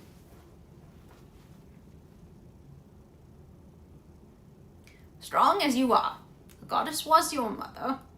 He has more power because he rules more men. Atreus. And your anger. Look, it's Nestor. I beg you, cool your fury against Achilles. Here the man stands over all Achaea's armies, one rugged bulwark braced for shocks of war. But King Agamemnon answered him in haste. True, old man, all you say is fit and proper. But this soldier wants to tower over the armies. He wants to rule over all, to lord it over all, give out orders to every man in sight. Well, there's one I trust who will never yield to him. What if the everlasting gods have made a spearman of him? Have they entitled him to hurl abuse at me? Yeah! Blazing Achilles broke in quickly. What a worthless, burnt-out coward I'd be called if I would submit to you and all your orders, whatever you blurt out. Fling them at others, don't give me commands. Never again. I trust will Achilles yield to you. And I tell you this, take it to heart, I warn you. My hands will never do battle for that girl, neither with you, king, nor any man alive. You Achaeans gave her, now you've snatched her back. But all the rest I possess beside my fast black ship, not one bit of it can you seize against my will, Atreides. Come try it. So the men can see that instant your black blood gush and spurt around my spear. Yeah. We tried. Yeah, children. Once the two had fought it out with words, battling face to face, both sprang to their feet and broke up the muster beside the Argive squadrons. Achilles strode off to his trim ships and shelters, back to his friend Patroclus and their comrades. Agamemnon had a vessel hauled down to the sea. He picked out 20 oarsmen to man her locks, put aboard the cattle for sacrifice to the god, and led Chryseis in all her beauty amidships. Why black ship? That is how the Phaeacian ships were described. Yes! I think I had that note later, but we can mention it here. Black ships, all of these ships. This is not unique to the Phaeacian ships. This was a common practice. They were painted on the outside with pitch. It kept them, I think, reasonably watertight and, lessened any potential damage to the wood from water. Of course, it meant they would probably burn a lot faster, but, black, that's the color because they were painted with pitch. And then why black blood? I don't think there's a specific reason for him calling his blood black. He's just like, your hot blood. Blood, if you hit an artery and all that, is probably going to look pretty black when it's that much. I don't know. This sounds like a medical thing. I don't know. Unless Mariana can tell me something fancy schmancy going on in the Greek, I think it's just done to be like, spill your blood, your hot blood. It could also be maybe he's saying your blood is sour. I don't know. I think he's just saying, I'm going to kill you. I don't think there's too much emphasis on him calling it black blood or whatever word is being used to describe that. It might be your dark blood. Because again, I don't think they'd have a word for black. He's basically just saying, oh yeah? Okay, yeah, I'd kill you. Come at me again, I'll kill you.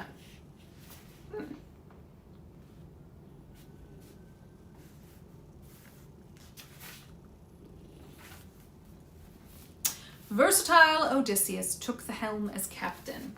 Okay, briefly pit stop, even though I know most of us came from Odyssey Book Club. Pit stop, we gotta talk about Odysseus, king of Ithaca, married to Queen Penelope, father to Telemachus, subject of the other Homeric epic, the Odyssey. He's the son of Laertes and Anticlea. He's the grandson of Autolycus, which makes him a great-grandson of Hermes. He initially went to court Helen in Sparta, quickly realized that he didn't stand a chance against all these other guys because they're all a hell of a lot. Oh, blood oxidizes. When blood oxidizes, it can be very dark colored. Yes, usually dark blood. Maybe referring to him as rotten of the blood. Maybe, not entirely certain. But he was like, that's not going to work. Hey, Tyndareus, I'll help you out if you put in a good word with your brother Icarius, so I can try and court his daughter. Alma blood, as opposed to, it's more dark than black, I think. Okay. Thus, we create the Pact of Tyndareus, which bound all the suitors, and unfortunately also Odysseus. They said, oh, you want to create this pact? You're signing it, you're marking yourself in it too. To assist Helen's husband, whoever he may be, should anything happen to her. So upon Helen's kidnapping, Odysseus really tried to not go to war. He basically tried to pretend he was crazy. He feigned madness when these emissaries from Agamemnon eventually arrived, so he was driving his plow, except he harnessed it to an ass and an ox, and then was sowing salt in the furrows. However, there was a guy named Palamedes. He was the smartest of all the assembled emissaries. Saw through the act and called Odysseus' bluff. He's like, I think you're trying to pull a fast one on me. Blood spilled and dried, darkens quite quickly. Okay, yeah, I'm gonna kill you. So what he did to call Odysseus' bluff was he grabbed baby newborn Telemachus and put him in the path of the plow. If Odysseus was really crazy, he would kill his son. So of course Odysseus was not actually crazy, so he had to rein in the plow and not kill his son, which exposed the fact he was kind of full of it and pretending to be crazy. But let's note that as much as he didn't want to go to the war at Troy, as James Joyce once said, Even if he was a conscientious objector at first, he becomes a jusqu'au boutiste. He's basically a diehard. He is fully invested in the war at Troy once he's there. He's like, well, if I'm here, I'm gonna fucking do it, and I'm gonna do it right, and I'm in. I'm in 100% while I'm here. It's an important note that later at Troy, Odysseus, eventually at some point, it's already happened by this point, Odysseus takes revenge against Palamedes for framing him for treason. It's often said he does this with Diomedes' assistance somehow, which resulted in Agamemnon having Palamedes executed. Whoops! How did that happen? Again, according to the later works, when we're talking about Achilles over on Skyros, it said that it's Odysseus who went and brought Achilles back. And again, we also noted he's the one who went with Menelaus to go to Troy to be like, hey, try and return Helen. You could just give her back. But obviously, whoopsie daisies, the war went ahead. How the fuck did Palamedes even get to Telemachus without Eurycleia? Because he's stronger than either of the women and just ripped them out of their hands. Big dude, small woman. Hint, things upon which the sun doesn't shine, dead people would qualify for. Gotcha. Now, I wanted to note also, the word that is used here for versatile Odysseus by Fagles in the Greek is the word polymetus. We talked a little bit kind of about this in Odyssey, and by a little I mean we spent an awful lot of Book 9 talking about it. This is a combination of the words polis, which is many, and metis, which we said means craft or counsel. This is a frequent epithet for Odysseus in Homeric epics. This polymetus is directly tied to, especially when it comes to the war of Troy, is directly tied to Odysseus' Cleos as a hero, especially prior to the events of the Odyssey, because his Cleos is tied directly to the power of his metus and his polymetus, which lead to the invention of the wooden horse, which in turn lead to the destruction of Troy. And it's, as I said, takes center stage in the Odyssey during Book 9, because, ooh boy, consequences and actions and consequences. Oh my god. So many actions and consequences. So yeah. So Odysseus takes the helm as captain. All embarked. The party launched out on the sea's foaming lanes, while the son of Atreus told his troops to wash, to purify themselves from the filth of plague. They scoured it off, threw scourings in the surf, and sacrificed to Apollo full-grown bulls and goats along the beaten shore of the fallow-barren sea, and savory smoke went swirling up the skies. So the men were engaged throughout the camp, but King Agamemnon would not stop the quarrel, the first threat he'd hurled against Achilles. He called Talthybius and Eurybates quickly, his two heralds ready, willing aids. Go to Achilles' lodge. Take Briseis at once, his beauty Briseis, by the hand, and bring her here. But if you will not surrender her, I'll go myself. I'll seize her myself, with an army at my back, and all the worse for him. They throw the scouring in the surf as part of ritual or stop disease spread? Likely as part of ritual. I don't really know if they, again, I don't think they fully understood epidemiology. I mean, they're blaming a god for it. Germ theory is non-existent. They scoured it off, threw it in surf. Part of the ritual, but also get rid of it. They at least understand it's tainted. So, part of the ritual, get rid of the thing that's tainted, right?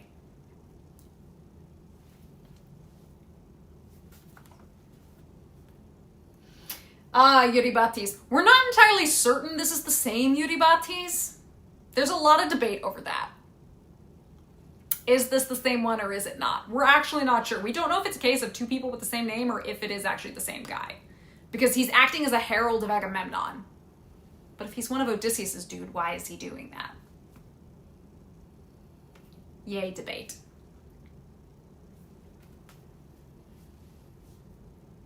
He sent them off with the strict order ringing in their ears. Against their will, the two men made their way along the breaking surf of the barren salt sea and reached the Myrmidon shelters in their ships. They found him beside his lodge in black hull, seated grimly, and Achilles took no joy when he saw the two approaching. They were afraid.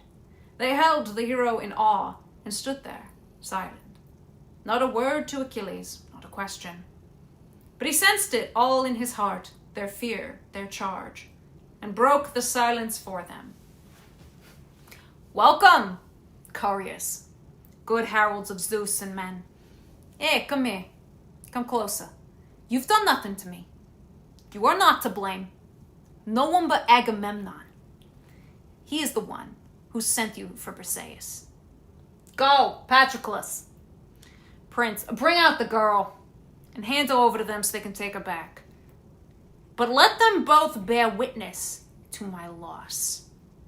In the face of blissful gods and mortal men. In the face of that unbending, ruthless king. I mentioned it was against the heralds' will to show up how much everyone wanted to stay out of it. Yeah, they don't want to be involved. They're like, oh, I don't want to have to do this job. I don't want to do this, but I have to. Like, I'm being ordered to, but I don't want to. I don't want to. He's going to be mad. What if he just kills us? Yeah. That's why. It's literally, they're like, oh, I don't want to, but I have to. It's like, damn, my job sucks.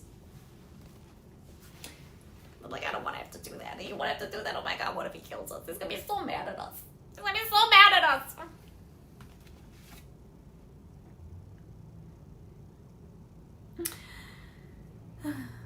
If the day should come when the armies need me to save their ranks from ignominious, stark defeat, the man is raving with all the murderous fury in his heart. He lacks the sense to see a day behind, a day ahead, and safeguard the Achaeans battling by the ships. Patroclus obeyed his great friend's command. He led Briseis in all her beauty from the lodge and handed her over to the men to take away, and the two walked back along the Argive ships, while she trailed on behind, reluctant every step. But Achilles wept, and slipping away from his companions far apart, sat down on the beach of the heaving gray sea, and scanned the endless ocean. I realized I did not talk about Patroclus. Okay, hold on. Sorry. We're gonna briefly back up and talk about Patroclus before we eventually talk about Thetis. Patroclus, he's the son of an Argonaut named Menœtius. He's the cousin to Achilles, as well as also then cousin to Telamonian Ajax.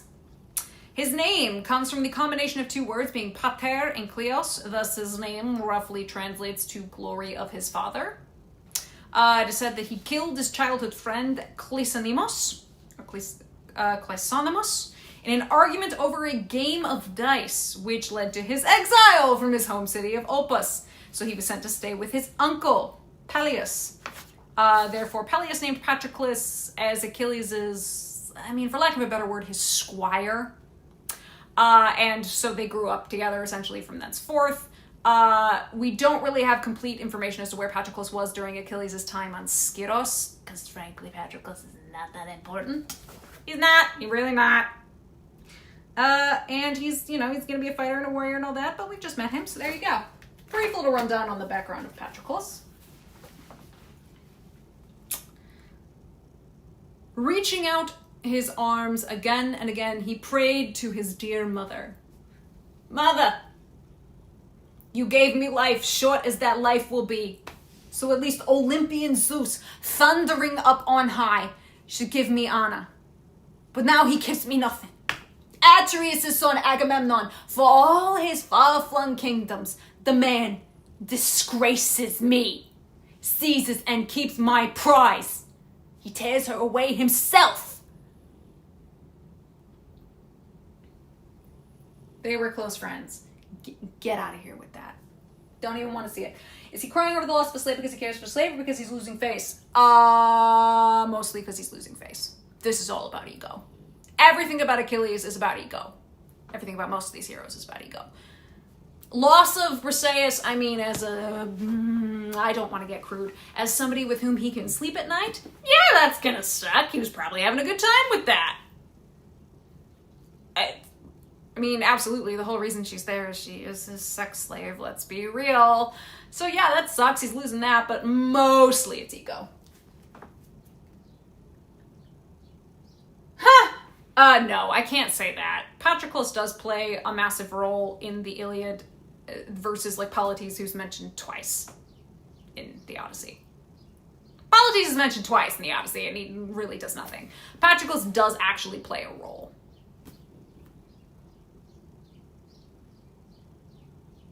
In comes one, I know. This still is Patrick. Agnes.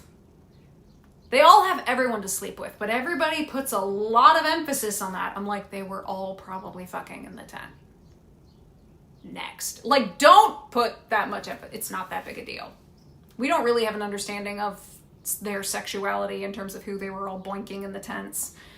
But, like, yeah, he's lost both, like, something that is a physical representation of his honor and his deeds, but also, hey, that was available booty to tap! And there it goes. Don't have it no more. That sucks. He's pissed.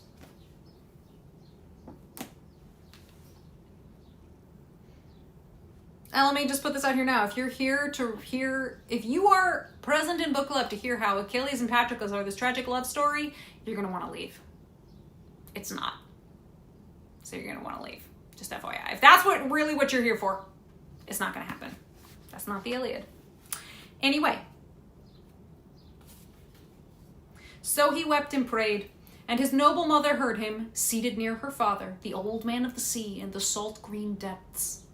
So, this is Thetis. But no, he's plot relevant, but very specifically only to the Iliad. Like, if the Iliad were not a thing, Patroclus would not be important. Granted, if the Iliad were not a thing, really would Achilles be all that important? It's all because of the Iliad.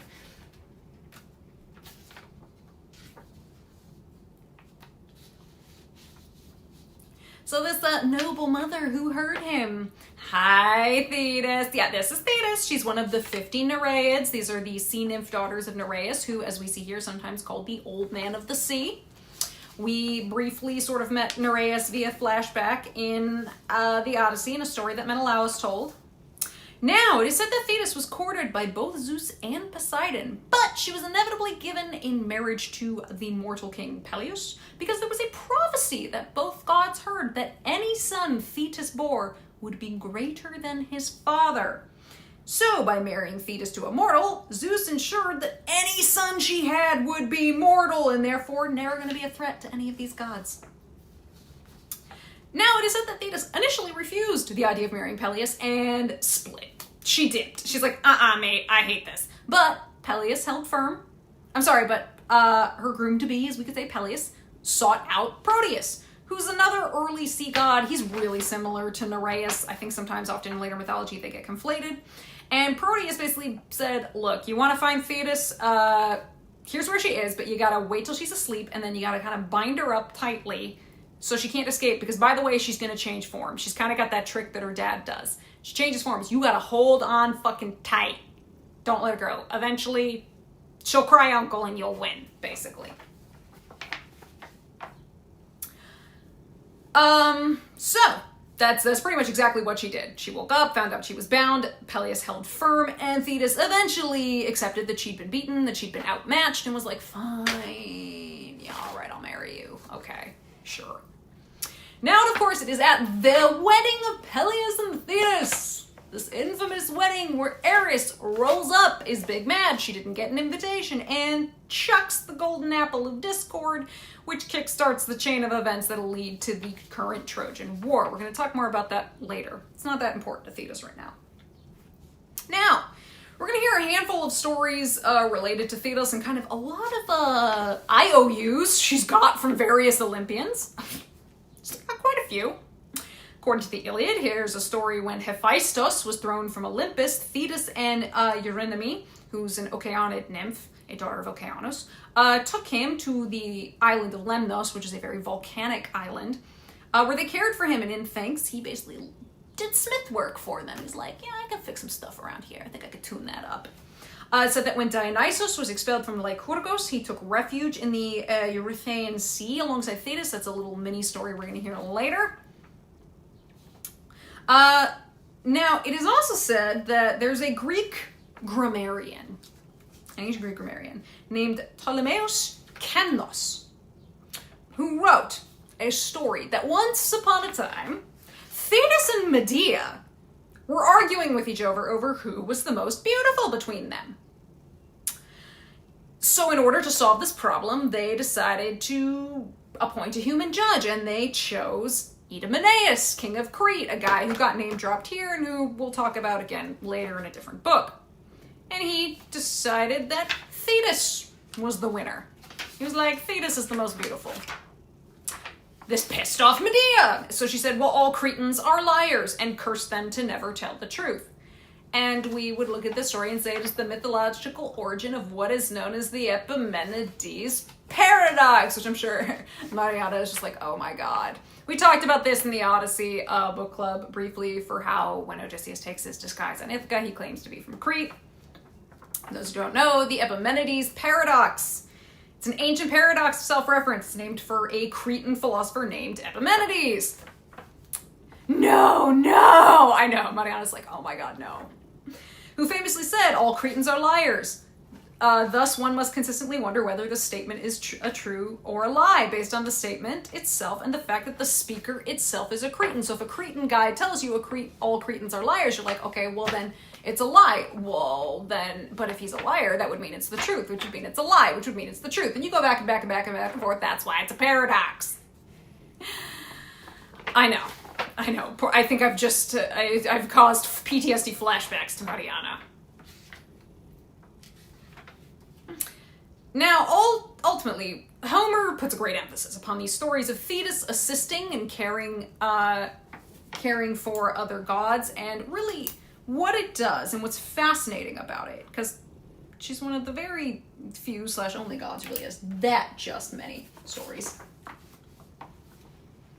of her doing this. It showcases her as a deity who's reasonably uninvolved in human events, but at the same time possesses a seemingly a seeming level of divine invulnerability that's extraordinary, even by Olympian standards, because she can basically call in an IOU. And again, this is what she's going to do. She's going to call in a whole lot of favors. She's going to basically cash in her IOUs with a lot of these Olympians to help Achilles in the Iliad. And again, her relationship with Achilles, we're going to see it in the Iliad. It's shown to be pretty close. He frequently calls on her for aid, and she basically, again, cashes in these very valuable IOUs in order to assist him. Just a bit. Oh, poor Mariana. I'm so sorry. She has a lot of divine pulse, and she uses most of them here. She uses the big ones here, which really tells you how much she cares about her son. I mean, and he calls to her for aid. I mean, they clearly are close.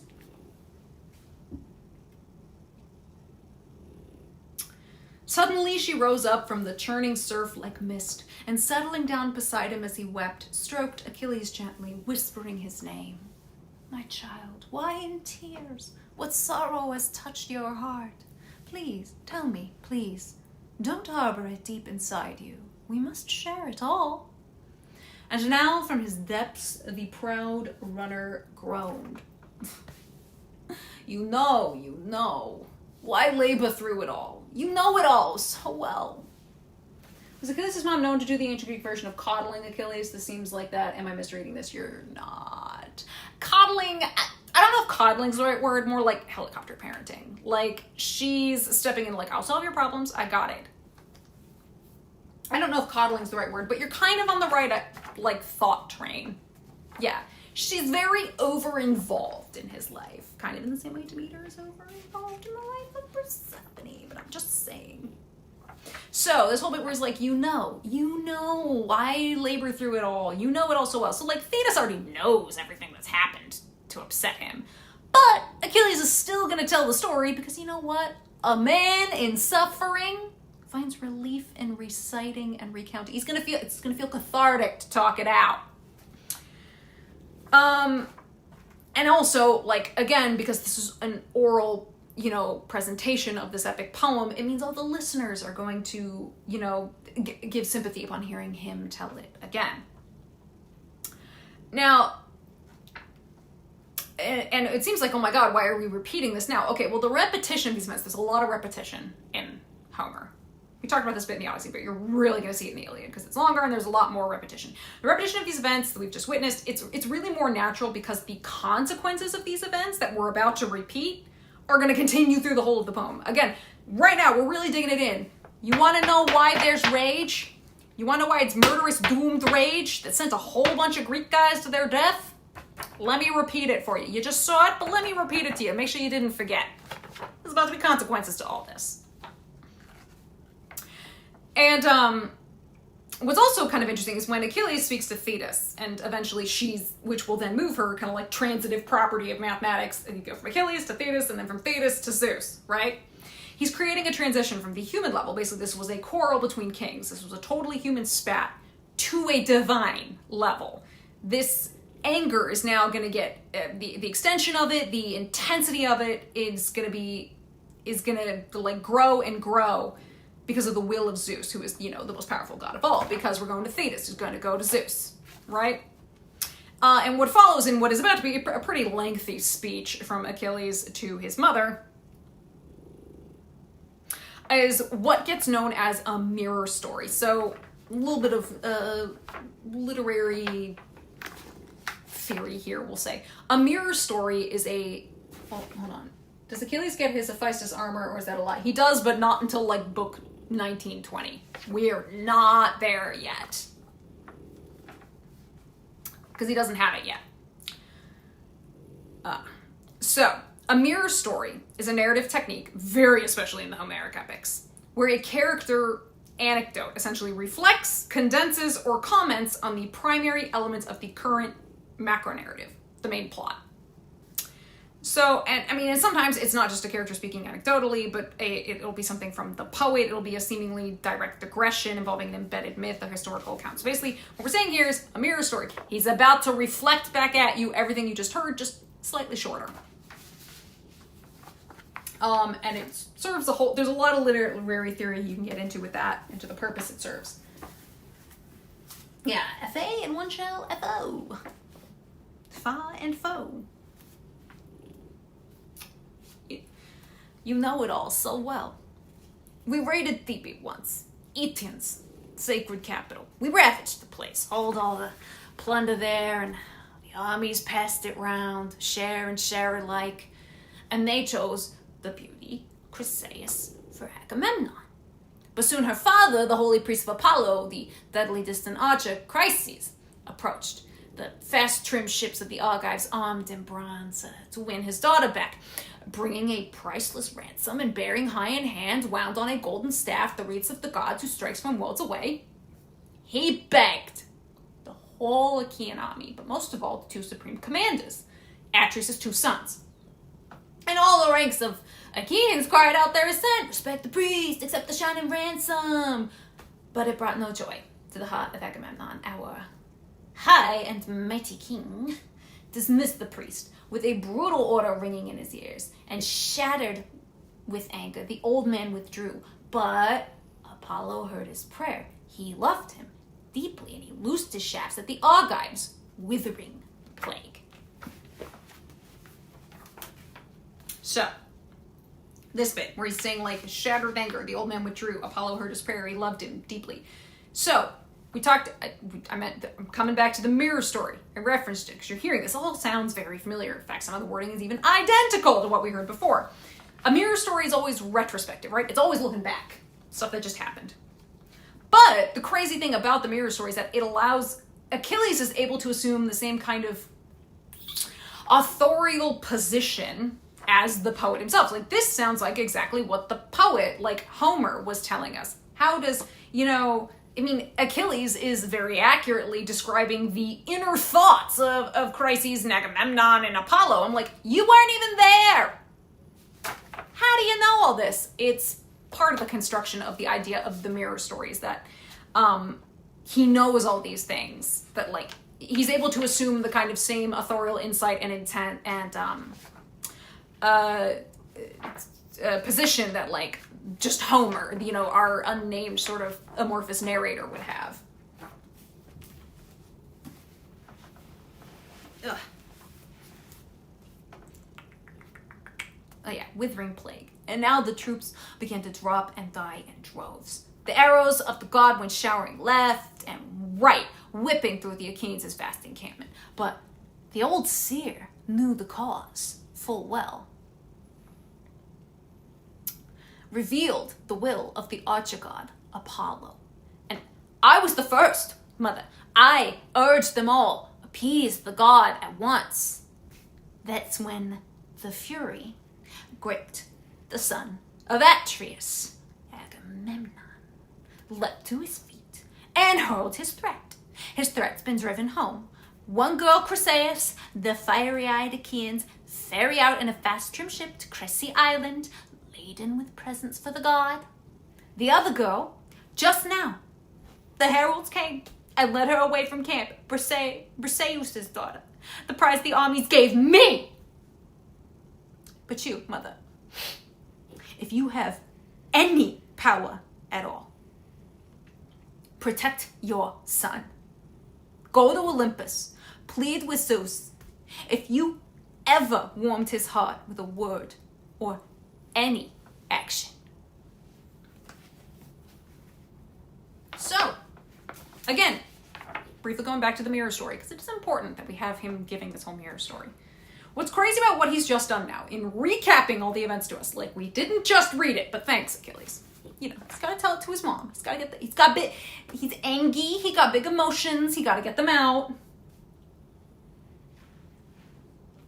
Achilles is providing a very clear, is doing a couple things. Besides recapping, he's actually giving us a pretty clear mental state of his current principal antagonists by detailing, one, his motivation in feeling poorly rewarded despite playing what he perceives as an incredibly major role in this war. He's saying that B, he and all the Greeks were actually initially impartial witnesses to the dramatic confrontation between Agamemnon and Chryses, saying like, hey, look, yeah, listen to the priest, give her back. But only to find that it was C, his what he thought was level-headed, we'll call even a propitiatory advice, was not only opposed by Agamemnon, but now made Achilles the victim of Agamemnon's very rash anger. So he's like, well, this is all happened. Can you believe it? Can you believe this all happened? That. Yeah, he's whining. Time and time again, I heard your claims in father's halls, boasting how you, and you alone, of all the immortals, rescued Zeus, the lord of the dark storm cloud, from ignominious stark defeat. Now he's about to tell a story that he's saying he heard from her. Now what's pretty crazy about this, because we're all like, I mean, it's a good story, don't get me wrong. He's like, look, Zeus owes you a favor. I heard you tell this story. It's the positioning of this bit of the story. Like, why is this in Achilles' speech to Thetis and not in Thetis' speech when she eventually goes to Zeus and is like, hey, Zeus, Daddy-o, what's up? I got an IOU, I need to cash it in. Like, why are we putting it here in Achilles' speech as opposed to Thetis'? Like, you'd think it would make more sense. On the surface, we see this as functioning as what is called as hypnonesis. Big Greek word, I know. So, big Greek word. Hypnonesis is the act of externalizing a memory. Now, usually the Greeks would think that meant committing it to physical form. Writing it down, like journaling, right? Memory, write it down, right?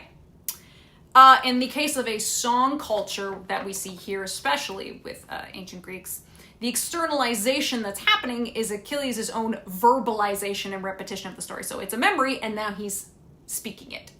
And repeating this story that he heard from his mother. He's like, I have a memory of you telling me this thing, and I'm repeating it back at you. We're externalizing it. We're giving it a physical form, if you will. It's not just hanging out in here.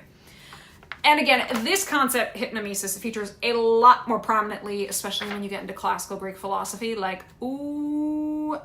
Plato had things to say about it in his dialogues. Plato always has things to say. Any relation to hypnosis? No, because I think that's coming from nos and gnosis. I think it's coming two different words. While they share the same prefix, the hypno part, I don't think they're ultimately related because the suffix, whether it be gnosis or nesis, are different. But Mariana can correct me if I am wrong here.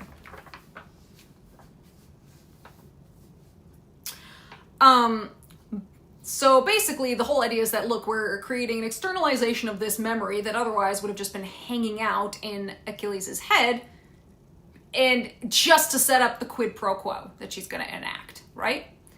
But the crazy thing is also like, again, why is Achilles telling this story and not Thetis? That's really the big question, right? What it does is show you actually how well it functions in the rhetorical context of Achilles' current request. Like, he's about to ask his mom a favor, right? Now, she could very readily say, I'm sorry, I'd love to help, but I can't. Hey, that's a possibility. Now, like, we know that's not going to happen, but that's still a possibility. It's like having an argument. What he's doing is preempting any sort of possible refusal from Thetis to help him.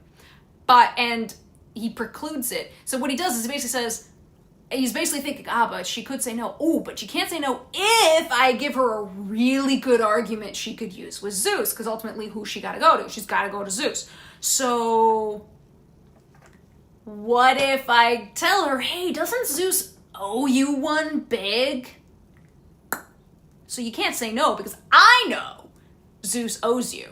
So you can pull that favor with Zeus. It's actually really, I mean, look, every now and then, it's actually really good rhetoric. It's basically like good debate. Or really good paper writing, persuasive argument. He's preempting what could be a possible refusal or a counterattack. He's like, nope, already know. It's like, yeah, Zeus owes you. So go to Zeus. Please, Mom. Thanks. Basically, he's giving Thetis the instrument to continue what we call our macro narrative, our main plot. Again, the course of his rage. And the inevitable march it's taking toward the inevitable end. He's fully setting up all the blocks and orders. Or the poet really is doing it via Achilles.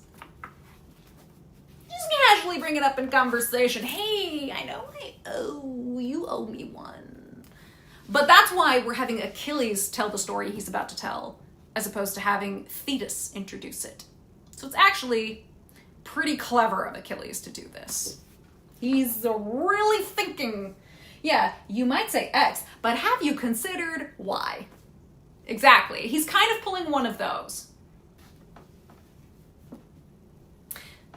So, ignominious stark defeat. That day, the Olympians tried to chain him down. Hera, Poseidon, lord of the sea, and Pallas Athena. You rushed to Zeus, dear goddess, broke those chains, quickly ordered the 100-hander to steep Olympus, that monster who the immortals call Briseis, but every mortal calls the sea god's son Aegaon. Why did they turn on Zeus?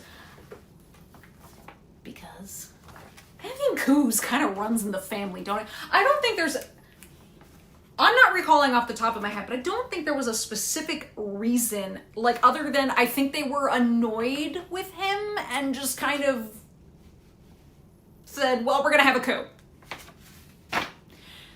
There's no one concrete event for like why they did it. I think they were just kind of fed up with him. They're like, I feel like he's not being fair. Do you feel like he's not being fair? Yeah, I feel like he's not being fair. I say we take him on. Yeah, it's essentially their version of family squabbling, but it's just like a whole bunch of them are like, well, he's being super mean to us. I'm annoyed with him. And you know, in case of Pallas, I like to joke, baby's first coup. Not successful. Maybe the next one will be better. They were bored. Yeah, they were just, basically, I mean, a coup worked the last few times. Yeah, they were kind of fed up with him and annoyed with him and frustrated with him, so they said, well, let's just overthrow him. Yeah, it didn't work, obviously. So, we heard him mention the 100-hander Briseis, who is the immortals call Briseis, who the mortals call Aegaon.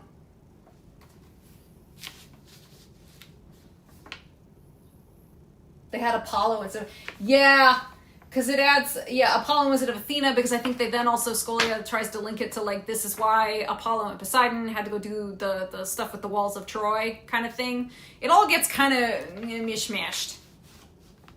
So, we name-dropped a 100-hander, Briseis. This is one of the, Hecatoncheires. Hate saying that name because it's so difficult. AKA the 100-handers. He is a son of Gaia and Uranos. The name Hecatoncheires comes from the Greek words hecaton, meaning 100, and ker, meaning hand or arm. So 100 handers, 100 armors. 100 handers just kind of rolls off the tongue in English a little more easier than 100 armors. It's like, huh? So we pretty much believe that the etymology of this name that's used for him by the gods, Briareos, likely comes from the word briaros, which translates as strong. And he gets name dropped because I think he's supposed to be like the strongest of these already strong as fuck beings. Thank you. It's why whenever I film videos and I have to mention the 100 handers, I just call them the 100 handers because I'm like, nah, I'm gonna screw it up. I'm gonna get it wrong off the top of my head. But for here, we'll do it for you guys. Also because I can stare at it and like pause every time I have to say it. It's just one of those ones that constantly trips me up. It's like phlegethon. I don't know why. It's just like in my head, I'm ready for it to trip me up. So, it's called, they say he gets, by the gods, they call him Briareos. Now there's a name we say that the mortals call him, which is Aigeon, or Aigeon, however we want to pronounce it. We see it as related to the root word aig, which is found in words associated with the sea, like Aigialos, which means shore, as well as Aegis and Aegadis, which both mean waves. So it's related to the ocean. Now we noted him. It is said that these all suggest a connection very specifically with the Aegean Sea, the Aegean Sea, right? And that's why also we hear him called the Sea Lord's son. And we'll get to that in a second, because he and his siblings were described as having 50 heads and 100 arms. Hesiod claims them to have been the last among Gaia and Ouranos' children. But then, of course, you get Apollodorus in the Bibliothecae saying, well, actually, they were the first, which kind of makes no sense. We always say the Titans are the first. Pick who you want to follow, basically. Generally, most people follow Hesiod, and that the first children they had were the Titans. Then came the Cyclopes, the Uranian Cyclopes, and then came the Hecatoncheires. Every time. Now, we know that Ouranos imprisoned them, along with, again, their brothers, the Uranian or the original Cyclopes, into Tartarus. Basically, he thought they were ugly. Why don't they look like the Titans? Nah, fuck this shit. Down in Tartarus you go. Just like, honestly, wow. Okay, buddy. Again, nobody's giving Ouranos Dad of the Year mugs, okay? Gaia, therefore, went to her son Cronus and said, hey, you want to overthrow your dad? I'm mad at him. Achaeans, sea people. Agnes is making connections. So Gaia helps Cronus overthrow Ouranos with the understanding that Cronus would then free his siblings who are in Tartarus, but upon seizing the throne, what do you think he did? Yeah, he reneged on that deal. Cronus didn't do shit. He was like, nah, Dad threw them in there for a reason, obviously. Stephen Fry in his books made it seem like Ouranos wanted them to keep cooking, so pushed them in. Stephen!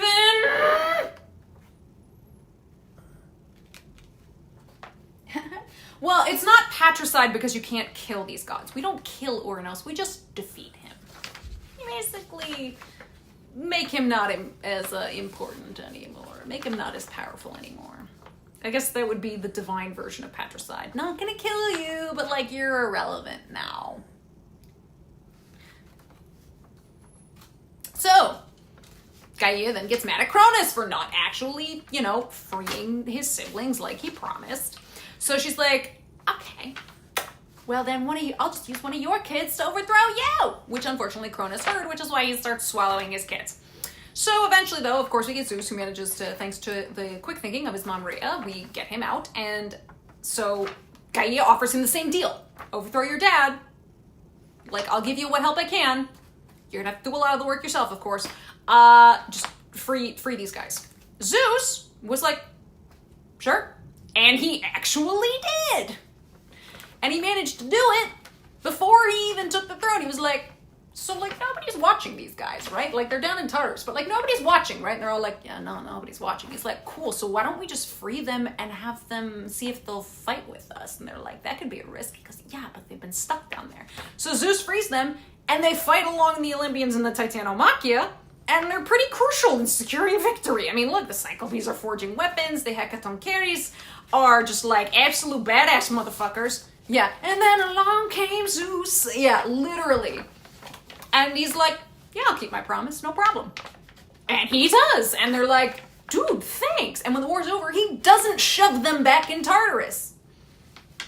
Basically, he offers them a job. He says, look, would you be willing to guard these Titans who fought against us, who are in Tartarus? And they're like, I mean, we got nothing better to do. We might as well. We're pretty good at it. Nobody's gonna take us. Because, like, honestly, part of it was also, if you're going to try and imprison beings this powerful, you need a really powerful jailer. The Hecatoncheires got a job.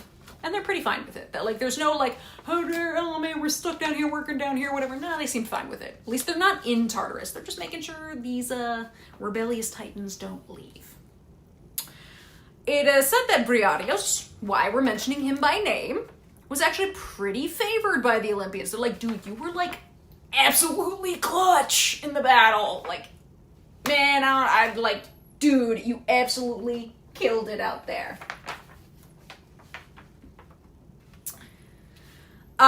So it is said that, again, why are we calling him the sea god's son? It's said that Poseidon gave Briseis, Poseidon gave him his daughter, Kimpoleia, whose name means strength of the waves, in marriage.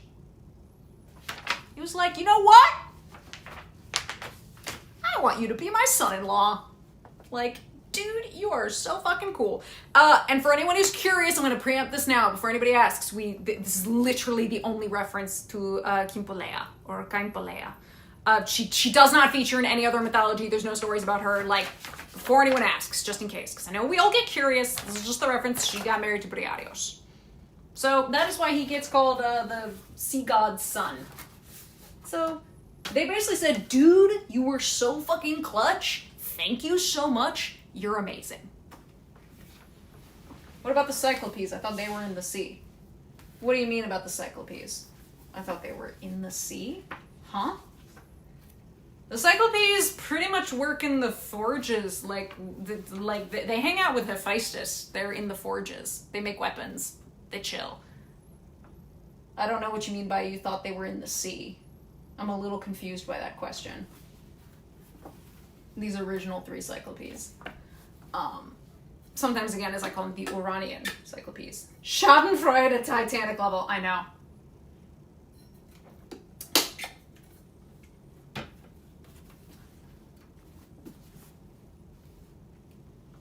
Okay. Where did I say the name? Briseis. There he is. The Atlantean... What?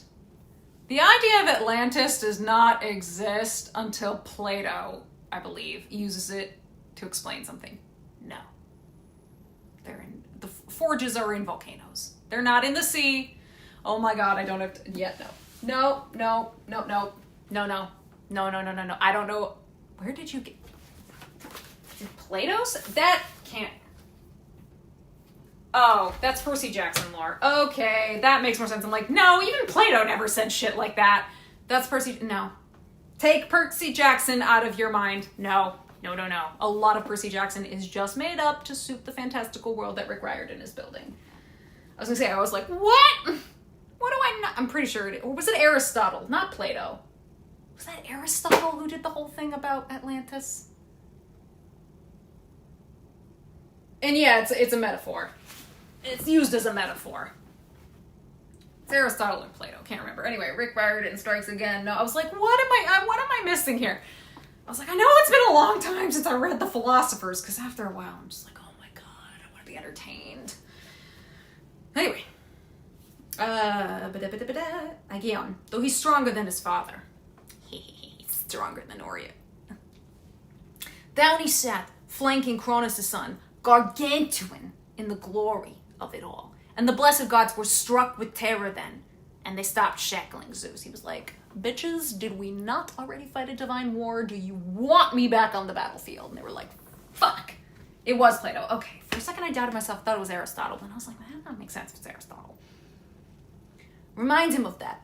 Now, go sit beside him, grasp his knees, persuade him, somehow, to help the Trojan cause, to pin the Achaeans back against their ships, trap them round the bay, mow them down, so all can reap the benefits of their king. So even mighty Atreus can see how mad he was to disgrace Achilles, the best of the Achaeans. I understand the harm he's doing to himself by having members of his own side struck down. He does not care.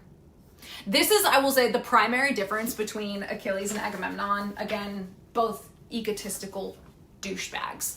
Everyone's pretty much an egotistical douchebag here. The difference is, the moment other Greeks start getting, like, really killed in high numbers, Agamemnon's like, fuck.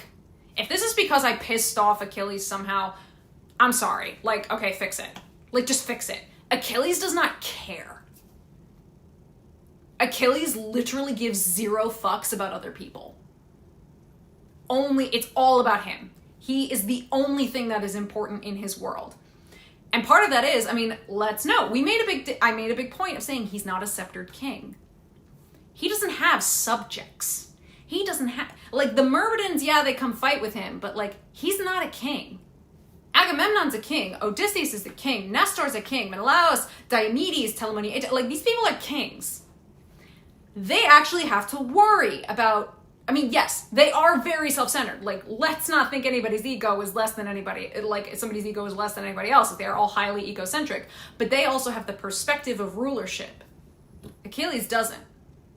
And he cannot take the idea that they do not think he is the best among them, which, again, were it not for the Iliad, would be like the fucking audacity of this piece of shit. I still look at him and go, the fucking audacity at this point. At this point in the narrative, the fucking audacity. What have you done? Really, what have you done? It's not until we have this point where the gods are going to amplify this. He's going to reach a state of kind of insanity that he's going to go berserker and do shit that's just, like, inhuman. And we'll be like, oh, so that's what he's done. What he's done, or is going to do, is ultimately the events of the Iliad. So. Oh, yeah, everyone here is egotistical. Just sign up for everybody to have an ego the size of fucking Greece. Like, they are all very egotistical and they're all very egocentric. Like, it is all about them first, everything else later. But again, for Achilles, it's him first and him second. Just him. Fuck everyone else. Just him. Yeah, his ego is insane. And he just does not care. He does not care that, again, so many people who probably didn't need to are going to die because he's so angry at being slighted this way. Now, again, we talked about why is his anger at such a fever pitch? Because what he perceives is Agamemnon basically denying Achilles' right to exist. Because he's like, what do you mean? What do you mean? What do you mean? No, Odysseus is not Penelope first, everyone later. It's Odysseus first, Penelope second. It's still always Odysseus first. Don't mistake that, Agnes. Odysseus is as egotistical as the rest of them. Yeah. It's just me, myself, and I. I hate that song, but yeah. Oh, who are you? It's just me, myself, and I. Who are you? That's better. We would rather have Hallelujah than that nonsense song. Okay. I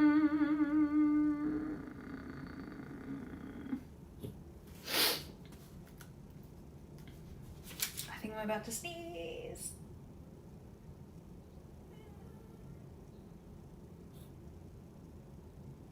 There we go. Okay, I'm not going to sneeze. Dang it. And Thetis answered, bursting into tears.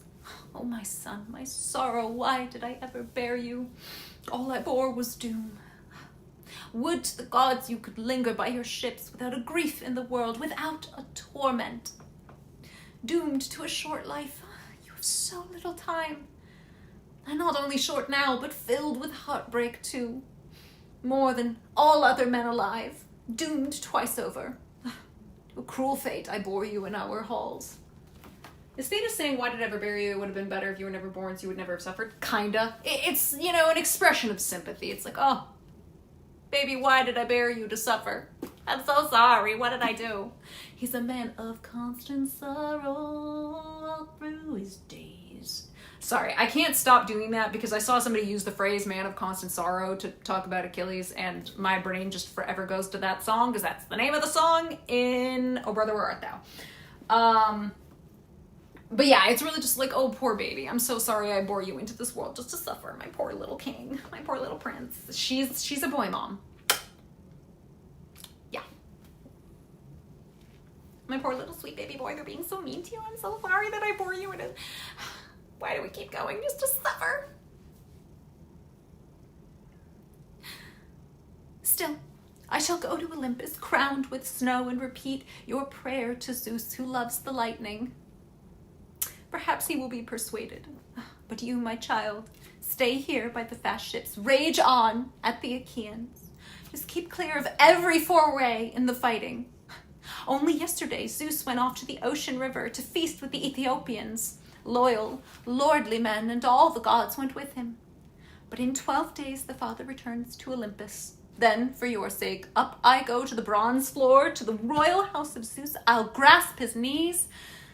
I think I'll win him over. So, crowned with snow. Snow cap. Basically a snow cap. It gets cold. The idea that the top of Olympus, which is often shrouded in like mist and cloud or whatever, that it's, you know, so high in elevation, it's cold, snows. Yeah, she's a boy mom. Derogatory. Yes. Dude, the Ethiopians know how to party, which means we're going to talk about them in a moment. Again, those from Odyssey Book Club remember. But first, we talk about the ocean river, Okeanos, the great river that surrounds the world. Also the Titan who rules it. You know, the same god. It's both the thing, it's the god and the thing itself. We love doing these personifications. Okeanos, the son of Ouranos and Gaia. He's the husband of the Titan Thetis. Oh, sorry, Tethys, not Thetis. Sorry, Tethys. And father of both the Okeanids, as well as pretty much all the other various river gods in Greek mythology. That does, of course, include the river Styx. We talked about this in Odyssey Book Club. Now, Hesiod notes him as the eldest of all the Titans, and also says he fathered like 3,000 river gods, and also like 3,000 Okeanids. Dude, they got fucking busy. The number 3,000 is really just meant to mean like innumerable. Like the number of children he has is never ending. Again, they got busy. And it is said from Okeanos, he's the sources of all water, both salt and fresh water. Now, both Homer and Hesiod, our lovely archaic boys, say that Okeanos exists at like the ends of the earth, near in the Theogony, Hesiod says it's near Tartarus. But Homer says it's kind of near the Elysian Fields and Iliad, and it's this, regardless, it's noted as this thing that has to be crossed in order to reach the House of Hades, if you will, in the Odyssey. So basically, it way fucking out there. It's the edge of the known world, right? Staring at the Atlantic as they are going, what the fuck is beyond there? We don't know. It scares us. Getting back to land. Whip, bye! Birchwood, how dare you? Gross. So basically, Okeanos in this way also marks a boundary. So leaving the world, the known world, the world you know, beyond which this world and kind of the eventual cosmos, as the Greeks believed it, becomes wilder and more fantastical. It defines the limits of the known world for the ancient Greeks. Now, we say Zeus and Poseidon, we say they're partying with the Ethiopians. Whee! Okay, why are we hanging with the Ethiopians? This word, we do not actually mean Ethiopia as we know it now in the modern day. Because this word, this name, comes from the Greek word Aithiops, which literally just translates as of burnt face. It was basically, your skin's darker than mine. They said, you out in the sun longer. Did you burn? I'm so sorry. Now, in the Homeric world, we say that there are Ethiopians in both the southeast and the southwest. So basically, northern Africa. North Africa kind of area. And they're said to be like God-fearing people who, unlike a lot of these Greek cities, are enjoying the personal intercourse of the divinities. Basically, the gods are showing up in person to party. Like, damn, it must be so cool here. So again, while Homer's not referring specifically to a particular area of the African continent. Again, we have archaeological evidence of interactions between Northern Africa and both the Minoan and the Mycenaean civilizations. Again, there's trade, there's communication, there's stuff happening. They're all reasonably aware of each other in that area of the Mediterranean. So, they've gone to party their faces off. She's like, they'll be back in 12 days. I'll talk to them then. With that vow, his mother went away and left him there alone. His heart inflamed for the sashed and lovely girl they'd wrenched away from him against his will. He's like, damn, I can't tap that ass anymore. Damn. My honor. Meanwhile, exoticism is old as fuck. Yes, it is. There's also, like, I'll put this in mind. Now, differentiating them from Egypt, because Egypt was sort of was in a way, we'll call it the breadbasket of the that area of kind of the Mediterranean. Like, they really were. So, again, they looked at this completely different climate and and just were like, whoa, this is not home. It's so different. It looks so different. Whoa, it's wild here. So, yeah, exoticism. And yeah, don't get me wrong, the Greeks were very ethnocentric. Of course they were. Then you get the Romans. Ooh, you don't want to know what the Romans thought about the Egyptians and transitioning over from Senate to empire. They were... Ooh, you want to talk about exoticism, but make it rude? Yeah. My honor, dishonor on you, dishonor on your cow. Exactly. Meanwhile, Odysseus drew in close to Chrysae Island, bearing the splendid sacrifice in the vessel's hold, as probably filling the whole goddamn ship. And once they entered the harbor deep in bays, they furled and stowed their sails in the black ship. They lowered the mast by the forestays smoothly, quickly let it down on the forked mast crutch, and rowed her into a mooring under oars.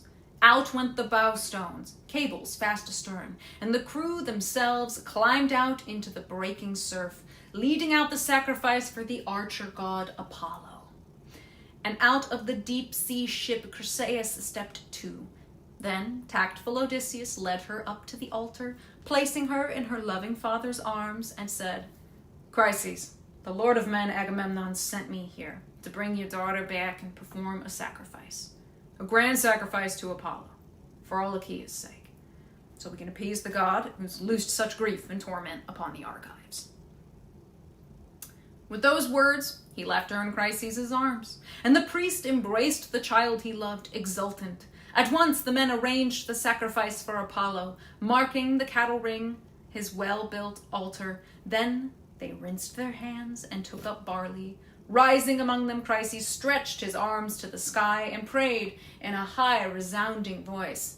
Hear me, Apollo, god of the silver bow, who strides the walls of Chrysae, and... Sorry. Him.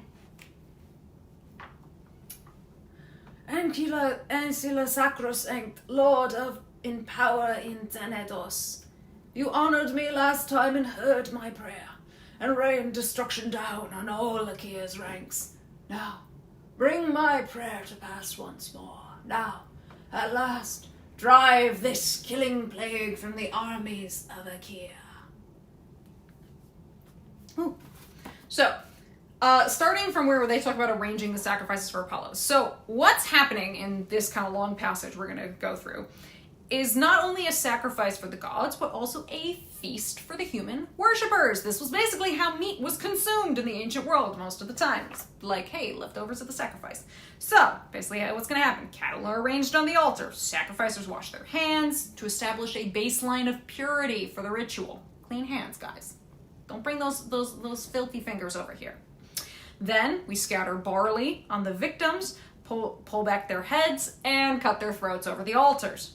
The animal's skin is then going to be removed and a portion is then going to be prepared for the gods. Now this portion for the gods is a highly desirable portion. The good shit goes to the gods, okay? Look, we ain't trying to piss off the immortals. The meat, it's the thigh meat. Taking the meat of the thigh bones, they're going to wrap it in a double fold of fat, cover the outside with other small pieces of meat from different parts of the animal, and put that shit on the fire. Ooh, God, I want a steak. That sounds good. So this portion then burned over the fire, so the smoke and the savor goes up to the gods above.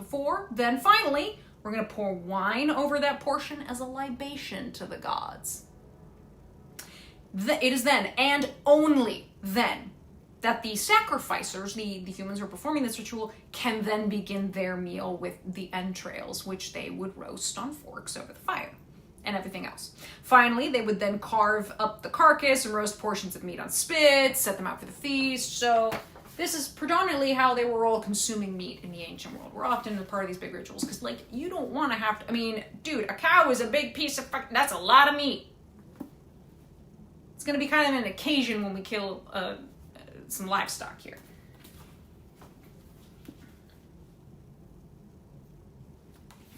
His prayer went up, and Phoebus Apollo heard him. And soon as the men had prayed and flung the barley, first they lifted back the heads of the victims, slit their throats, skinned them, and carved away the meat from the thigh bones, and wrapped them in fat, and a double fold, sliced clean, and topped with strips of flesh. And the old man burned these on a dried cleft stick, and over the quarters poured out glistening wine, while young men at his side held 5-pronged forks. Once they had carried the thighs and charred the thighs and tasted the organs, they cut the rest into pieces, pierced them with spits, roasted them to a turn, and pulled them off the fire. The work done, the feast laid out, they ate well, and no man's hunger lacked a share of the banquet. And they had put aside desire for food and drink. The young men brimmed the mixing bowls with wine, and tipping first drops for the god in every cup, they poured full rounds from all. Why is this Odysseus' job instead of Agamemnon's? They just said we're going to make Odysseus do it. Probably because he's known for being a good speaker. And he's kind of got no horse in this race, other than, yeah, he wants everybody to be fine. Like, right now, the beef was kind of going on between Agamemnon and Chryses, also between Agamemnon and Achilles, so Odysseus, you do the short straws, the neutral party here. And Odysseus was just dropping her off. And it was his thing, he's like, I dropped her off, and okay, cool.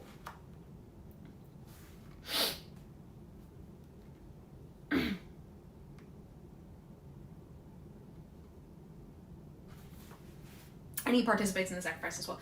Do they refer to the cows as victims to parallel the people who will die in the conflict, and Achilles ceasing to view people as people? I don't know about that last bit, though. That's really good insight, Clever. I mean, I'm sure there's a lot of scholarly articles on that. But, yes.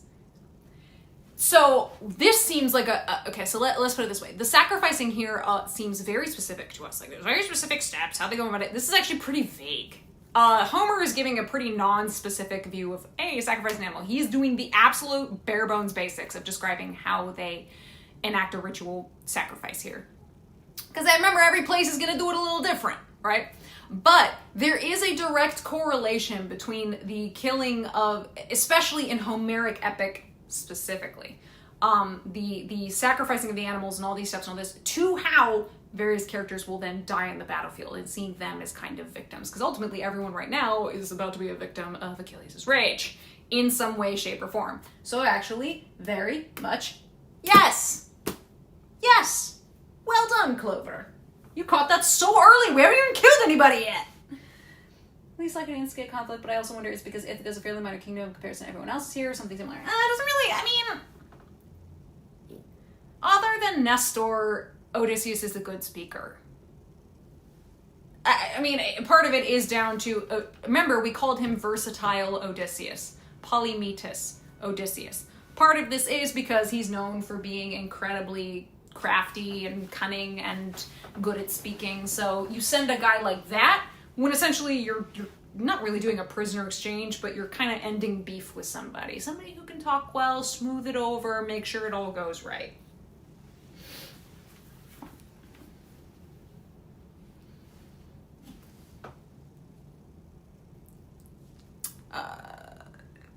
They poured full rounds for all, and all day long they appeased the god with song, raising a ringing hymn to the distant archer god who drives away the plague. Those young Achaean warriors singing out his power, and Apollo listened, his great heart warm with joy. Then when the sun went down and night came on, they made their beds and slept by the stern cables. When young Dawn, with her rose-red fingers, shone once more. Oh my god, everybody's getting traumatic flashbacks to the Odyssey. All right, repeat information. I know everybody who came to Odyssey Book Club knows it, but repeat. Rose-red fingers, Rosy Dawn. This is Eos, goddess of and personification of the dawn. She's the daughter of the Titans Hyperion and Theia, sometimes also said to be Euryphysa. She's the sister of Helios and Selene. Now, especially in Homer's epics, she has the epithet of Rhododactylos, rosy fingers or rosy forearms. Are they specifically appeasing him with song because he's the god of music, or is this a ritual that might be done for multiple gods? Not specific to Apollo. Singing up songs and hymns or what have you, that very normal, oral song culture. It's not just because it's Apollo. They would do that for any god. The content would be different, but... Yes, Eos is here. So yes, the rosy-fingered or rosy forearm due to the colors of the sky at dawn. She's also sometimes given the epithet Iphigenia, which means early born. She's the mother to many children and known for her numerous romantic/sexual adventures with a variety of lovers. What's also kind of cool is that, similar to Aphrodite,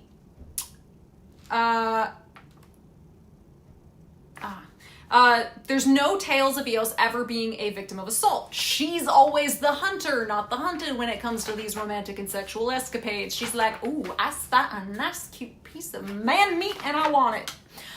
Also, the whole thing with why does she have the epithet of Iphigenia, this relates to a child of hers, who is Eosphoros, also known as, his name means dawnbringer, and is usually called the morning star, hence early born.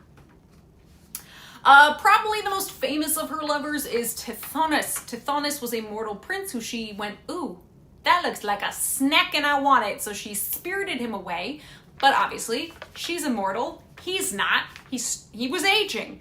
So she began trying to feed him ambrosia, just trying to keep him young, keep him to live forever. So she basically went and kind of asked Zeus, pretty please, can you make him live forever? And rather, like a case of a genie, she didn't word this properly. So Zeus gave him immortality, but didn't give him the accompanying eternal youth, because that's not what she asked for. So unfortunately, Tithonus continued to wither away, and it's just awful and sad and horrific. And then some of the stories, it said she later turns him into a cicada as a result, or a grasshopper. One of the two. Do we have a god of dusk, since we have sun, moon, and dawn? Yeah, I think we do, actually.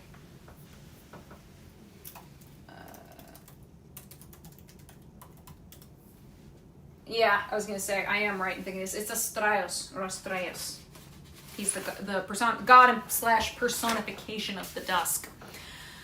Now, Eos kind of has a little bit of a, we'll say a little skin in the game, maybe, of the Trojan War, which is that her son Memnon is fighting in the Trojan War, but he's fighting on the side of the Trojans. Now she's usually depicted as driving her chariot, which is drawn by two very specific horses named Lampos, which means fire bright, and Phaeton, which means day bright. Honestly, cool names for horses. Gotta love it. But we had to know rosy red-fingered Dawn was gonna pop into this story. Can't yet. It's Homer. Can't not have it. Rose-red fingers shown once more. They set sail for the main encampment of Achaea. The archer sent them a bracing following wind. They stepped the mast, spread white sails wide. The wind hit full and the canvas bellowed out, and a dark blue wave, foaming up at the bow, sang out loud and strong as the ship made way, skimming the white caps, cutting toward her goal. And once offshore of Achaea's vast encampment, they eased her in and hauled the black ship high. Yeah, we already talked about, they painted these down with pitch. Because I was mentioning the fact that they're black, but we already covered that. Woo. far up on the sand and shored her up with timbers. Then they scattered, each to his own ship and shelter. But he raged on, grimly camped by his fast fleet, the royal son of Peleus, the swift runner Achilles. Now he no longer haunted the meeting grounds where men win glory. Now he no longer went to war, but day after day he ground his heart out, waiting there, yearning, always yearning for battle cries and combat. He's a fucking psychopath, basically. I crave violence! But now, as the 12th dawn after this shone clear, the gods who live forever marched home to Olympus, all in a long cortege, and Zeus led them on. And Thetis did not forget her son's appeals. She broke from a cresting wave at first light, and soaring up to the broad sky and Mount Olympus, found the son of Cronus gazing down on the world, peaks apart from the other gods, and seated high on the topmost crown of rugged, ridged Olympus. And crouching down at his feet, quickly grasping his knees with her left hand, her right hand holding him underneath the chin, she prayed to the Lord God Zeus, the son of Cronus. And yes, we need to briefly talk, again, repeat from Odyssey Book Club, talk about supplication! You can probably think of the very famous painting of this moment. Thetis is enacting the pose of a suppliant. We introduce a theme that runs through the entirety of the Iliad. Basically, if we quote the scholar Kevin Crossie, he says, the plot of the Iliad traces a development between two very successful supplications. Thetis' supplication to Zeus in Book 1, in which she bids Zeus to honor her son and fuck around with the Greeks, to what will eventually come in Book 23, which is Priam's supplication of Achilles, by means of which Zeus actually conclusively honors Achilles and guarantees that he will have glory or Cleos. Yay! Supplication. It's kind of a big thing. It also operates a sort of paradigm or a kind of mini version by presenting for us for the first time themes that will continue to evolve and create kind of larger pockets and units in the story, which is such as 1. Achilles' short lifespan and what is known as the liminality of the hero. Basically, Thetis cannot and will not grant immortality to Achilles, but will offer him the chance of getting his honor back, which she knows will absolutely lead to his death. But, that's what he wants, so there you go. 2, the antithesis between honor, or Cleos, and life. Again, Cleos is something you really achieve when you're dead. And the fulfillment of the aforementioned will of Zeus, this thing that haunts the whole goddamn narrative. So, suppliants. Thetis is assuming the position of a suppliant. And let's remember, Zeus is believed to be the protector and champions of the suppliants, Theos and Eos. So this pose, kneeling, clasping the knees of the person you're supplicating, reaching up towards their chin. It's a gesture that symbolizes the most utter helplessness of the suppliant. And basically, you are totally dependent upon the person receiving this gesture. And it's not just a gesture. The act basically applies a physical and moral constraint upon the person being addressed in this way. You really don't say no when people are going this far to basically say, I'm so goddamn desperate, I have nothing, it's only you who can help me. It's a big deal to take on the pose of the suppliant. So, supplication is one of them. What's crazy enough is these moments of supplication, the whole tableau of a supplication, because it's a whole goddamn rhetorical moment. It's basically a genre in some ways in Homeric poetry and for the performer. And especially in the Iliad, the supplication speeches are very stylized and are basically poetic versions of reality. They reflect a poet's knowledge, likely, of how his contemporaries express their feelings and ideas. So he's like, well, I wasn't there, but if I had to imagine how they would say this. So I'm going to quote here a classicist named Richard Martin. He had this piece called The Language of Heroes, Speech and Performance in the Iliad. Although we see Mycenaean memories in the narrative of Iliadic fighting, there's no comparable body of material for the poet to recall when reporting what Agamemnon, Odysseus, or Achilles says. Composition is less subject to tradition here. Speech is qualitatively different. Unlike diegesis, it is the arena for pure mimesis. Basically, let that poetry fly. So it becomes a very the pose and everything else about the whole encounter is stylized, but then the way that they speak becomes even more stylized, to the point that it's almost like it becomes a hallmark of its own genre, if that makes sense.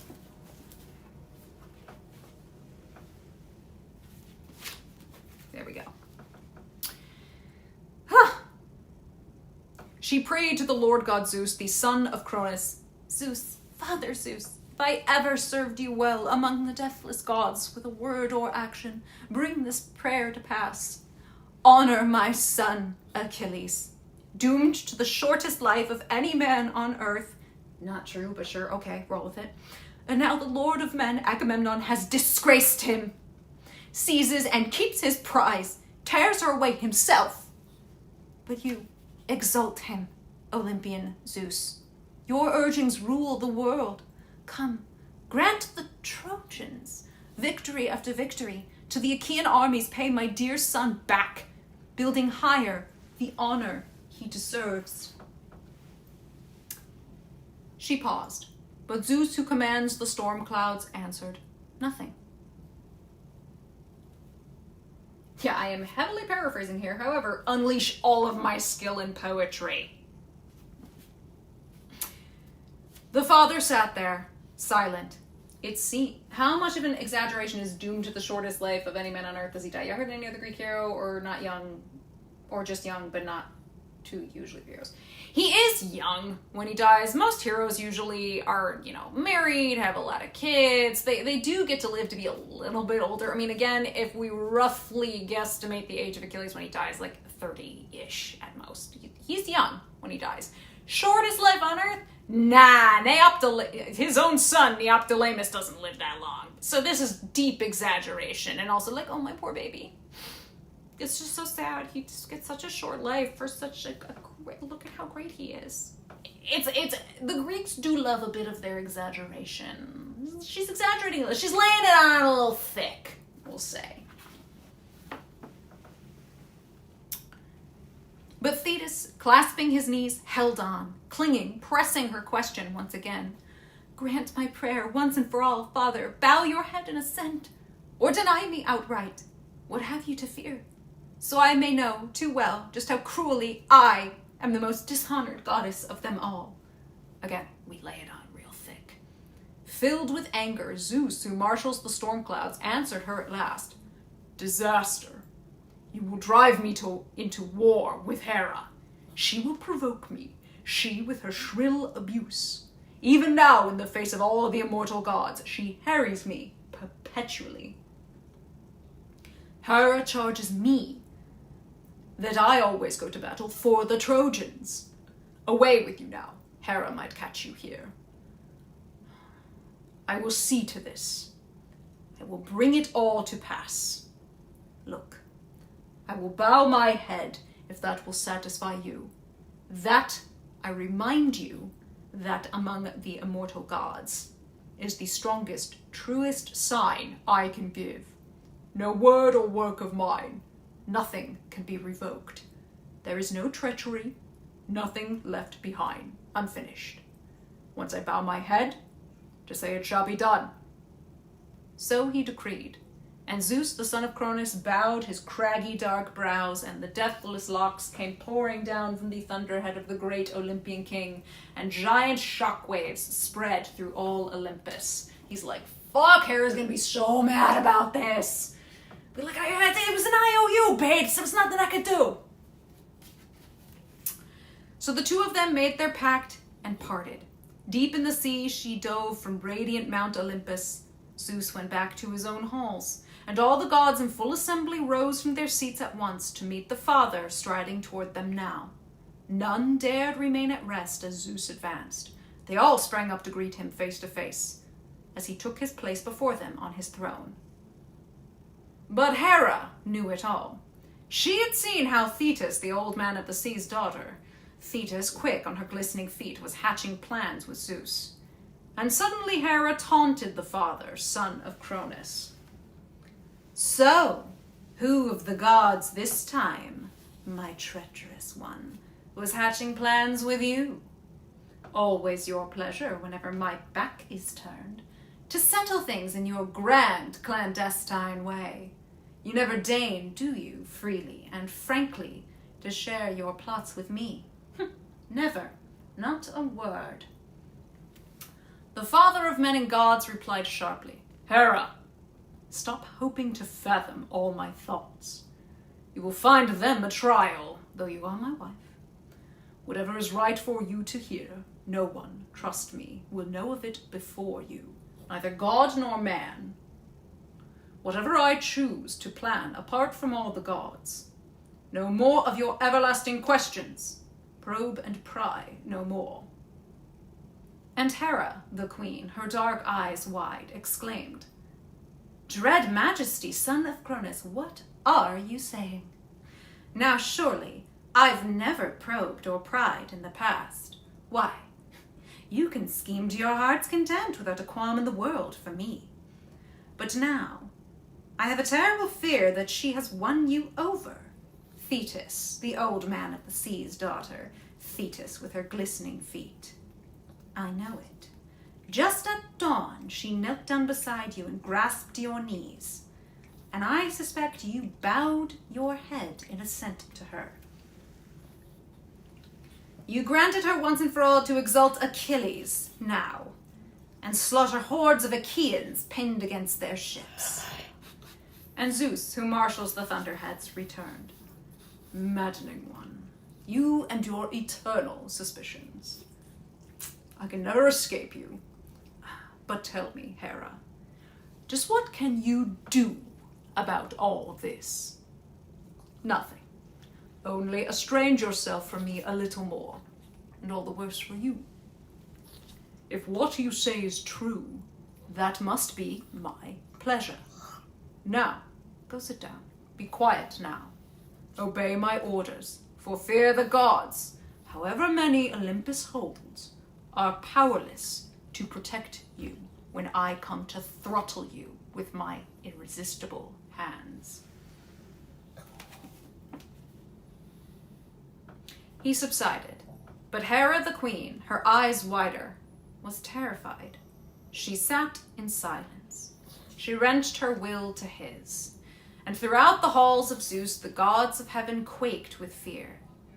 Hephaestus, the master craftsman, rose up first to harangue them all, trying now to bring his loving mother a little comfort, the white-armed goddess Hera.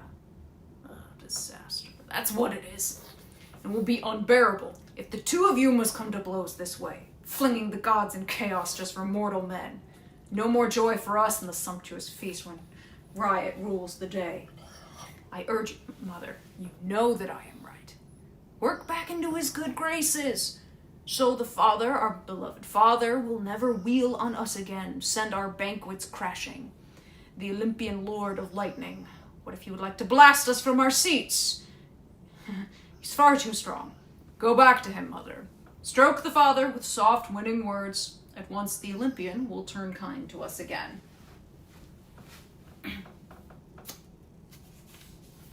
Pleading, springing up with a two-handled cup, he reached it toward his loving mother's hands with his own winning words. Patience, mother. Grieved as you are, bear up. As dear as you are, I have to see you beaten right before my eyes. I would be shattered. What could I do to save you? Was Hephaestus generally thought as one to try and keep the peace, not including when he was cheating on? Was this mostly trauma response? Generally, he's one of the few who, when mom and dad are fighting, he's one of the only ones who kind of steps in. I wouldn't say it's a trauma response. Most of the gods do not get involved.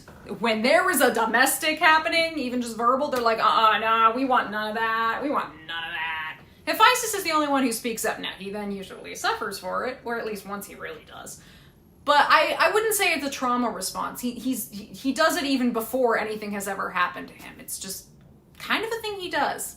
Specifically, especially when Zeus and Hera are tiffing, he tends to kind of insert himself.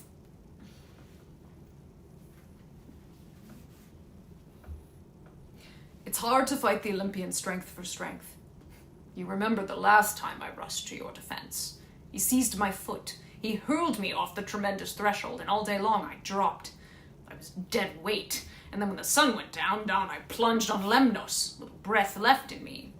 The mortals there soon nursed a fallen immortal back to life. Hephaestus. Let's briefly talk a little about Hephaestus, since he mentioned also this little story. We kind of briefly referenced it. Hephaestus, very famously lame, crippled, disabled. I don't really know the right word for it. Physically disabled, we'll say. Culturally, we would say this is likely a reflection of the fact that in a community where agriculture and war were the kind of predominant features of life, especially for its men, somebody with weaker legs would then get strong arms. They would then likely become a smith, because hey, that's a good occupation to then have.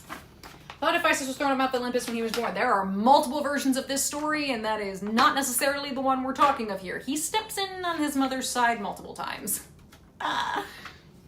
In Iliad, now, and I say that because also in the tradition of the Iliad, it seems that Hephaestus has been disabled since birth. And that is where you get the idea that Hera threw him off of Olympus because of this, which she saw as a defect. However, granted, so then this toss and fall that's referenced here is instead a different moment. It's a consequence of Hephaestus' attempt to help Hera when we think a very specific moment when Zeus hung her from Mount Olympus with anvils tied to her feet. And the reason I say that event specifically is we're going to hear it mentioned again in Book 15, and it is said to be a consequence of her participation in the attempted coup that Achilles mentioned in Book 1 to Thetis. So all of these things ultimately tie together.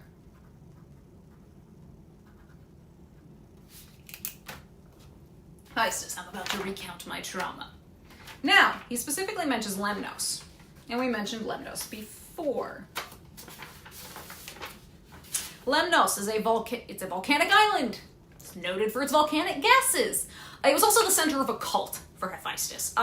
Now, in the Odyssey, Homer identifies the mortals who live on Lemnos as what are known as the Sintians. Now, Thucydides, again, an ancient Greek historian, notes the Sintians as what he calls Thracian people. They are people with the Greek word agriaphonoi, which means of wild speech, by Homer. Basically, we don't share a language. And this lack of shared language is, again, what would separate them from the ancient Greeks who viewed themselves as the Hellenes. They're known to the ancient Greeks as basically raiders and pirates. We're going to talk about the Thracians a little more in a different book. Might be the end of book. It might be somewhere in Book 2 or it's Book 3. But I remember I have taken notes on them. At that, the white-armed goddess Hera smiled, and smiling took the cup from her child's hands. Then, dipping sweet nectar up from the mixing bowl, he poured it round to all the immortals, left to right, and uncontrollable laughter broke from the happy gods as they watched the god of fire, breathing hard and bustling through the halls. Basically, dude, why are you pouring our cups? We got Hebe to do that. That hour then, and all day long, till the sun went down, they feasted, and no god's hunger lacked a share of the handsome banquet, where the gorgeous lyre Apollo struck, or the muses singing, white-armed as an idol. No. It would not be seen as idol. Many women characters are described as white-armed. It was to say that you are a woman of privilege, that you stay inside, you do not have to work. And women were usually not doing outdoor work. You were doing indoor work. The men did the agriculture. The women did stuff in the house. So they're frequently described as white-armed. It's a common epithet. It's not just for Hera. Voice to voice inquires, their vibrant music rising. At last, when the sun's fiery light had set, each immortal went to rest in his own house. The splendid high halls Hephaestus built for each with all his craft and cunning. The famous crippled smith. And Olympian Zeus, the lord of lightning, went to his own bed, where he had always lain when welcome sleep came on him. There he climbed, and there he slept, and by his side lay Hera the queen, the goddess of the golden throne. Is odd that gods sleep. Why not? Whew, okay, that was book one. There was a lot to go over, a lot of information. I did say this was going to be a lot. We were at ground zero. And there's so much to talk about, even with just the first paragraph. Okay, now, normally, for those who are new to book club, if you still happen to be here, we went 45 minutes over time. We usually end at 5. And that's because, and I'm getting a look from Peg, she needs to go out. So what's going to happen is normally we would stay and I would ask, like, if anybody's got more questions to fling them at me. We would maybe shoot the shit until 5 and, you know, relax. So instead, because I do have to take her out, she's been very patient with me for these extra 45 minutes. Again, Iliad is very dense. It's a lot denser than Odyssey. So what's going to happen is I'm going to end this here. Thank you, everybody, for coming. If you have any questions that you did not get to ask, either especially specifically about Iliad, book 1, put them in the comments of the video, and I will, or the live stream, and I will answer them. I'm so sorry we don't have time for me to do it here live, but I do have to take her royal snortness out. She's been, again, very patient with me. Normally, hopefully, we don't go over this long. We do usually try to end at 5.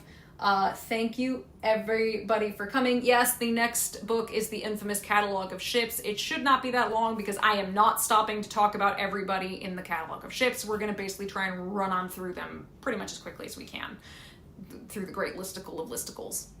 But thank you, everybody, for coming. You have made it through book 1 of the Iliad. Yes, it's very dense. Always remember our mantra. The Iliad demands more of its reader. But you can do it, I believe. Thank you for being here. Have a nice rest of your day, evening, whatever have you. Bye, everybody. Oh. Yes, have a star, Clover, king of questions. You always ask great questions. They were great questions. You preempted stuff I was going to talk about. I'm so proud of you, Clover. All right. Thank you for coming, everybody.